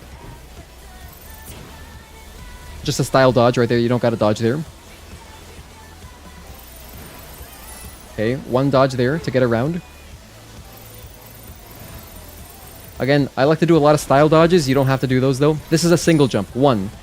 And then again, without even touching the left analog stick. If you look at my inputs, I did not even touch the left analog stick. Eve kind of just lines up naturally. If you do the first jump properly, she lines up naturally. Double jump over this. And then we're mostly home free. There's only one more tough part, I think, coming up, which is right after this. Okay, right here. After this part, okay, you want to do it not too far over. Yeah, perfect. So if you do it too far to the right, you'll kind of overshoot it and hit some of the red. And then again, here, my easy method is just a double jump. But if you want, you can go around as well. If you want to do the whole loop. I personally don't do it that way because, you know, if I'm doing Hitless, I want the most consistent, easy strategy. So that's why. And then again, remember, pause right here and then reload from last save if you want to keep practicing the Hypertube. If you're playing on console especially, make sure you don't mess this up. If you're on PC, you can use save managers and keep practicing. But I'm going to do it a third time. If we do it a third time, I think that just proves that this is a consistent way to do it. So again, third time through. Third time's a charm. I hope this helps somebody. But yeah, we're going to do like just a little section of this on stream. We're doing some Hitless practice on stream right now. But if I make this like a video afterwards, and you wanted to come back to the whole bit, it'll be timestamped. As all my live streams are. They are all timestamped. So again, there's a spin. Little dodge right there just because it looks cool. Just for style. You don't have to. Single jump, and then aim this one properly. Single jump, and then single... That can happen. That can happen. I think what happened there is that I was a little bit late on my landing, because I was putting a lot of emphasis on making sure I was at the right angle. But there, if you notice my inputs, I was pressing X, but I didn't do it in time. You need some space there. Otherwise, that can happen where you just don't make the jump at all. So what you're really going for on that first moving platform when you're jumping over it is that you want to make sure Eve is kind of like at an angle farther to the right more than anything. As long as she's kind of inclined to the right, like in this position right here, she should jump over it perfectly. And then that sets up the next jump. So that's kind of what I'm going for there. So I'll do it again here. This is kind of like our third and a half time through. So right there, you stay at an angle, one, and then without even doing anything, I did a double jump there for safety, but that's kind of what I was going for. However, a single jump is enough. Single jump is sufficient. For this, I usually just do a double jump anyway because it looks kind of cool. I think most of the jumps you could just do double jumps, like, except for that one you do want to do a short hop. My last jump here that I do, I always do a double jump because if you do a single, it's not enough. So for my strategy here, just to make it easier, double jump right here as soon as you run out of track, and you will land on the other side cleanly. That's very consistent. Very rare that I miss that, but that's Hypertube. If you do the Hypertube in the desert, that one's more straightforward. There are not as many obstacles. I think you can figure it out. I think you can figure it out on your own. So I believe in you. Hey Kasanza, thank you for tuning in. Nice to catch a stream. I appreciate you. You never thought about actually doing this until you got a perfect run. You should really add Hypertube to the main menu. Hypertube Rush, like a different game mode, that would be fun. That would be fun. All right, I think that's good enough. We did like 4 runs of that. All right, now we're back. So now pretend this is the actual run. Okay, cool. We've had... Never mind. Why do I do this to myself? Add a hit there. All right, pretend this is an actual run. Okay, cool. We had a perfect matrix, a perfect 807. Here we are at Spire. Don't mess up the Hypertube, Gino. Immediately messes it up.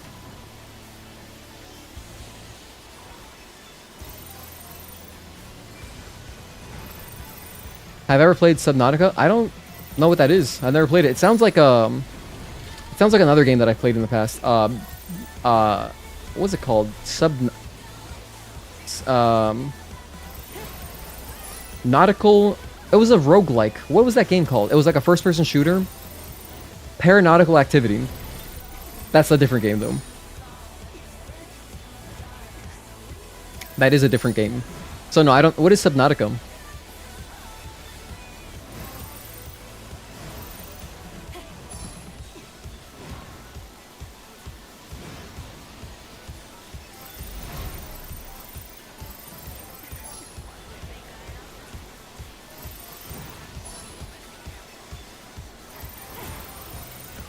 Right on. Hey, we're getting this last bit. That's good. I'm happy I'm not messing that up.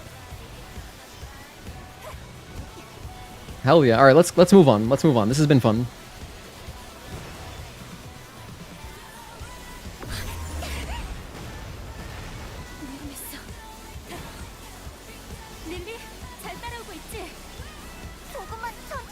Whoa. We got some air there. Some serious air.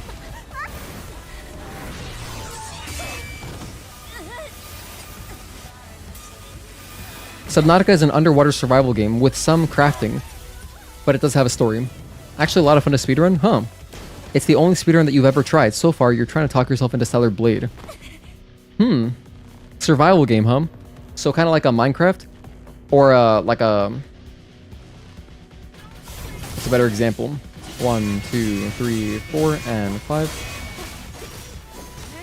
For anyone that's on PS5, they've got Shadows of Mordor.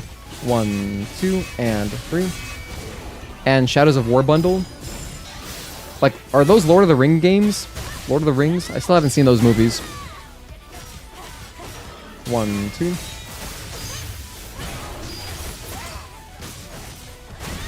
One, two.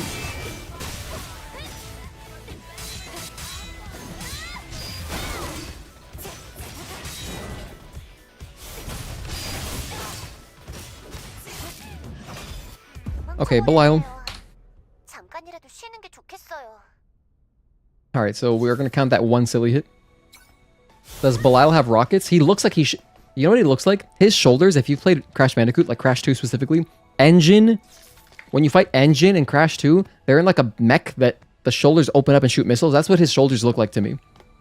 They look just like Engine's mech from that game, from Crash 2, Wrath of Cortex. Apparently Elijah Wood crashed a wedding recently. Oh, cool. That's the main character. I forget. I don't know his name, but I know that's the main character. I've seen an awesome interview with him where the guy that's asking him, like, do you like wigs? I love that interview. It's so funny.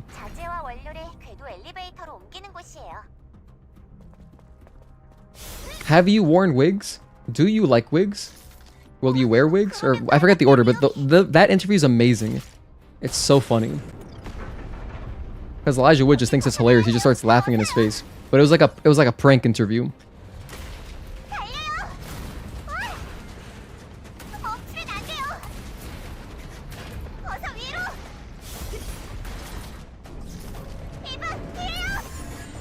Okay.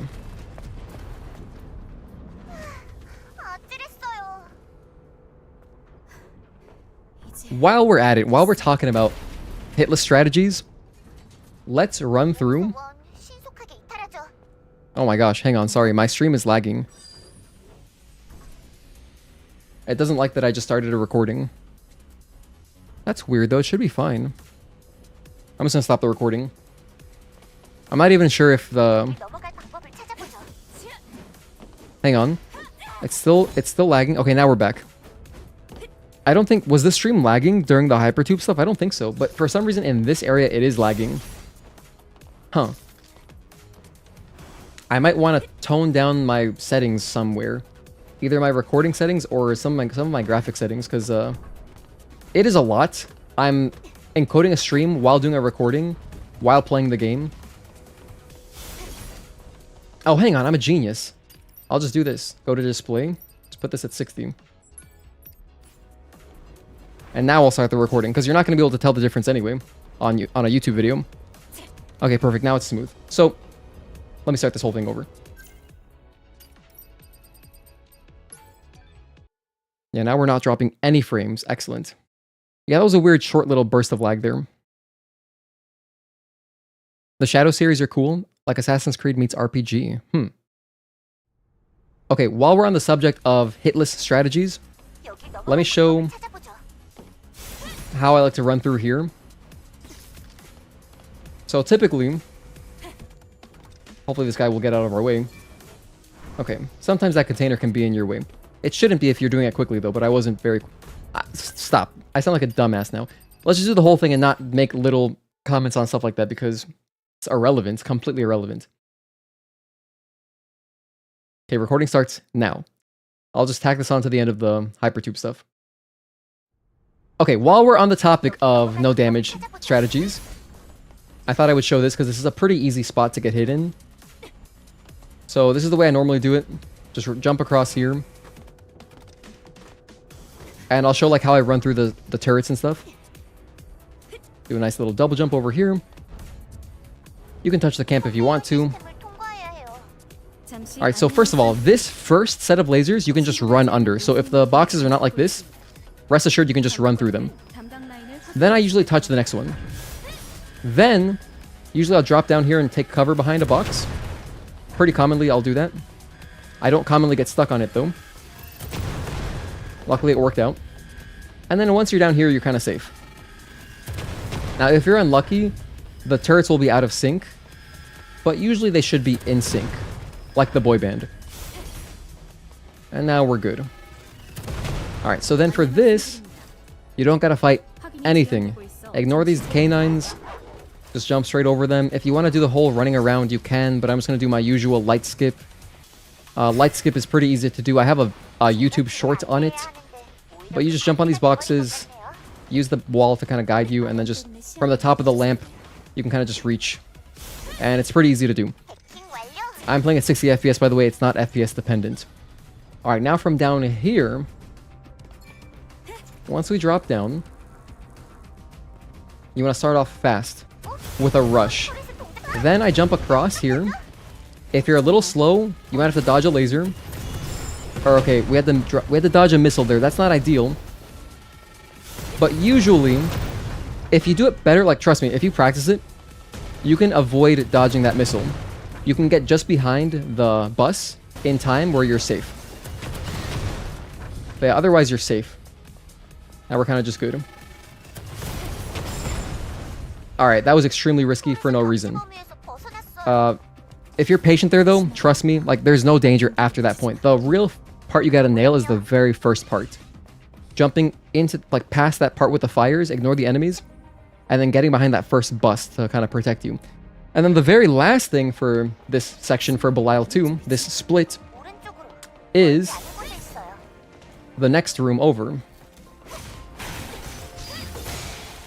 So you can kill that guy as such if you want to charge a little bit of burst. But then we grab the key code. Enter the Nurburg. It's like the Nürburgring room. That's how I always remember it. Okay, so Nurburg. Wow, nice alignment of the letters there. They were in great spots. Okay, so the way I always like to jump over this is start from here. Okay, once you're up onto this box, we're just going to jump right across there. And you're trying to do a nice, long, delayed double jump. 1, 2, and then do an air dash at the end, and you should jump past all the tentacles there. Then I just camp here in this corner. As soon as you see Eve put her sword away, that's how you know that you are out of combat. Okay? Because if you don't camp in a corner, the tentacles, they can see you, and it's just gonna mess up your day. Yeah, that was a lot of trust me, bro. No, Juan, I might have to do this again. Oh, hello, Sinu. Thank you for tuning in, Zhao An. I might do the turret section again. But the thing is, I got the first part correct. The first part was good. But yeah, maybe not the best for a tutorial. I might do this over again. Alright, so there's this puzzle. If you're a genius, you can do this very fast with like both analog sticks. Alright, but you can get hit on the way out. So, there's tentacles that come out of the ground. They come out of the ground right past this battle droid. Right there. So if you want to jump a little bit early, but not too early, otherwise you'll land in them. So right around here. And then you'll be fine. And then once you're here, be careful. You don't want to do a rush. If you do a rush from this angle, from this spot, you can auto-lock onto that K9, which you don't want, because you don't want to fight anything that you don't have to. And then after that, I pretty much just stick to the left side of the room. So these black spots, tentacles will pop out, but they're fine. They're not going to attack you instantly. I like to stick to the left. If you run through the middle of the room, that one K9 will follow you. And if this enemy follows you, he will follow you all the way over to the button. And we gotta press this button out of combat to enter the Belial boss fight.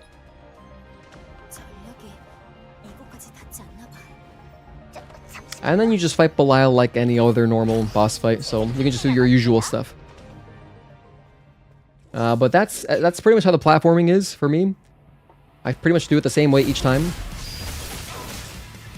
And then this boss fight's just whatever, just shoot him with your shotgun, he'll die. Oh, that's not a shotgun.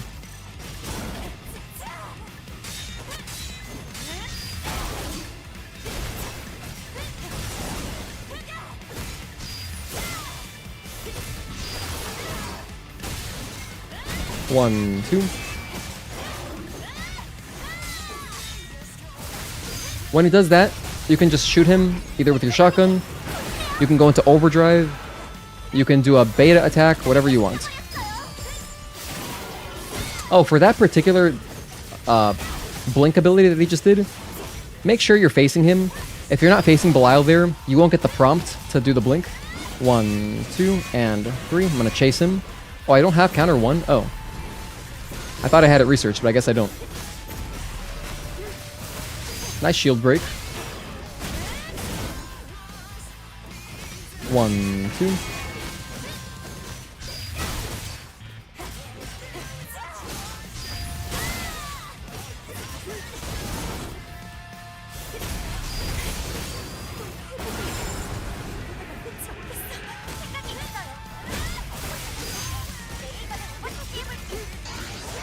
One and 2, 3. Okay, now we can kill him.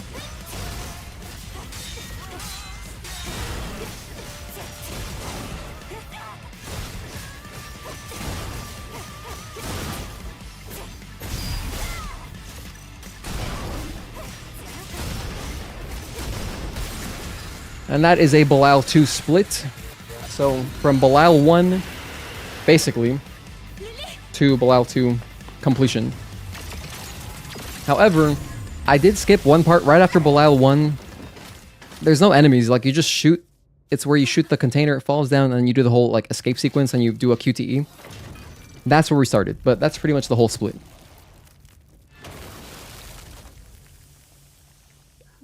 You beat it only 7 times? Come on, man. Those are rookie numbers. Awesome Wolf of Wall Street reference. Gotta pump those numbers up. Speaking of numbers, you're gonna semi-lurk? Okay, I appreciate you, Akai Neko. Thank you for tuning in as always. Been playing a lot of other games the last 2 years. I'm gonna stop the recording there. Finally played your PS4 copy of GTA 5 for the first time, even though it came out with your PS4 you bought 14 years ago. Wait. Oh no, hold on, I understand what you mean. It was available on launch for PS4, but no, it was definitely a PS3 first game. I mean, I know it was out on PS3, but I was thinking in my head that it came out so late that PS4 was already out, but no, it was 2013. I think PS4 came out in 2014, right? Rest in peace, Belial, man. He just wanted to show us his new sword. I know, he was so proud of it. He's like, check out this cool new arm. It's like, hey, you played the game Prototype? Check it out. This is some cool shit like that too, right? Just collecting dust for 14 years. You know what's funny? I bought GTA 5 on release for PS3, and I played it a little bit, but I didn't get very far. Like, I met all the characters, I met Trevor and stuff, but it wasn't until like 2 years ago that I was like, you know what, let's play through the story. And I'm glad I did, it was very fun.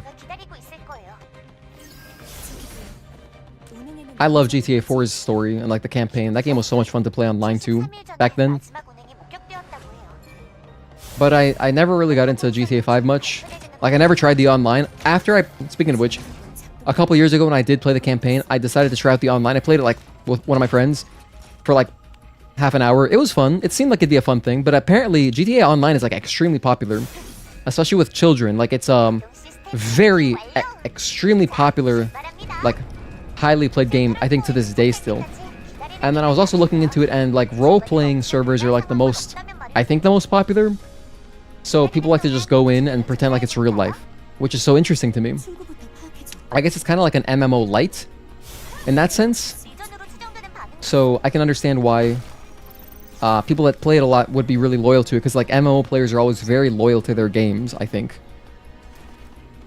The Last of Us Remastered and GTA 4 came out with... You mean GTA 5 came with your PS4?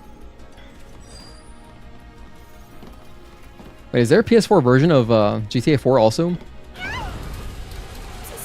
You got Spider-Man 2018 and Last of Us Remastered when you got your PS4 Slim? Nice. My fiance, when she got her PS4 Slim, it was like a bundle. So it was like an Essentials bundle or something. It came with Horizon 1, Spider-Man 1, and maybe... I don't remember what the other game was. Maybe it was a Last of Us Remastered. That could have been... No, I think it was an Uncharted game. It was Uncharted 4.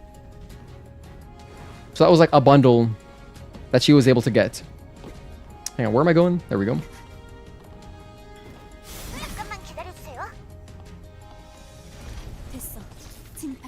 I didn't save my rush. Whoops. I like to save it to get past this tentacle.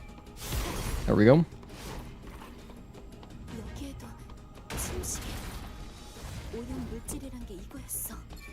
Okay, 1, 2. Go Tachy mode. And then do our classic 1, 2. And just keep attacking this guy. In a speedrun, I wouldn't stop to kill him, but Hitless, obviously, you just want to keep obliterating him. Just for safety.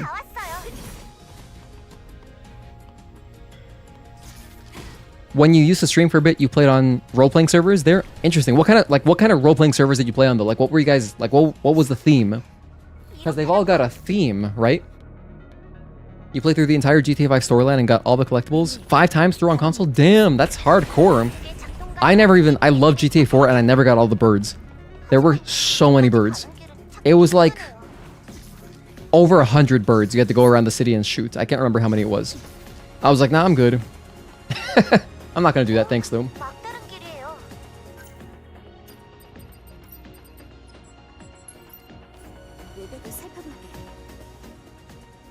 If Stellar Blade 2 gets a PS5 bundle, what do you think the controller would look like? Damn, it better be themed. Like, Trudy had posted this cool-ass custom controller on our Discord recently. And I would love a cool Stellar Blade themed one. Although, if they don't do one, that's fine. I think it'd be cool if it at least comes with the green one. It better come with the green, the Chroma Teal controller, which we did a giveaway on almost a year ago, I think, at this point. We did it a while ago. But yeah, we did a giveaway on a Chroma Teal DualSense regular controller. I don't even own one myself, but we gave one away. I gave one away. If I ever see it go on sale, I would love to pick one up, just because it's beautiful. I mean, it's literally Eve's green color. Like, if I put it next to my Eve standee behind me, I feel like the color would be almost identical. As you can see, like, her trademark green, it's kind of like, it's not holographic, but it's kind of, you know, it's got a little bit of shine. It's got some flake to it. It looks like it has metallic flake. Like, if you look at metallic car paint, it's kind of like that, I think. Let's go ahead and blast this guy. It was mainly like the NPC life. So you got people who roleplayed as cops, EMTs, car salesmen, gangsters. You had 3 characters. One was an EMT, one was a cop, and the other was part of organized crime. That's hilarious. Honestly, if you've got like good friends to play with that sounds like just such a hilarious time. The jokes must have been great. The Chroma controllers made you want to learn to paint. You have an air compressor and a paint gun, but since you're about to move, you have all that stuff in storage. Ah, okay, soon. Your time is coming soon.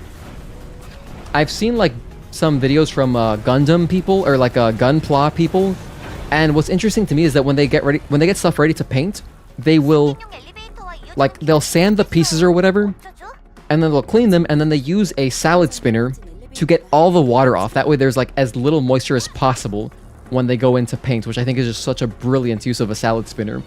Because, you know, these Gunpla pieces are really small, right? So, although I'd be kind of worried about like scratching them, but if you're about to paint them, I guess it doesn't matter. They're already sanded and stuff, right? So, yeah, a salad spinner. I thought that was so creative. But maybe other hobbies might also use salad spinners to dry their pieces before painting. You want it to be a similar chroma with a white blood edge on the touchpad.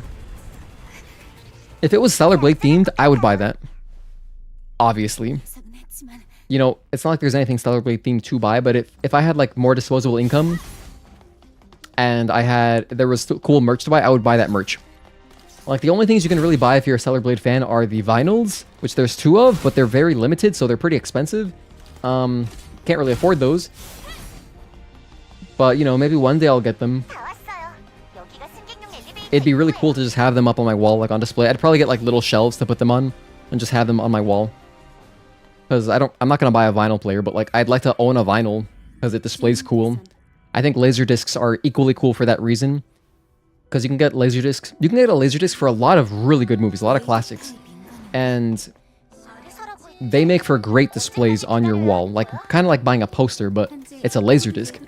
And what's cool about laser discs too is that they have all sorts of badass shit inside of them. Like, if you open it up, they've got like, you know, all sorts of like details about the cast. Maybe some kind of secret tech. Not secret tech, what am I trying to say? Like some commentary from the directors or commentary from the actors or whatever. Sometimes these laser discs will come with cool info like that on the inside. Yeah, they need more merch. They've got 0 merch. What the hell?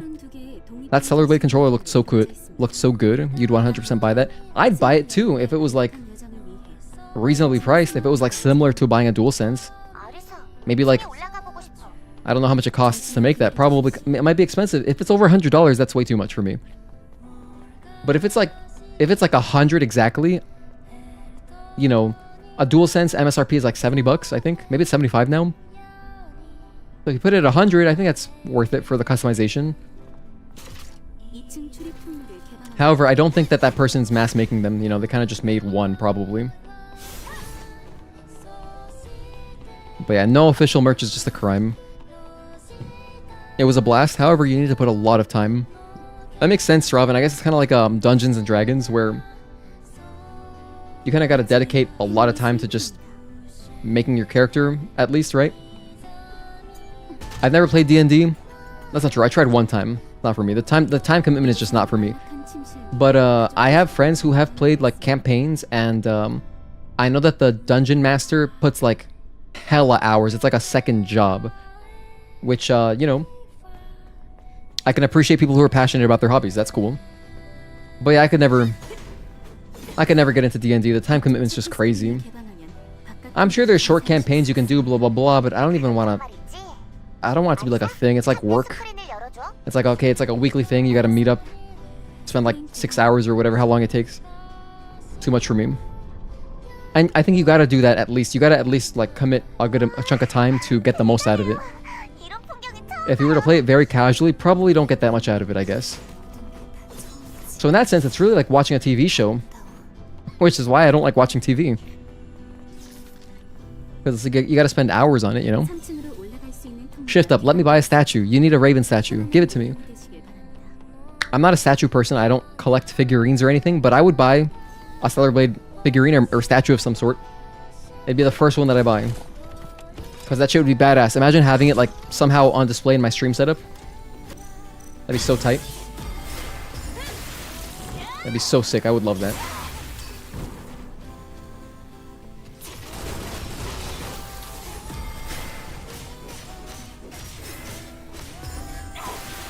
Juan, thank you for getting a membership. Oh my goodness.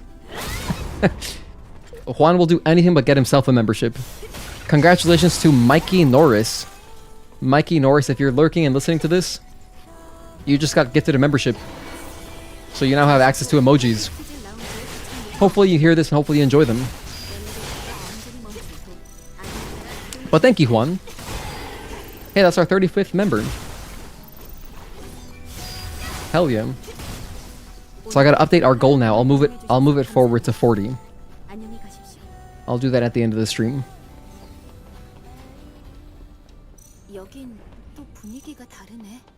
Okay, Karakuri. I'll do Karakuri. Yep, that's it. Pretty easy to get past those guys. I'll just do Karakuri here, and then... you know what? We'll do Demo while we're at it. Let's knock out Demo Crawler. Just for good measure. I'll buy some ammunitions. Oh, you know what? Let me get... let's see. In case she spawns a lot of Kokashis, let's try this. Let's get more damage on this thing.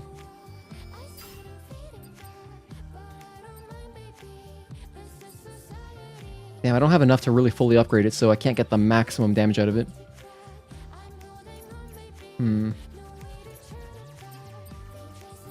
Can't really get Counter Chain 2 either. Let's get this. Yeah, just this one.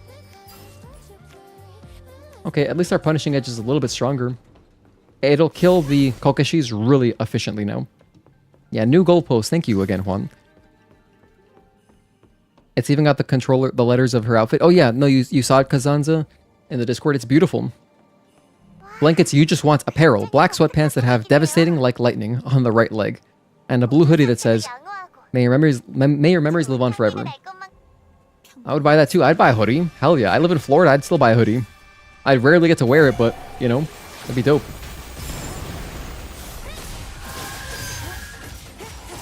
One, two, and three. Hang on a sec. Whoops. I meant to... We're on Karakuri. I should change the split. There we go. 1, 2, and 3.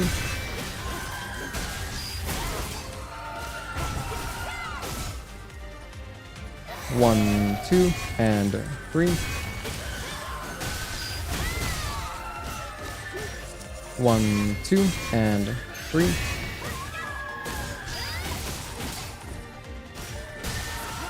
1, 2, and 3.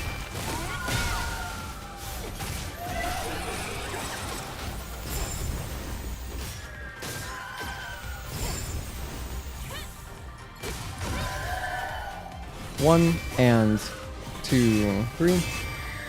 Oh, whoops, I wasn't thinking about that. Ah, well, whatever. And you want a drone keychain? I would love that, actually.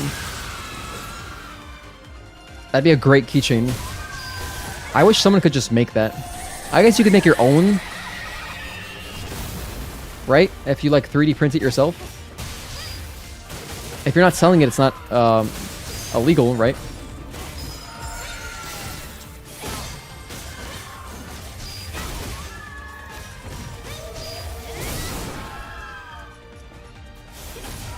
One, 2, and 3.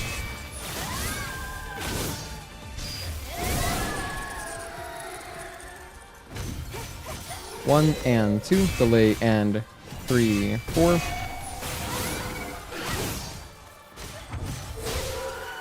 1, delay, and 2, 3, and 4.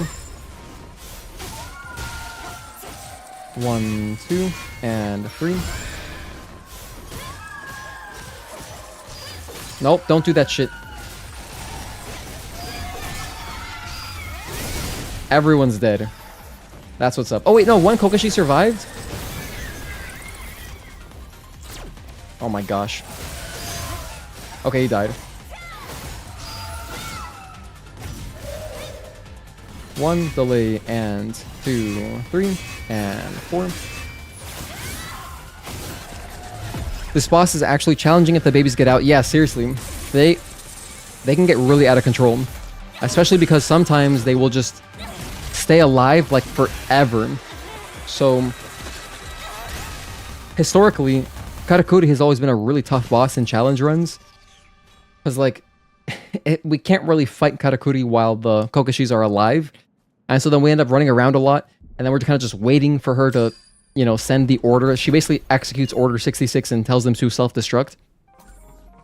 But sometimes she'll just have them shoot projectiles. So the Kokishis, they can really, it's kind of RNG. They can just stay alive for a long ass time. It's a brutal fight in challenge runs.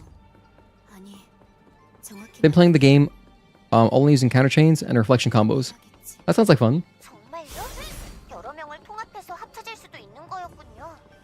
Alright, let's do demo as well. We'll do demo.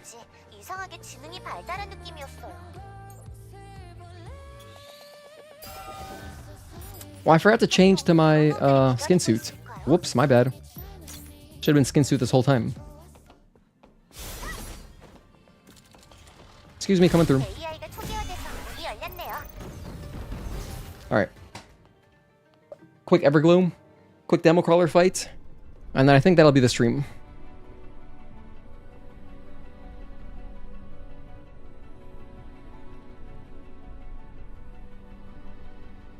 Man, thank you guys for the support today.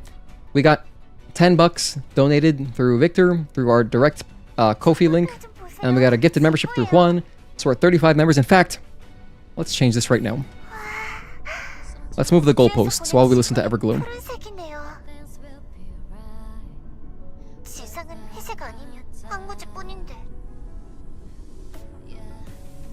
Okay, here it is.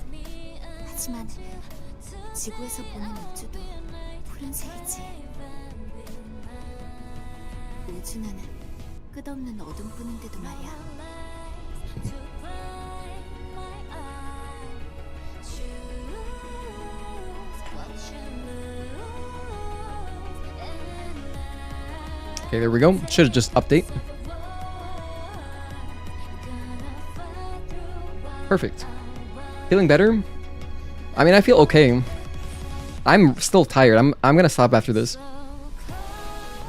I just need some rest.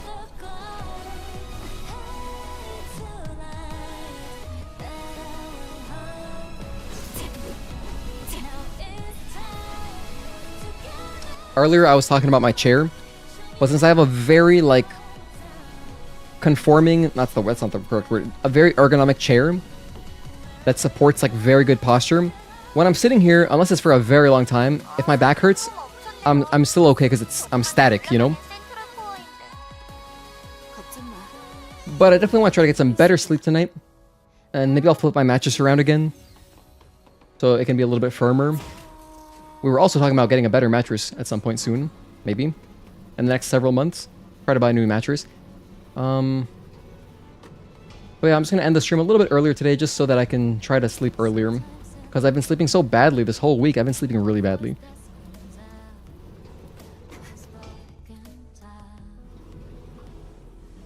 Today you'll be a brave knight and benign is awesome. Wait, what? Hold on, what are you quoting? Some of those custom Stellar Blade controllers are 200 bucks. Are you serious? $200? Damn, that's a whole Switch Lite.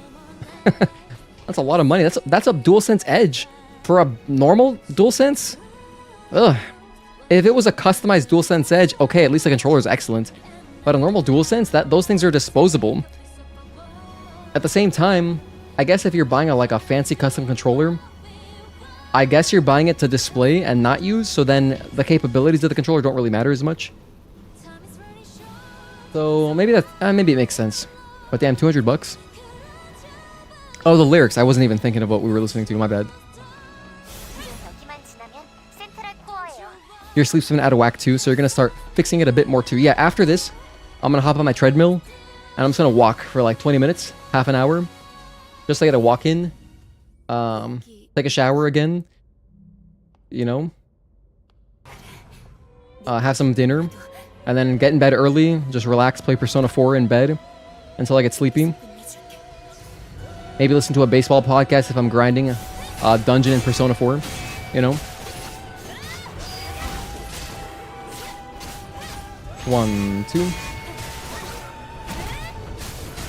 1, 2, 3.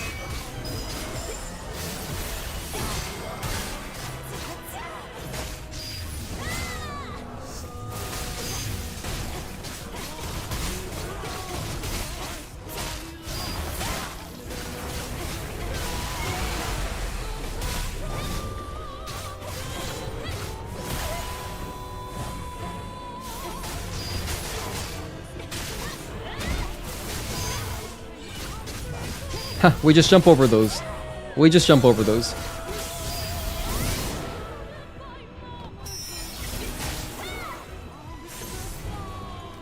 Nope, don't do that.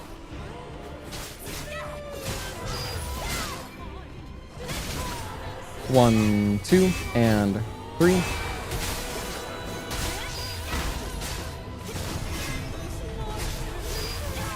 Damn you. One and two.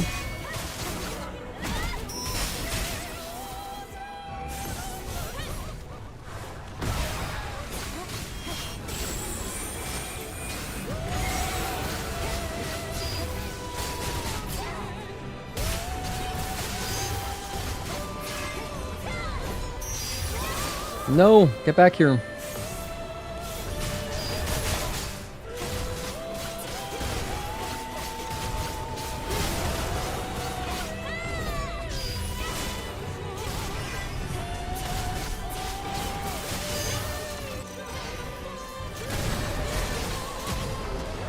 Okay, that was a... Okay, if you count that... If you forget about that dumb hit that we took in the Hypertube, that was a Hitless Spire. That was a Hitless Spire otherwise. So, I mean, that's nice. That is nice.